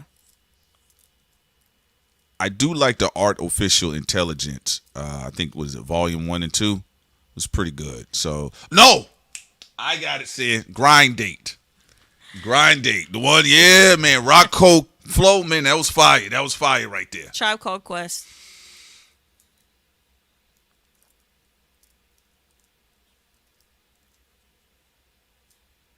I'm having a memory blank right now. I think it's their second album. Let's see. A Tribe. Let me see. Y'all get on me. I know there's Low End Theory, of course. That's a classic. Actually, yeah, People's Instinctive Travels. That one and Positive. Yeah, they did have a 3-album run. I'm going to have to go with Beats, Rhymes, and Life. But go ahead, Sin. Lupe. The Cool. What? The Cool, nigga. The Cool. The Cool. Yeah, go ahead. CeeLo Green. Oh, that's his first debut album, Perfect Imperfections. I know everybody like all the other stuff, but nah, I need Spit and CeeLo. I need Spit and CeeLo to come outside. Church's Chicken, Crystal, Fat, Cinnamon Roll Biscuit CeeLo to come outside. Young Thug. Slime Season 1. Future. I'm gonna have to say it's probably just gonna be Dirty Sprite too. But that We Don't Trust You, that's a fire joint. But yeah, I'm gonna have to go that one. Blue. Oh, what was it? Heavens Below. That's a classic. Oh He's my got a strong. God. You know, I used to the production on that album. Yeah, Exile by Exile. Go ahead. I used to You used play to freestyle to that. No. Same with being I her used wrong. to use it for anytime I was talking or like a video or whatever. I used to always use the production of the album for all my videos. Yeah, yeah. Below the Heavens, Blue and Exile. Exile is an understated producer, though. Yeah, he does a pretty damn good job. But yeah, these are good questions. You're pretty good on that, Sam. Pretty good coming up with these random interrogation questions. I love interrogating people. You do, It's yes, you fun. do. You love it. But yeah, Blue. Hey, you know that's actually what kind of crossed over to sometimes early on my like avoidance of early J. Cole. Like Cole was spitting, don't get me wrong, but I didn't think people had Blue's rhyme scheme. He's actually a very understated MC. Black and Bang got a good one. Slim Village, favorite album. You know what? I'm getting kind of tired right now, but I'm gonna answer y'all question. Let me see something. Let me pull them up real quick so I can revisit them in my head real quick. Albums. Let's go to the discography, y'all. Let's go to the discography. All right, let's see. Okay, y'all got me. I got y'all now. Let's see here. Yes was dope. I would have to say Fantastic Volume 2. All right. Yeah. Little Brother. Oh yeah, that's easy. The Minstrel Show. Minstrel Show. The Chitlin Circuit was fire, but the Minstrel Show, because I think as a theme, it was a stronger body of work. I don't have a favorite Logic album, Ariel, but I appreciate you. Shouts out to Logic. 2 Chainz. 2 Chainz. Let me see. Give me a moment, y'all. I would say Logic's best work for me is his mixtapes. Yeah, Sin actually has listened to more of him than I have. I haven't listened to almost any of his studio albums after he did the Mona. It's just, some of it was just too bad, but I thought his mixtapes early on in his career was pretty good. Rap or Go to the League was, I think, one of his more complete bodies of work. So Help Me God, people did sleep on that joint by 2 Chainz, but I'm gonna have to say Rap or Go to the League. But the Southside Hove track on So Help Me God is fire. He said he wanted Jay-Z on there. ASAP Rocky. Pull it up. I think it's his debut album, ASAP Rocky. Let me see. You know what? They got Long Live ASAP, Testing. You know what? Folks are probably going to bet against me on this one, but I'm going to go with it. I actually liked Don't Be Dumb. I think that so far is probably going to be my favorite ASAP Rocky album because I felt he was just more experimental and free. And I actually thought he did a pretty good job. Pastor Troy. Oh, man, come on. Y'all already know what it is. Face Off. I like Tool music. Don't get me wrong. I like Tool music, but it's going to be Face Off. Actually, I was just talking to B More about that. Help me, Rhonda. Help me, Rhonda. Ariel said Jack Harlow. Ariel ain't got nothing else to do. I'm gonna be honest, Ariel, Prince and I have never listened to an entire album from Jack Harlow ever. No. DMX. And then there was X. Bone Thugs and Harmony. Oh, The Art of War. I don't care what anybody say about Art of War. That was a fire album. Can you handle the vibe? As we ride in the middle of the night. You can't diss Art of War. Come on. Their record with Tupac. Come on now. Let's go. Yes, we fuck with Phil Mob. Yeah. We mess with Phil Mob from the Rooter to the Tutor classic. It was messed up what happened with them in DTP though. You would think that was a perfect marriage. I know. Phil Mob and DTP. That would have been the perfect. Sometimes things that look great on paper end up crumbling. I know. That's why people be like, "Oh my goodness, these people will be great married." I mean, you don't know these people. It look good on paper. It's shit horrible. It's a wreck behind the scenes. I know, man. And it's just like, bro, that did not make sense. Phil Mob, like y'all and DTP, that wasn't working out. Favorite Soulja Boy album. Soldier. I think for us, it's not really about his albums. It's singles. Hop about the Benz, so my swag on. Then I turn like that's like I said, what's up? Like, I'm getting money. Like, it's more so his singles for me. I will say SouljaBoyTellHim.com is still going to be his Illmatic. It is technically his That's his Illmatic.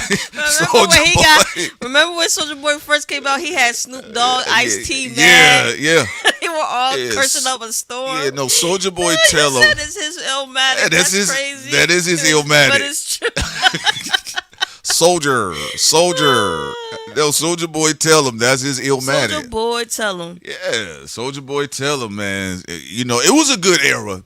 You know what? It was a funny, fun era because even people that was pissed off about Soulja Boy, it felt like a Boondock skit. Nelly.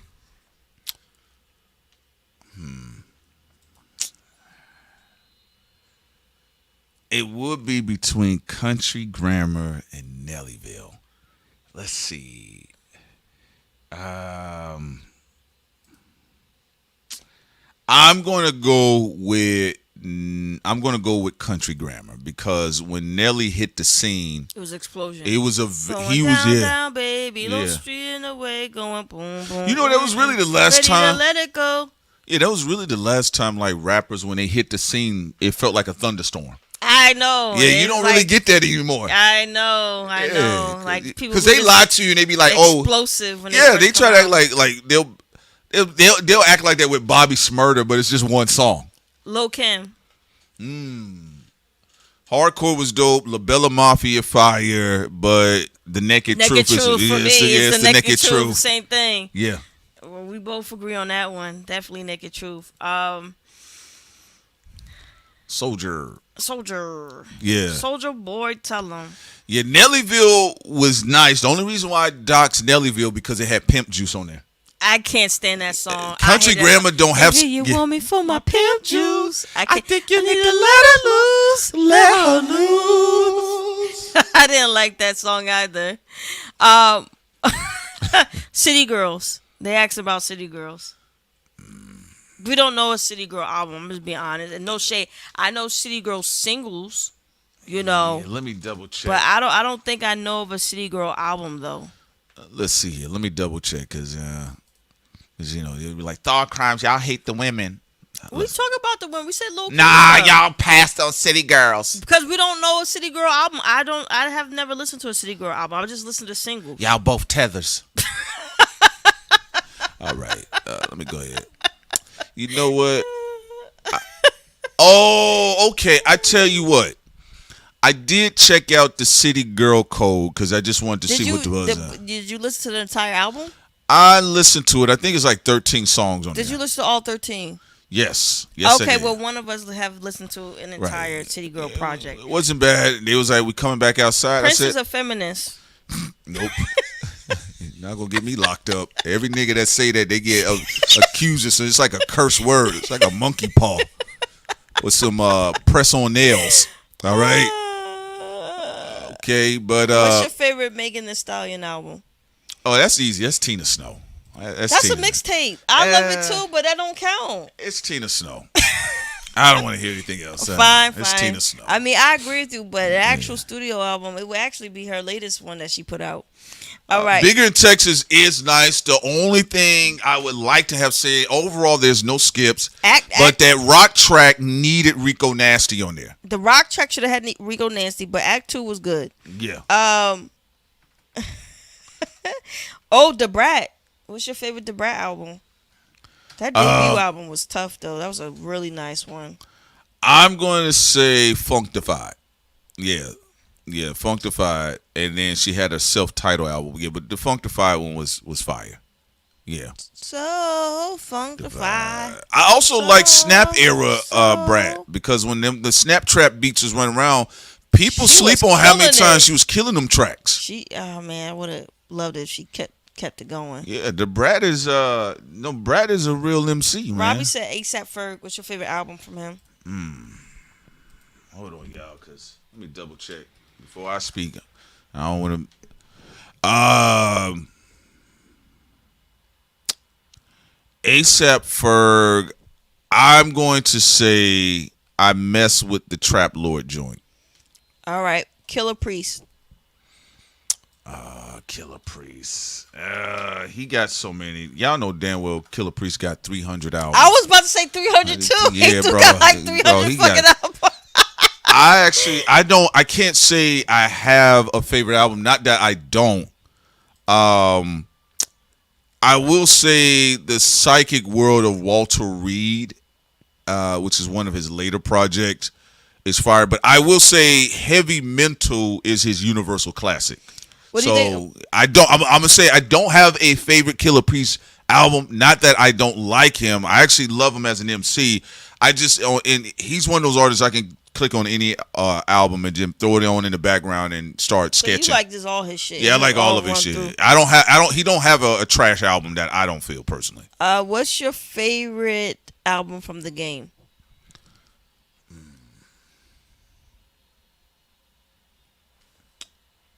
I'm going to say, damn, his first two albums are classics, but I do like when artists have a comeback. I do think that's what Drake was able to have with this Iceman album. He was able to have a strong comeback and prove everybody wrong. And I think with the game, the Doctor's Advocate, because of the shit he went through, and he still was able to pull through. So for nostalgic reasons, though, I will say the documentary. I think the Doctor's Advocate, though, I think it's a more vulnerable body of work. Triple X favorite album. I'll say his 17 album. I thought that was a pretty good album. Tech Nine. Tech Nine, he's another one with 300 albums. Let me say this correctly, okay. So Killer was funny to me. It was a play on Thriller. KOD was fire. Angelic. I'm going to say favorite Tech Nine. Shit. I'm going to excuse me, yo. I'm going to say for me it's going to be all 6s and 7s. Yeah. That will be my favorite Tech Nine album. So he's a mental giant. Yeah, I fuck with it. E40. Oh, come on now. Y'all already know what time it is.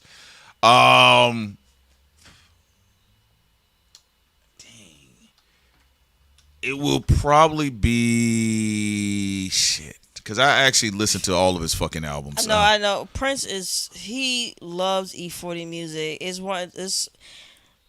It's literally one of the top 10 people that get played from him a lot in hip hop. He plays E40 all the time. Yeah.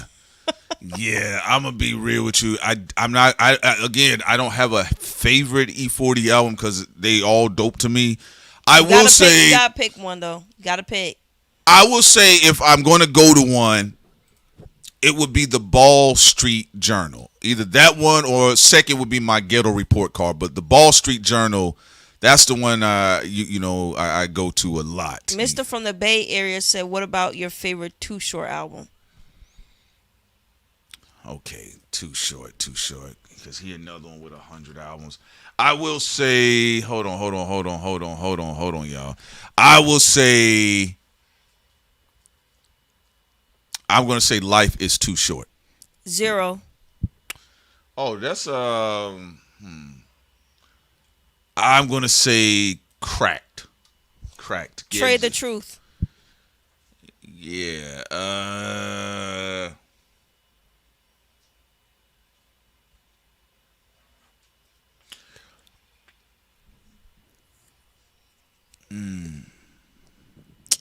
Oh, also with 0, my second favorite. Hold on, one second, because then now they bring up niggas that got 100 albums. Don't do. I mean, come on, Prince. Hold on, because now y'all see when y'all started with Killer Priest, E40, 0. These niggas got 300 albums. Pick. I'm going to say No Love Boulevard. Are you sticking with that one? I'm sticking with that one. Sticking with one. Trade the Truth. Another 48 hours. Another 48 hours. Pick. What? That's the album. Oh, okay, go ahead. See, you funny.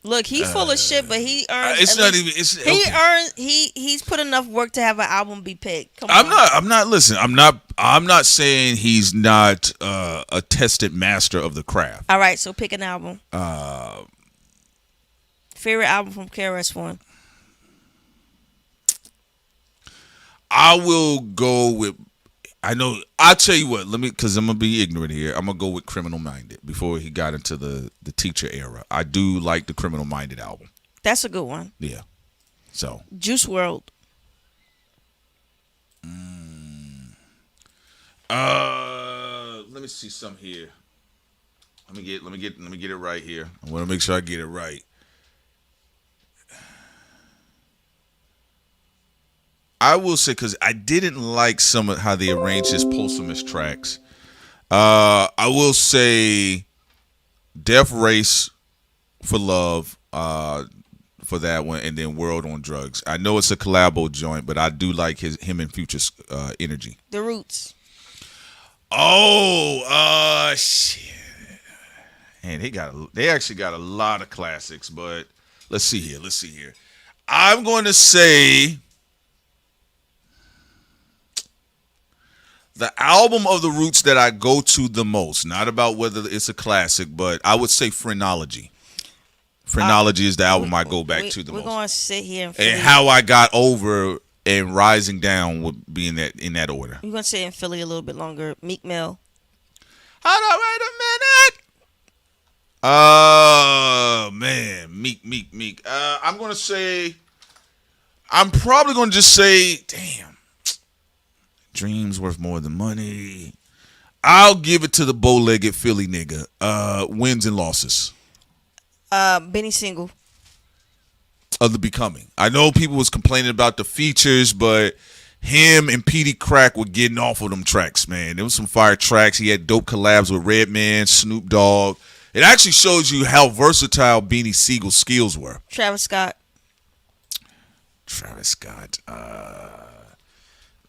I actually do listen to a lot of Travis Scott, so Rodeo is fire. Astro World is fire, and Tragic, of course, you guys know. I'm probably actually the what is it that which album? Let me hold on, give me a moment here, Sam. Let me make sure I get the name right here. Gotta get it right. Okay, believe it or not, I'm gonna go with Al Farrow because it's the beginning of his run, So I'm gonna say Al Farrow because I go back to Al Farrow, the chopped and screwed version of it, and then Rodeo and the chopped and screwed version of it. But I pretty much like all of his albums. Common. Finding Forever. Freeway. I'm going to say the album I go with the most is, hold on here, make sure I get the name right. Oh yeah, 2003's Philadelphia Freeway. That's my favorite Freeway album. Twister.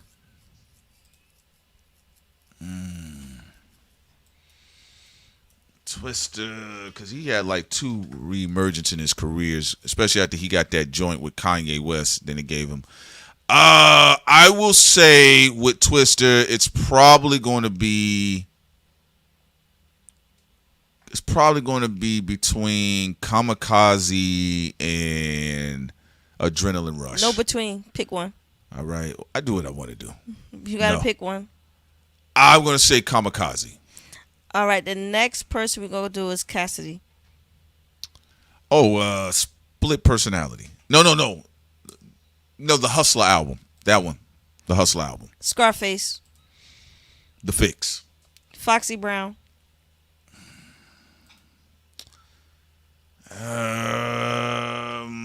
Let me see. Hold on. Let me see. Foxy Brown. Let me see.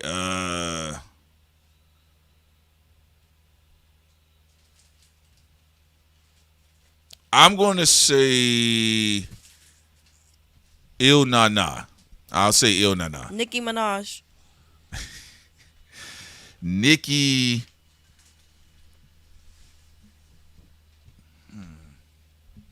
It's probably going to be her Pink Print. Same. Pink Print, yeah. The Queen album wasn't bad, but I'd say it's the Pink Print. What do you think about AZ's favorite album? Your favorite album from AZ? New York AZ? Mm-hmm. I listen to all of them. I know people like Do or Die, and I'm not. I think it's a dope album, but I'm not going off whether it's a classic for me. Damn, he's got Pieces of a Man. Hold on, Sin. Give me a moment. AWOL, The Format. 10 more seconds. I'm going to say for me personally, it would be AWOL. Cannabis. For Whom the Bell Tolls. That one I like. I know you liked a lot of cannabis stuff. Yeah. Eminem. It would be the Eminem Show. Okay, that's I agree. That is his best work by far. I know people bring up some other stuff, but it's definitely his best work. All right, guys. Yeah, well, Ludacris already said it was word of mouth. Yeah, he brought up T.I. and Ludacris already. Dr. Dre. I'm not really a big fan of Dr. Dre's rapping, but I will say, if I'm going to be real and if I'm being 100% honest, the Chronic 2001 instrumentals. DJ Khaled. Skeep. Tyler the Creator. I'll say the Cornucopia joint. Oh no! Wait a minute! Hold on. Since you said Tyler, let me go back. Hold on, Sam. Because sometimes Tyler the Creator discography. Let me go here real quick. Hold on. Because I got the name. Let me see which one I liked. Oh my God! You get on my nerves, you bitch. That's what he says, right? I actually like Call Me If You Get Lost, and then it'll be the Chromacopia second. So Call Me If You Get Lost, because I thought the production was so grand and the videos was intriguing. I will say Tyler the Creator, I think he has some of the most creative videos I've seen in hip-hop since Missy Elliott. I will give that to him. All right. All right. I'm about to head off. Log off now. You actually, we went into overdrive, Sam. I mean, I came in late, so it wasn't overdrive for me. That was so, it didn't make no sense. Go ahead, love. It did make sense. I came in late. How was it overdrive for me? I'm not overdrive for me. Absol, I would say Control System. I think that's, no, let me take that back. Herbert. That Herbert album, I think that's his strongest body of work. All right? I think that's his strongest body of work. I think his two strongest bodies of work would be Control System and the Herbert album. Anybody else? What about you, Sam? Oh. Not Tyler the Creator, but... The show's already wrapped up. You're going to have to wait for the next one because we already winding it down. But next time you can ask me. Well, we know Graham Platner's favorite rapper is Red Skull. I can't wait to hear that new Czarface. All right, that's what I can't wait to hear. Czarface. Yeah, y'all can ask me mine. Hero needs a villain. Possibly next show, but Prince is gonna forget, and I'm not gonna remind him. Hey, but you know now because I said it, they're gonna try to remind. They're gonna remind you. They got my back. Well, they're gonna forget over the weekend because we don't come back till Monday, so they're gonna forget. Sin comes back tomorrow.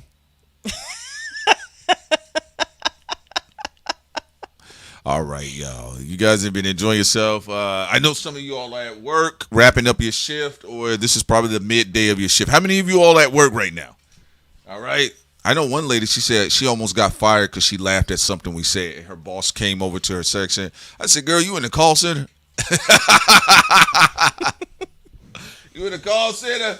Because, you know, they like, do you have anything in your ear? You know, so some of them, some of them let them people listen to their music while they working. All right, best Sin and Print album. It's coming. We got some music coming out. My question: have y'all been watching X-Men '97? I gotta finish X-Men the first season, and then I'll roll into the second season. Our album's gonna be called "He Raps, I Sing." She sings, I rap. Best of both worlds. I still can't. Y'all don't know how ridiculous they were with that. I rap, he sings, he sing, I rap. You never thought of that. When Prince and I first started talking to each other, that's one of the first conversations we brought up because it was so funny. And then the fucking cover. And people were so amazed. It was like, wow, a rapper and a singer. They did an album together. And he could, they would act like Jay-Z and R. Kelly act like they were doing something revolutionary. I bet you never heard of that. See, I sing. He sings like Roberta Flack. And he rap. But I rap. Ain't no one ever did an album together, though. Never ever did this before. What you know about someone from Marcy and Shy coming together, coming out with the hardest of rhymes? Shit was so stupid. And they both had the headband on? No, one had a headband on, and then Jay-Z had the low cut. Oh, my goodness. Yo. It was all on. Let's put up that cover. Yo, y'all gotta understand. Like classic. And BET, they were marketing this album like, oh my God, the best of both worlds. Man, this was so hilarious album. Let's see here. They were cutting up and they were marketing it to everybody like this was just so kill, not guilty. You can't tell me now. You can't tell me now. Oh yeah. That is the best of both worlds.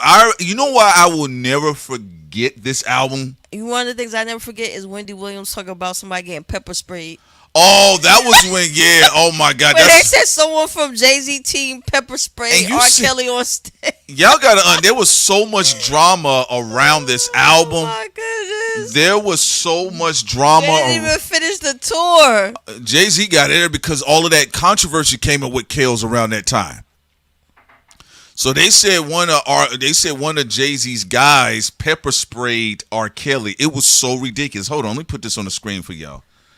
All right, let's see here. It was so ridiculous. You can't tell me, nigga. You can't tell me. All right, there it is on the screen. Best of all, you know why I said I remember this album so much? Mm-hmm.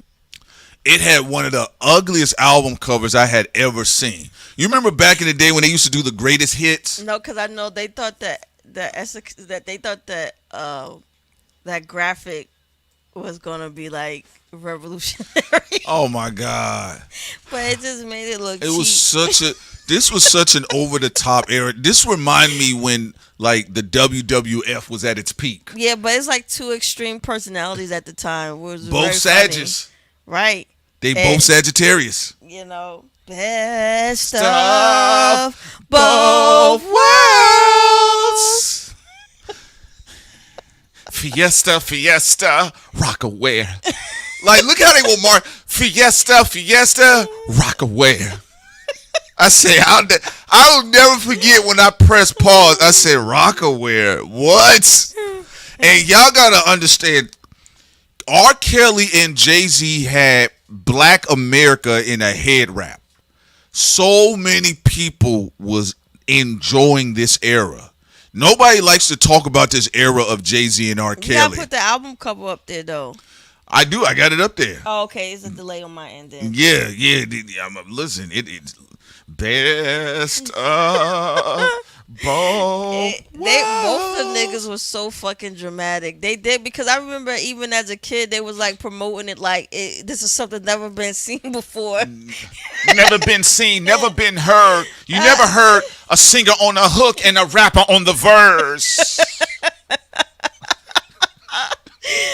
Oh my God. Then you had people like L.A. Reid around the time. I think what Kales and Jigga, what they're doing is innovative and revolutionary. We've never had something like this before. We've never. Think about it. You have a rapper and you have an R&B singer on the same record. And they're doing an album together. Let me tell y'all something real quick so y'all can get this. People front on this era. Let me tell you why. I remember seeing this. Wearing them jerseys too. Oh my God, the bootleg Africans in Atlanta. Oh my God, we had African bootleggers come in. They flew in from Philly to bootleg downtown at the 5 Points in Atlanta. Hey young blood, I have best of both worlds. The album covers was paper. Oh, with the bootleggers, oh they put my paper God, in yes. With the inserts, the paper inserts. The cheap paper inserts. It was printed out. And the print looked like it was, the ink looked like it was drying. It was cheap. hey, young nigga, best of both worlds. I have R. Kelly and Jay-Z Jigga. Always an African guy or Asian guy with a cheap printed the Asian guys cover for and it was all smushy. Oh and my the faces too. Listen, y'all. The Africans that flew in from Atlanta, they flew in from New York, or they came by Greyhound, or they flew in from Philly. I have Jay-Z Jigga nigga. Jigga Kelly not guilty nigga. It's here. That's why when I saw Michael Blackson, everybody laughed. I was like, oh my God, the African bootlegger. Then when you went into the convenience stores or the gas station, like Sin saying, the Asians, they'll go like this. So, is that all you want to buy? What do you mean? I have the Jay-Z R. Kelly album, Best of Both Worlds. I said, what did you say to me? Best of both worlds. And then it'd be like, and I got the Rush Hour. Oh, okay. No, you right. Because no, Sid is right. Let me tell you why. No, she right. Hold on. We got to say this. See, the African bootleggers was stingy. I give you, come on, nigga, I give you Snoop Dogg, R. Kelly, Jay-Z. There's two artists on one song, one album. I give you Snoop Dogg for both for $25. Hey, now when you get there, right? Now to her point, he's like, what did you say to me? I have best of both worlds, and I can throw in Rush Hour. And then on Caveat, if it's a salon, they'll throw in Tyler Perry's show. Yeah. So Tyler Perry with his little theater production, throw that with the obituary cover. Oh my God. And then they'll sell that to the black women. I'm gonna tell you something, man. And as a kid, you just like, when I was at the hair salon as a kid, just getting my hair done, looking at it, I'm like, what is this? Yeah, they would talk about it. They were like, let me see something here. That bootleg era was classic. Actually, they were even bootlegging the cassettes. They were bootlegging the cassettes. Well, on the cassettes, all you had to do was record it live on radio. When a good song came on, you just recorded it on the cassette. Yeah, no, the best of both world era, y'all got to understand, like, it was so over the top and ridiculous. And one thing, too, about it, when you said about the Tyler Perry, now, all of the black Americans, I always knew it was black American niggas that was bootlegging Tyler Perry heavy. Now, you know what Tyler Perry said, though? He said, I appreciated them bootlegging my stuff. It got me out in the streets. No, it did. Because for him, it was theater at first. He didn't have no fucking movie. So they actually made him hot in the streets off his theater cuts. Yes. Before you even get to his debut film, Diary of a Mad Black Woman. Yeah, no. By then, it's like they've already circulated mixtapes for him before he did his drop. No, they did. No, Sin is right about that. I'm so glad you brought that up because, hey, man, that was the era. You get what I'm saying? But, yeah. No, they would try to slide it in there. They'll try to give you, like, they'll try to give you discounts. All right, some of the bootleg kings and queens, because, see, I'll tell you this, all of the black American niggas from your hood, they will always negotiate with you. Like, if it was an older black woman, okay, come on now, baby, now, because I know your mama. Now, I can give her Tyler Perry. I can give her the new Denzel movie. You seen that one? What is it called? School Day? I'm like, oh, you talking about Training Day? Don't correct me. You mean Training Day? Yeah, that's the one. Right? And then how about this? Since y'all always buy from me, I'll give y'all 5 for $15. Oh, since you always buy from me, that was always like, yeah. Since y'all always buy from me, I'll give you a deal. 5 for $15. 5 for $15. So I ain't gonna lie. I'm gonna keep it real with y'all. Shouts out to the immigrant hustlers, but the black American niggas was always negotiating. All right? And you would have random old black women hustling. All right? They'd be in their 60s. Mm-hmm. Yep, my grandson is out here bootlegging. All right? And then, let me tell y'all something. Like, if you worked at an electronics store, you knew when the niggas was coming in, they would get them DVD burners. And I made a joke with one guy. This is when I had worked at an electronics shop. I was doing it while I was at school. So one guy come in, and they used to have like them big DVD burners. It'll have like 10 disc slots. And he'll come in, and he was like, yeah, man, I need one where I can burn multiple DVDs, right? I was like, come on, dude. We already know what you about to do. He's like, man, this is $300, bro. Come on, man. I said, and I just was honest with him as a salesman. I says, but look how much money you're gonna recoup. You know what black people, when somebody they like is in trouble or they know somebody they like ain't shit, they get quiet. All the time. Black people act like that, period. Their favorite relative. Like, even like you talk about a certain celebrity and a black people really like that person, and you say something they possibly did wrong, they just ignore it. Like it wasn't even really asked. Yeah. What you talking about? They don't even address it. Yeah, what you talking about? Yeah, now the bootleg culture, like, it's coming back anyway because they overcharging everybody for everything. It's coming back. But yeah, the 6 CD burner. Yeah, like that dude's I remember one guy came in when I was like in high school, and I worked at an electronics shop too at the after school, and he come in with his homeboys. They all got grills in their mouth, and he was like, "Hey man. Hey, bro, I need a DVD burner." I was like, okay. And I went over to him. He said, nah, bro, nah, little bro. I need one with like 6 of them dings in there. I said, okay. Then I went to one and I showed it was like almost like $500. He's like, damn. I said, but I did tell him, I said, come on, but think how much money you about to recoup. You know what, little nigga? You right, man. Let me go and get this up out of here, man. What's your name again? I'm going to come back in for you. Because I'm like, come on, man. You know damn well you going to make that in a day. Mama, Denzel used to hit women. Now stop listening to all that gossip and go do something with your life. Get your ass out of here. But then you go talk about somebody else like, mama, so-and-so did this. I knew that bitch was dirty. Like, yo. Mm-hmm. But the universal one that you hear, well, you can't believe everything you hear. Right. That's the universal one. I remember even I told somebody about Tyler Perry. They was like, but you can't believe everything you hear. Or when they really adamant about it, well, why we always pull each other down? Right. Black people, it'd be so funny. If you say something about somebody like they said, we always tear each other down. You bring somebody they don't like, and that's a dirty bitch. Yeah, we knew that. His ass should have been in prison. Yeah. Mm-hmm. Obama or Jay-Z, why are we trying to tear each other down? Even when Obama was president, he was like, man, every time Obama needs to be for reparation. Why are you trying to tear him down? Why when every time one of us?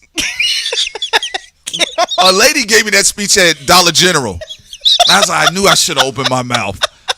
Every time when it's one of us. And they got to pause after us. When it's one of us. We always pull each other down. And then when they get really nasty with it, it's the ones like you that killed Malcolm. Oh my goodness. I said, but man, let me get out of Dairy Queen. Man, this person is robbing the community. You are robbing the community by tearing us apart. Yeah. And then you know when they really get saucy with you, well, he's president. What are you doing? They always do the what are you doing with your life, right? This person is changing lives. He's a trailblazer. What are you doing in your life? For your community. You out here hating on him and his wife. And you're like, I knew I should have came to this Dairy Queen. That's how they do you. That's how they do you. So yes, absolutely. There is a thing called black bias. A black bias is a real thing. All right.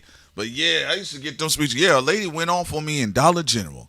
You know, we was talking, and and I made the mistake of being transparent with my political opinion, and she just hush.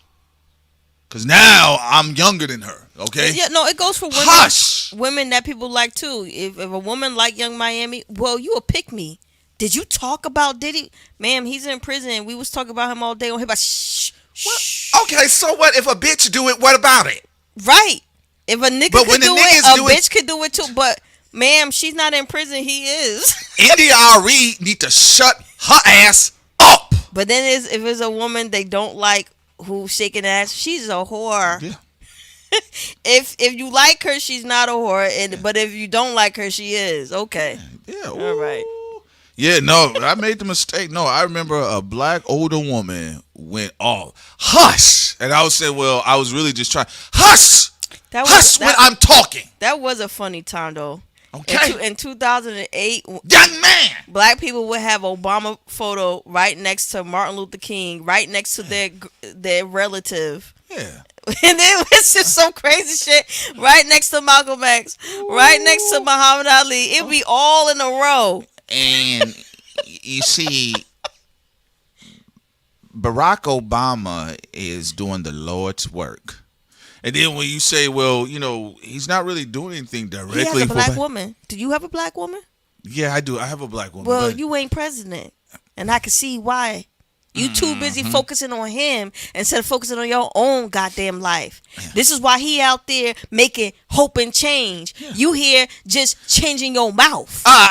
Young man, hush. That's enough. No, they listen. The white folks are having hard infights with each other behind Trump. Y'all, they are like blocking and fighting and cursing. But under the era of Obama, black people was muting the shit out of each other. Hush. Ma'am, I actually I voted for Obama. I'm just saying. Tim Geithner. I don't care. No, just ma'am. I'm just saying. Tim Geithner.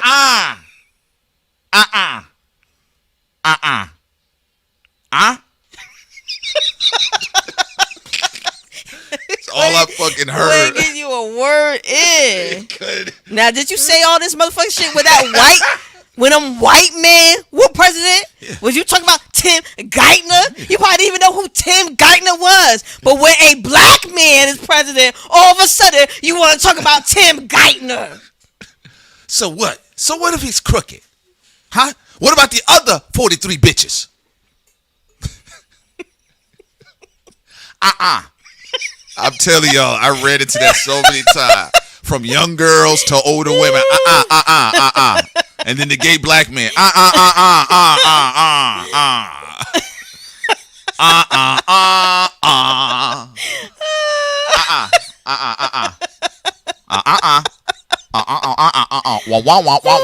right. And I was like, oh, this is and I would hate when I would be in groups of us as black people and somebody brings up Obama. And you know how black people are. Black people, man, they some hunter killers. Let me tell you why. Because there'd be times where I had learned my lesson, like I'm just not going to say anything, let the other 5 people talk, and they would notice, so what's your thoughts on Obama? I don't have any. That's what okay. you mean you don't have no thoughts? I'm just saying that. This is history. It is history. It's history. Why don't we celebrate each other? I didn't say anything about that. I'm just saying I don't feel like that's the point. You're not speaking up. You're not happy for a black family to be in the White House built by black slaves. I voted for Obama. I'm aware of what's going on. Yeah, but we're having a conversation here, and it's like, you know, you're not even sharing what your thoughts are. I just want to eat my food. I'm hungry right now, okay? I just want to eat. Would you be eating if the president was white?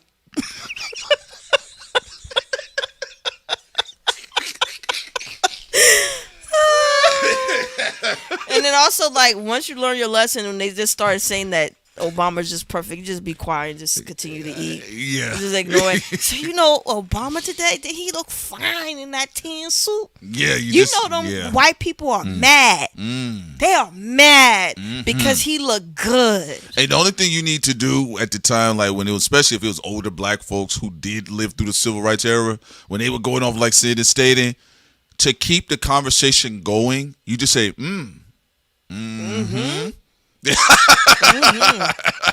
Yep. Yeah. Crazy, right? Because if you not say anything, they start getting suspicious of you. But remember when you had your relatives when you was a kid? Yeah. It was like a Eddie Murphy film. You said they were mad at you because you didn't want to eat. And you said they were all like 300 pounds. Yeah. And they fixed you a plate and you said go ahead and eat.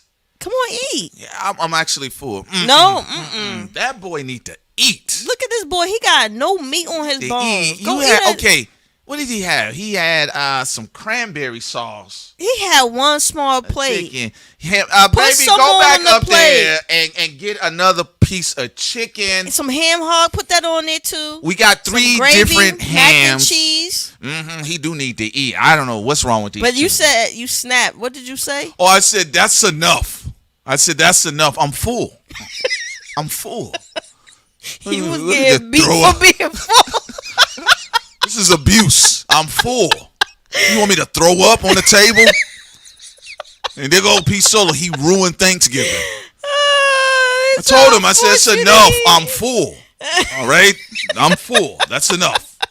Stop talking to me in my full stomach. Put down the plate. No, bring me my plate back. He said they were trying to force diabetes on you. I'm full. Right? And then they be so insistent, they'll take the plate and start slapping other stuff on it. Here, you need to eat. I'm full. Trust me, I know I'm full. Okay? Oh my goodness. Yeah. So, black people, you know how it is with us, but yeah, Lord have mercy. Between that and the Obama era, like let me tell you something. It was going to be a fight somewhere. If you told people you're full and they cooked everything, because also I get it. I'm like, but I'm going to take some of it home. You got 8 different turkeys on the stove. Just take one of the turkeys. Boy, you need to eat. Then after they eat, they were like, oh, I'm so tired. I just don't know. I'm having breathing problems. Remember when Boondocks had the itis episode? The itis, yeah. They said, I don't know why, but that was Monsanto's. I can't move my toes. Ooh, man. Hey, man, it's a real thing. I am so tired. And black folks always putting each other on. They always putting somebody on the spot for nothing. Oh, look at him. His plate empty already. That boy was hungry. You hungry, boy. You a starving ass nigga. Damn, I couldn't even sit down. I couldn't even sit down. He already ate that shit up. He about to eat us out there. You gonna have to work up in here. I saw John looking at that fine piece of chocolate. You know you like her. Just say you like Lisa. Just say it, John. John be like, no, I'm married. Ooh. Even if John was looking at Lisa and he wasn't married, I told you, black people, that's what I said, the call out is real. That's why, listen, I actually have to ignore a lot of folks online because I know it's a part of our culture. We like the call out. We call each other out randomly sometimes for stupid shit.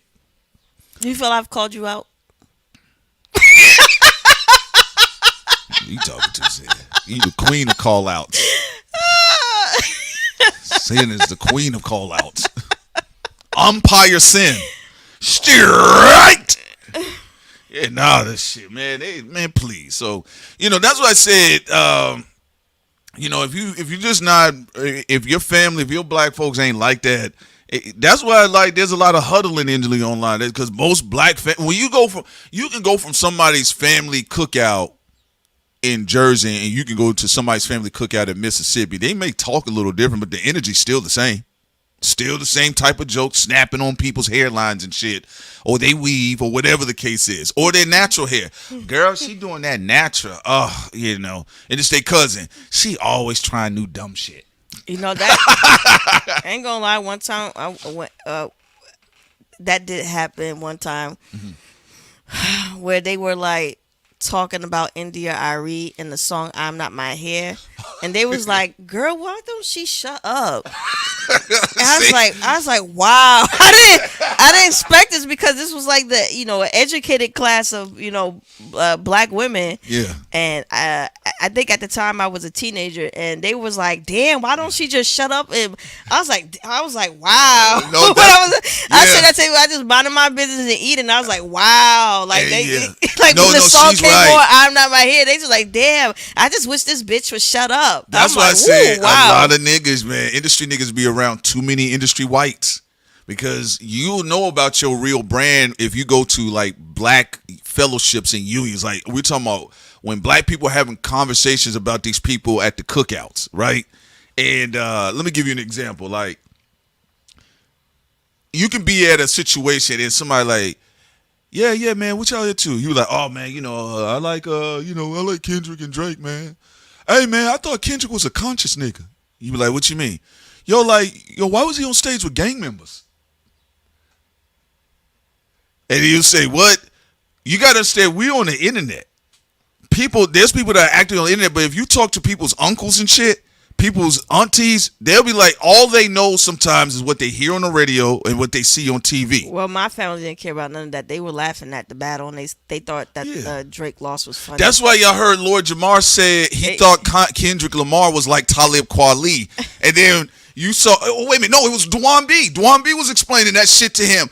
And Lord Jamar had a real Negro moment. He was like, oh, I didn't know that.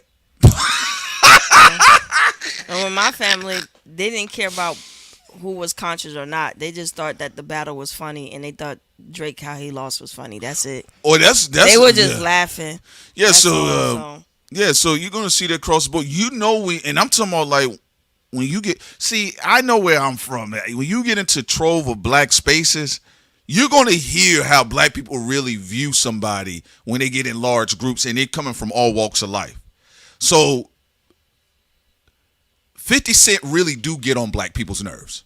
Oh yeah, they did react to him. It don't matter where you are. My aunts was like, "Damn, I'm tired of that bloated face nigga." Yeah, they was tired of. And the reason, when Sam bring up, like when you bring up, for instance, most of the Gen Zers don't give a fuck about any of the politics shit behind any of the rap shit. They don't really care about. My family didn't give a fuck about none of the millennials. Yeah, they just thought certain things. They didn't care that J. Cole apologized. They didn't care. The only thing they laughed at was the loss of the battle. They didn't care about nothing else or nothing more. But 50 Cent, that's who triggered them. Yeah, they were mad about 50. Millennials and on up, they're the ones that pay it. They're the ones that they're going to care about all of the extra shit.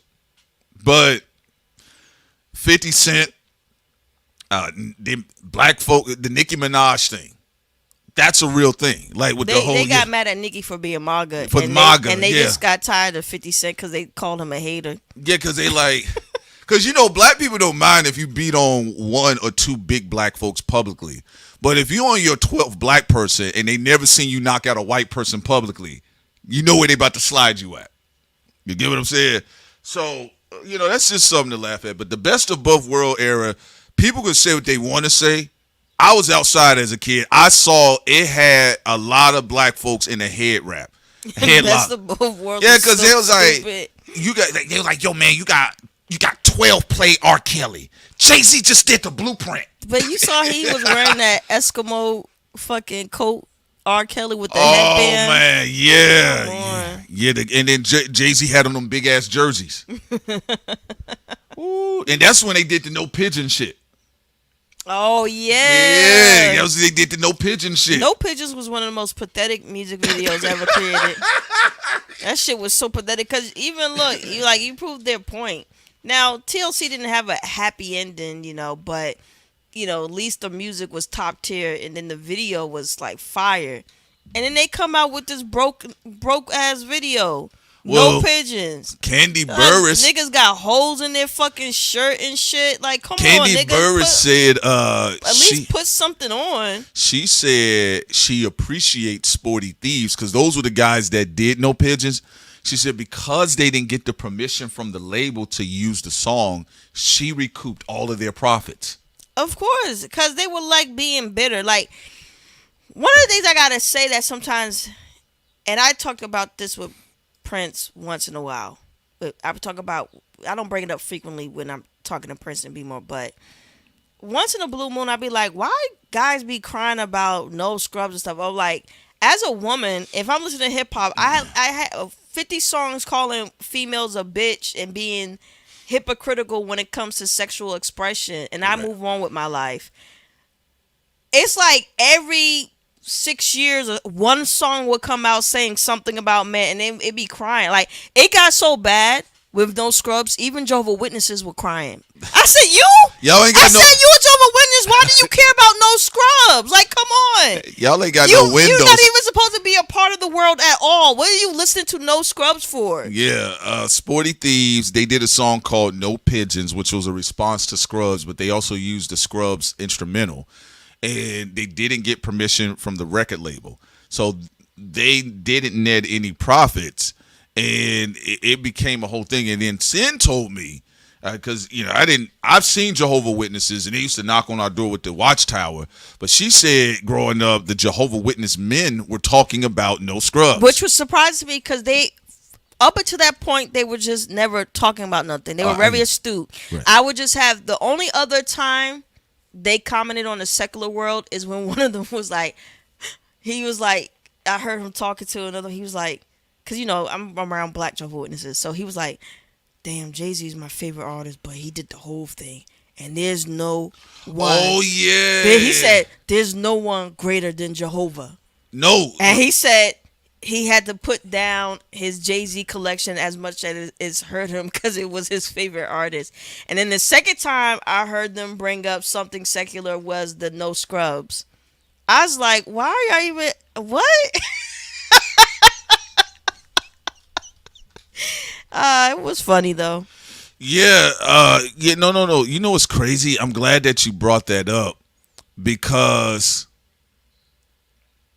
I actually remember that it was on the news. I think it might have been around Jay-Z's Blueprint era. And that's when he called himself Hova. And it was all on the news because I remember they was talking about it on Atlanta radio, V103. And they said that the Jehovah's Witness, it was some sort of Jehovah's Witness coalition saying, and they said they were calling out Jay-Z. And they said because he was calling himself Hova.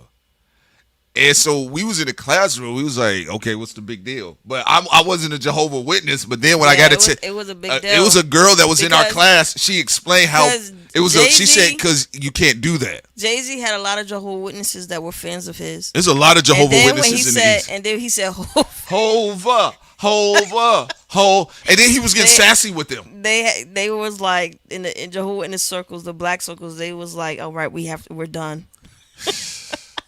They told me about the scrubs thing. I said, how did they see it? They don't have no windows. But you saw what happened to Michael Jackson with Thriller. He got kicked out of being a Jehovah's Witness. But everybody was watching. Everybody was going to watch that fucking music video and listen to that album. And some of his friends. Ain't nothing you can stop with that one. Come on, see. Some of his friends that was still cool with him. Hey, man, I don't agree with what they did. I think the video's good. No, if they're Jehovah's Witness, they can't say that. Publicly or to them? No, they can't even say that because that would be going against the principles of Jehovah. So they can't. It is crazy. They can't even do that. They can't even whisper, be like, no. They can't do none of that. Yeah, that's what Sid told me. I was like, yeah, because every Kingdom Hall I saw growing up, they didn't have any windows. Oh, stop it! They have windows. Stop it. I'm just saying. I've been in one or two times later on in life, but I was like, man. And Jay-Z was so sassy saying, because it's Jehovah. Right. I said, Jay, come on, nigga. You know, because at first, like when you growing up and you hear him call himself Hova, if you're not a Jehovah Witness, you're not thinking anything about it. But no, it did make me when as a kid looking at gender dynamics, that always baffled me because I would in music I would hear men be really ruthless about their thoughts of women. Yes. And at the time in the 90s, you had mostly women singing about love, but then you'll have a track like Bills, or you'll have a track like No Scrubs, and it's just like, especially No Scrubs, I'm like, I've never seen nothing like that in my life. I was like, as a kid looking at it, and all the guys were like just crying about it. Every guy. It was like an everyday discussion. I remember when Destiny's Child, again, the Africans that was bootlegging that came in from Philly, they were trying to sell me, when I was a kid, they was trying to sell me, what was it, Writings on the Wall, and I think I had got it from my mother, and I think maybe like a Tamia record or something like that, whatever the case was. And I remember hearing, "Can you pay my automobiles?" I don't. Now, when I was a little dumbass kid, I thought the song. You and me all through. Yeah, I thought the songs were catchy. Good for nothing type of brother. It's silly me. Why haven't I found another a baller? Yeah, so I didn't think nothing of it, but I kept seeing older guys at the barbershop. They were getting angry. They was like, "Yeah, man," and they talking about pay their bills, right? Or scrubs, and then they would. The barbershop that was put on screen with Ice Cube, that was real. So when I was a kid and when I was young and I was waiting for my haircut, you would hear like the men would bring up these songs and they would be complaining about it. And I remember Snoop Dogg had a song, he had a feature set, and he was like this, "Are you talking about, can I pay your bills, bitch?" I'm not gonna lie, I turned the record off. But I was like, yo, man. I was like, why would bills be provocation when you already made like 500 songs about a woman being a bitch? It's not like you saying it's like you already had that music before the song came out. So it's like that's one thing, like, because there's certain categories of life where I think women cherry pick and be hypocrites. With men, I think it's the music. With men, it just it's never 100%. because it's you like heard what 50 said. I'm tired of women rapping about their butts. Yeah, because like even when you're young, you hear like thousands of songs like "stupid bitch," "dumb bitch," "suck my dick," all this other stuff. Put my finger in your butt, and all this other shit, right? And you'll listen to like one or two songs where a woman be like, "All my scamming niggas again," like you a broke nigga. But like if I listen to most of the female discography, like women's songs, most of them are not like calling them men broke. Like most of them are like most of them are like love songs or breakup songs or some shit like that. But I was like, wow, like, because if you know the female Hall of Fame of like talking shit to men, No Scrubs, Bills. Believe it or not, you know what the third one is? What's that one with wait, hold on. I don't yes, you got to walk, but Shania Twain. Yeah. You got that. Well, before we go to the white scene, you know what the third one is in the black space. What? Believe it or not, it was Kaya, My Neck and My Back. It was guys. I saw guys getting. Yeah, but they didn't get as mad as No Scrubs though. Well, No Scrubs is like the Super Saiyan of them all. There's no song that got the guys mad as No Scrubs. Yeah, I agree with that. No, and it's global. In India, what the fuck you mean No Scrubs? I think what made men mad is because they were harmonizing it. No, it's a trolling record. Come on, it's three girls that's the size of elves trolling No. Yeah, there's three girls the size of elves trolling the shit out of men. And they hit the nigga in the passenger side. Why I get hit? That's how some of the guys say, why I get hit? I've never seen no song affect men ever in my life like No Scrubs did. Let me tell you something. I remember we was like when we was young and they was trying to explain. There was older guys trying to explain to kids why we should be upset. Yo, you gotta think about it, little nigga. Like, she talking about you living with your mama. You could just ignore them. And don't you have a girlfriend? So, I was like, so I you don't. proved the song wrong. You got a girlfriend. Well, I mean, I didn't care at the time when I was. No, I'm talking about the older man. Well, I'm like, y'all, you mad about the song, but you still got wives or girlfriends, so the song is proven some wrong. niggas just be stuck, and that really pissed him off. But I will say, to the point though, and I see this all the time, like the Spin That record. I've heard the Spin That record outside, and I've seen a guy ask a girl, "Yo, so that's the type of shit you on?" And I'm like, wow, like the spin. And if you really listen to the Spin That record, it's actually a lot more motivational than Scrubs. Like, I'm being real with you. What are you doing now? Because this Let me tell you why. You going back to when now this reminds me when. Hold on, Sam, before you interrupt. MC Light with the J. Cole and Fetty Wap. What are you about to do here? Go ahead. Let me hear what you got to say. Maybe it's just how I grew up. Come on. This just sound like Atlanta shit. Come on. Why? It's been that more motivational. Let me hear that because I mean the video is not on the same level as No Scrub. I didn't say it was on the same level. The song is better, but go ahead. What I am saying though, because sometimes I'm gonna be real with you. Some of the fellas I'll keep it real with y'all. Some of the niggas are a bit sensitive in rap. Okay, I'm gonna be real with y'all. You got like Kodak Black biting people's shoulders off and rapping about it. Okay. And there are some cluckhead girls that be like, I don't care. I just listen to the record. Who gives a fuck? I don't want no black. It's a lot of shit the girls got to dismiss, I'm already black. Don't need no black bitch. Right? I ain't said I ain't scared no black bitch. I'm gonna tell you why. What is this nigga talking about? Because Young Miami is talking to a specific class of dudes. Other guys that are not scamming, they not out here on criminal shit. I have no idea. Like, what does the record overall? It's not to say, because if you look at Scrubs, they were hitting everybody. Scrubs, their bullets, it was indiscriminate with their aim. It didn't matter if you were. A lot of square niggas felt they got shot up. Think about a nigga. If you're reading at home, you a scrub nigga.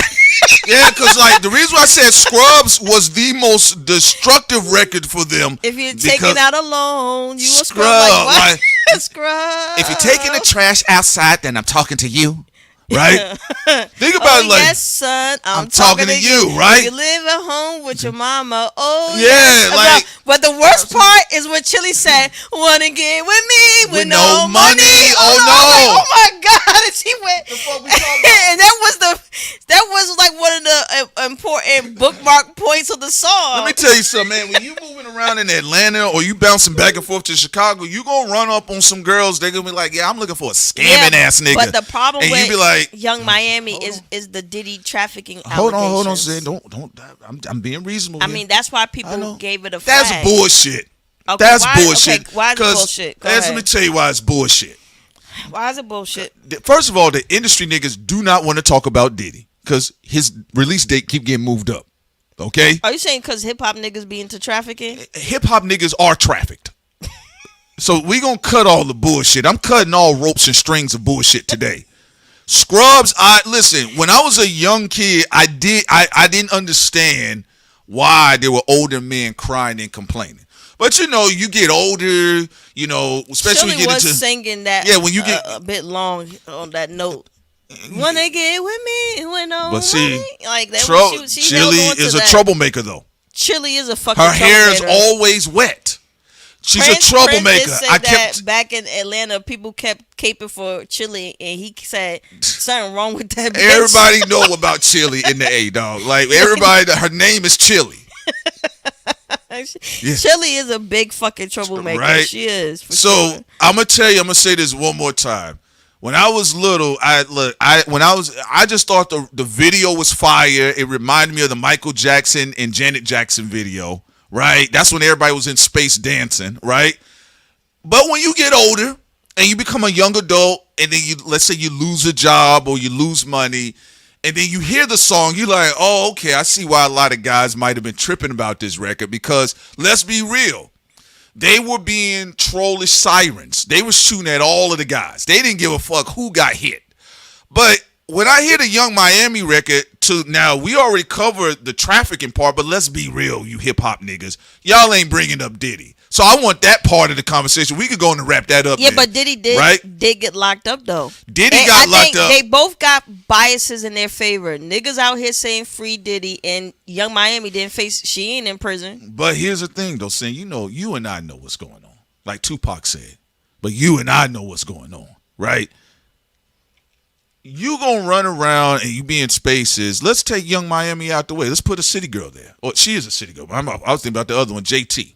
Right? Because I heard the same complaints about JT. It's just JT didn't have a record this big by herself, right?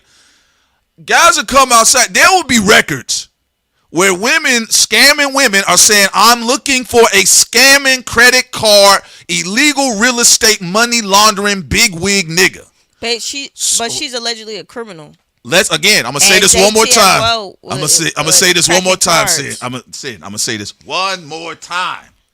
We're going to go in a different direction outside of Young Miami.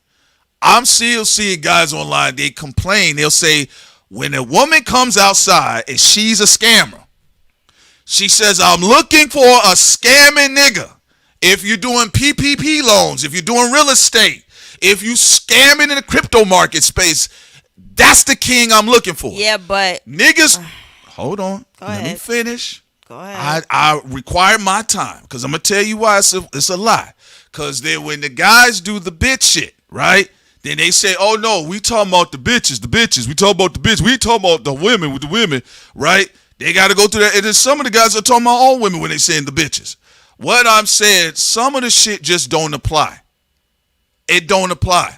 Now, unless the culture in general is really going to have a conversation about Young Miami and Diddy, and I'm seeing a lot of industry birds trying to avoid that conversation, they're not having that conversation. That's my point. I mean, we can agree on the industry stuff and the hypocrisy of industry politics. I'm but, just saying. The, you and I know. You know where I stand. I'm going to you where you didn't answer my question. How is it more motivational than those scrubs?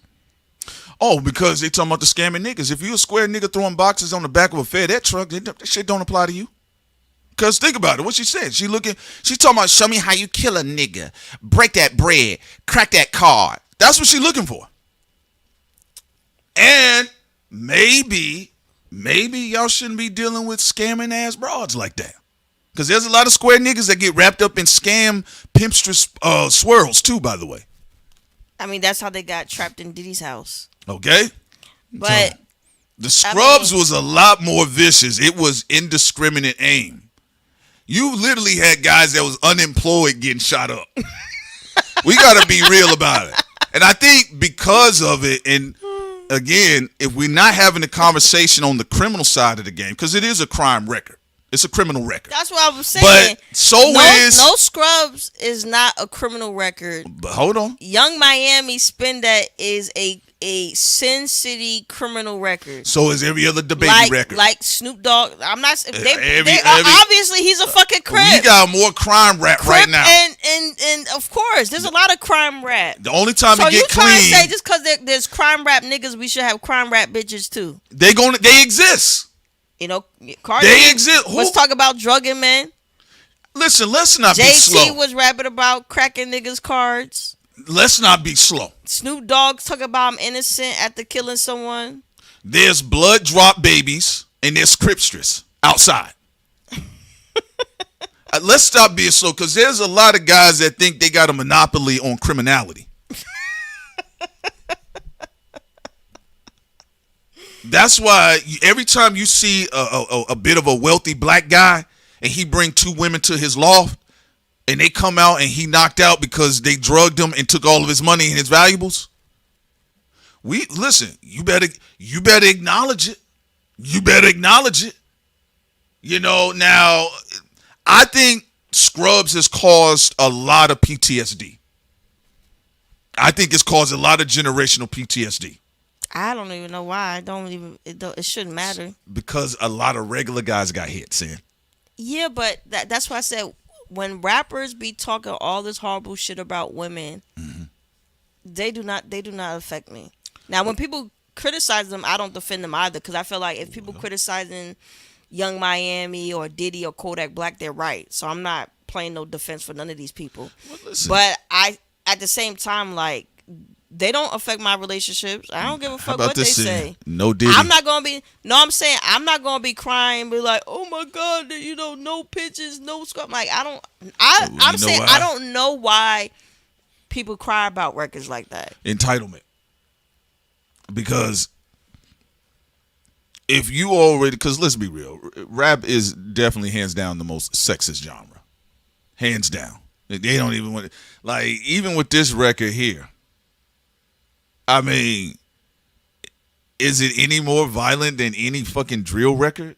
That's that shit I don't like. Was way bigger than this Spin That Shit. And they were talking about nothing but killing. And the niggas they was mentioning in the record, they were real people. You get what I'm saying? Some of them even with like questionable like gay rape bars. Yeah, like I mean, I stick my thing in the nigga's back, huh?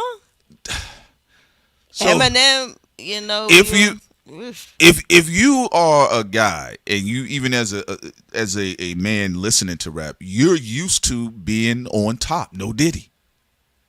But if the woman gets a chance to play that position, you're going to cry about it. Just like the whites, when they're used to having white entitlement and privilege, and then the moment it don't supersede skills, and they'll say it's reverse racism, it's the same shit. That's why, listen, I feel like with all of the belly aching, I said either get it all off the radio or shut up.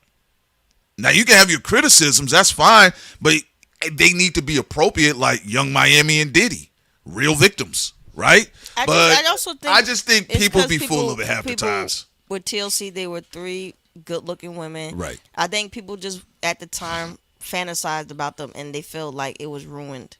I guess, I don't know. I'm just trying to think about it. I don't know why. Because they fantasize about strippers. But that's what I'm saying. I don't know why you feel this record is record is more Eighth House. What? Spin That. It's more Eighth House. So it still didn't make people as upset as Scrubs. No Scrubs. No Scrubs. People was really upset. Let me tell you something. It was like gender wars were happening because of No Scrubs. Like I said, Spin That. It's a conversation, but it ain't like. I mean, ain't nobody really care. Nah, man. Like I get why. Like when somebody like NDRE says something. But she's consistent with her music. She's very consistent. But I'm seeing the most inconsistent people talking. That is when we get into having a problem. Sorry, yes. I'll say this again.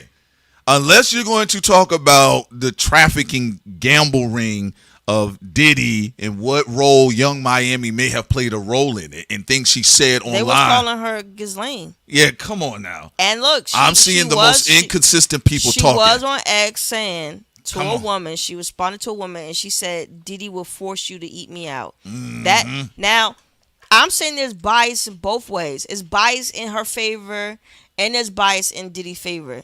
Like she got away with saying that. Imagine if a guy was on, a celebrity man was on X, and he said, you know, so and so will make you suck my dick, huh?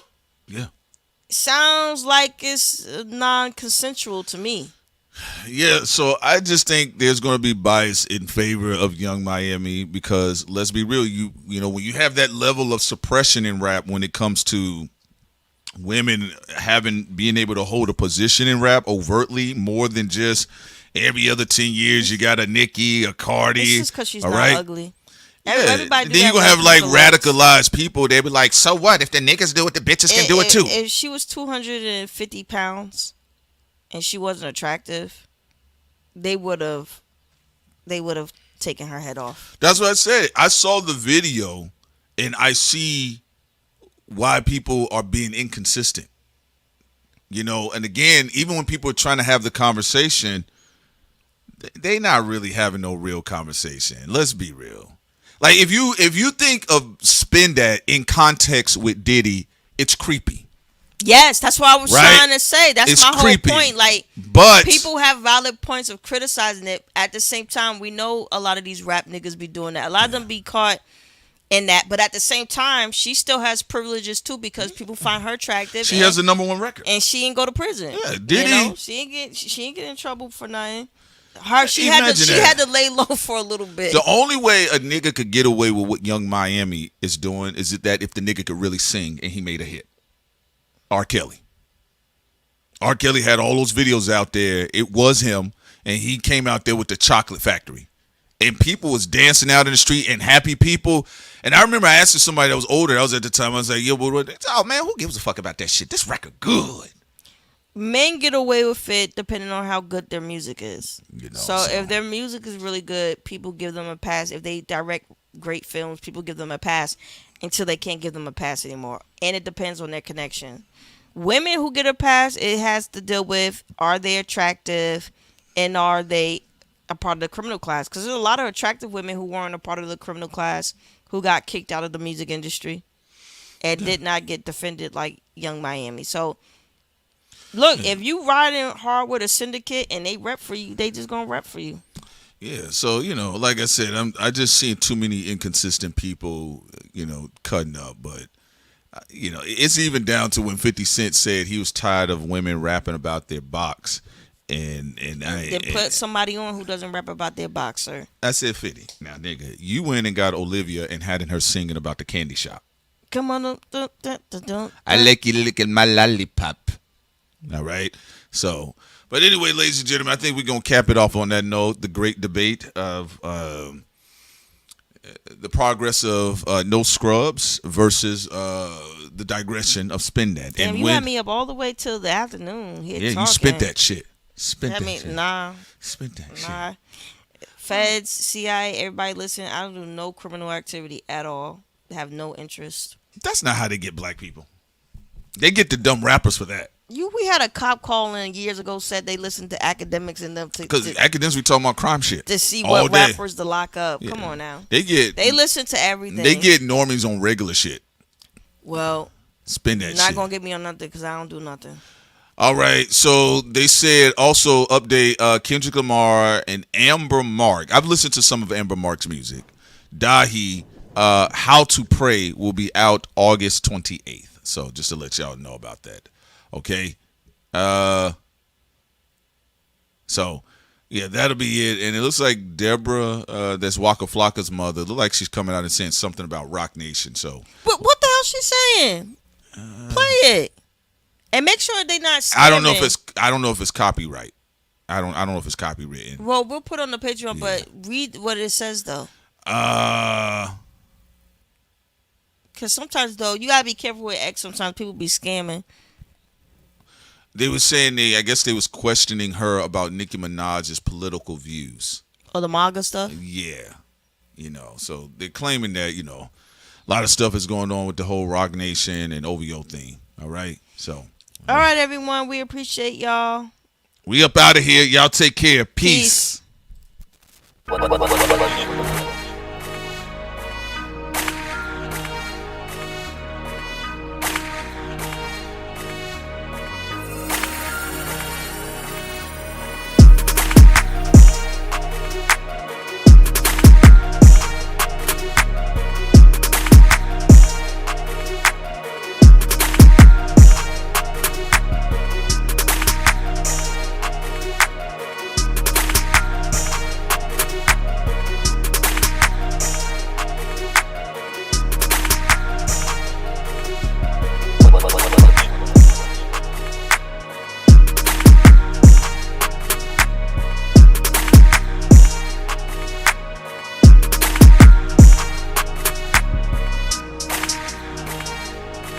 Sensational. Crimez.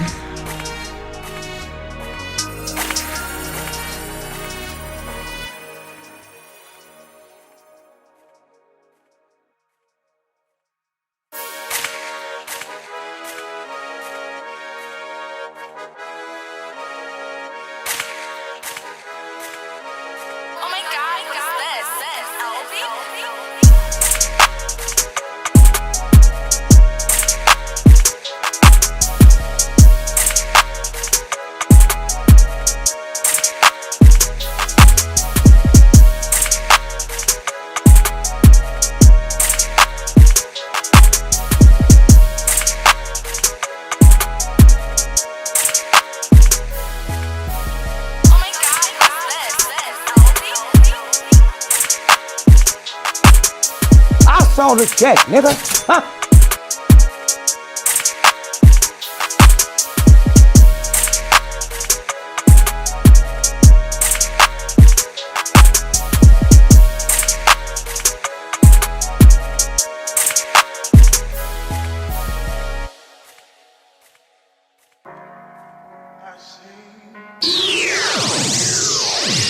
Thought Crimes.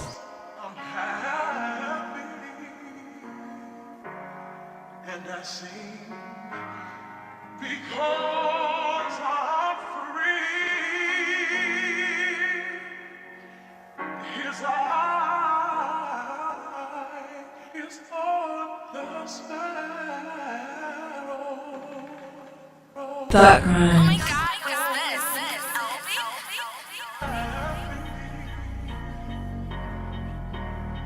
and I sing happy,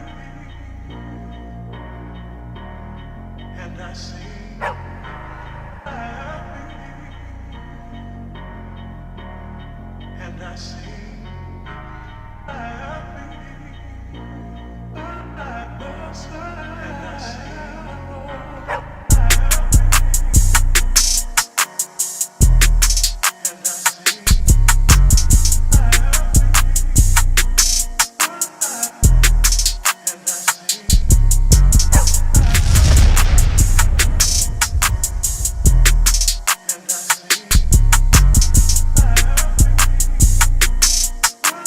Thought Crimes.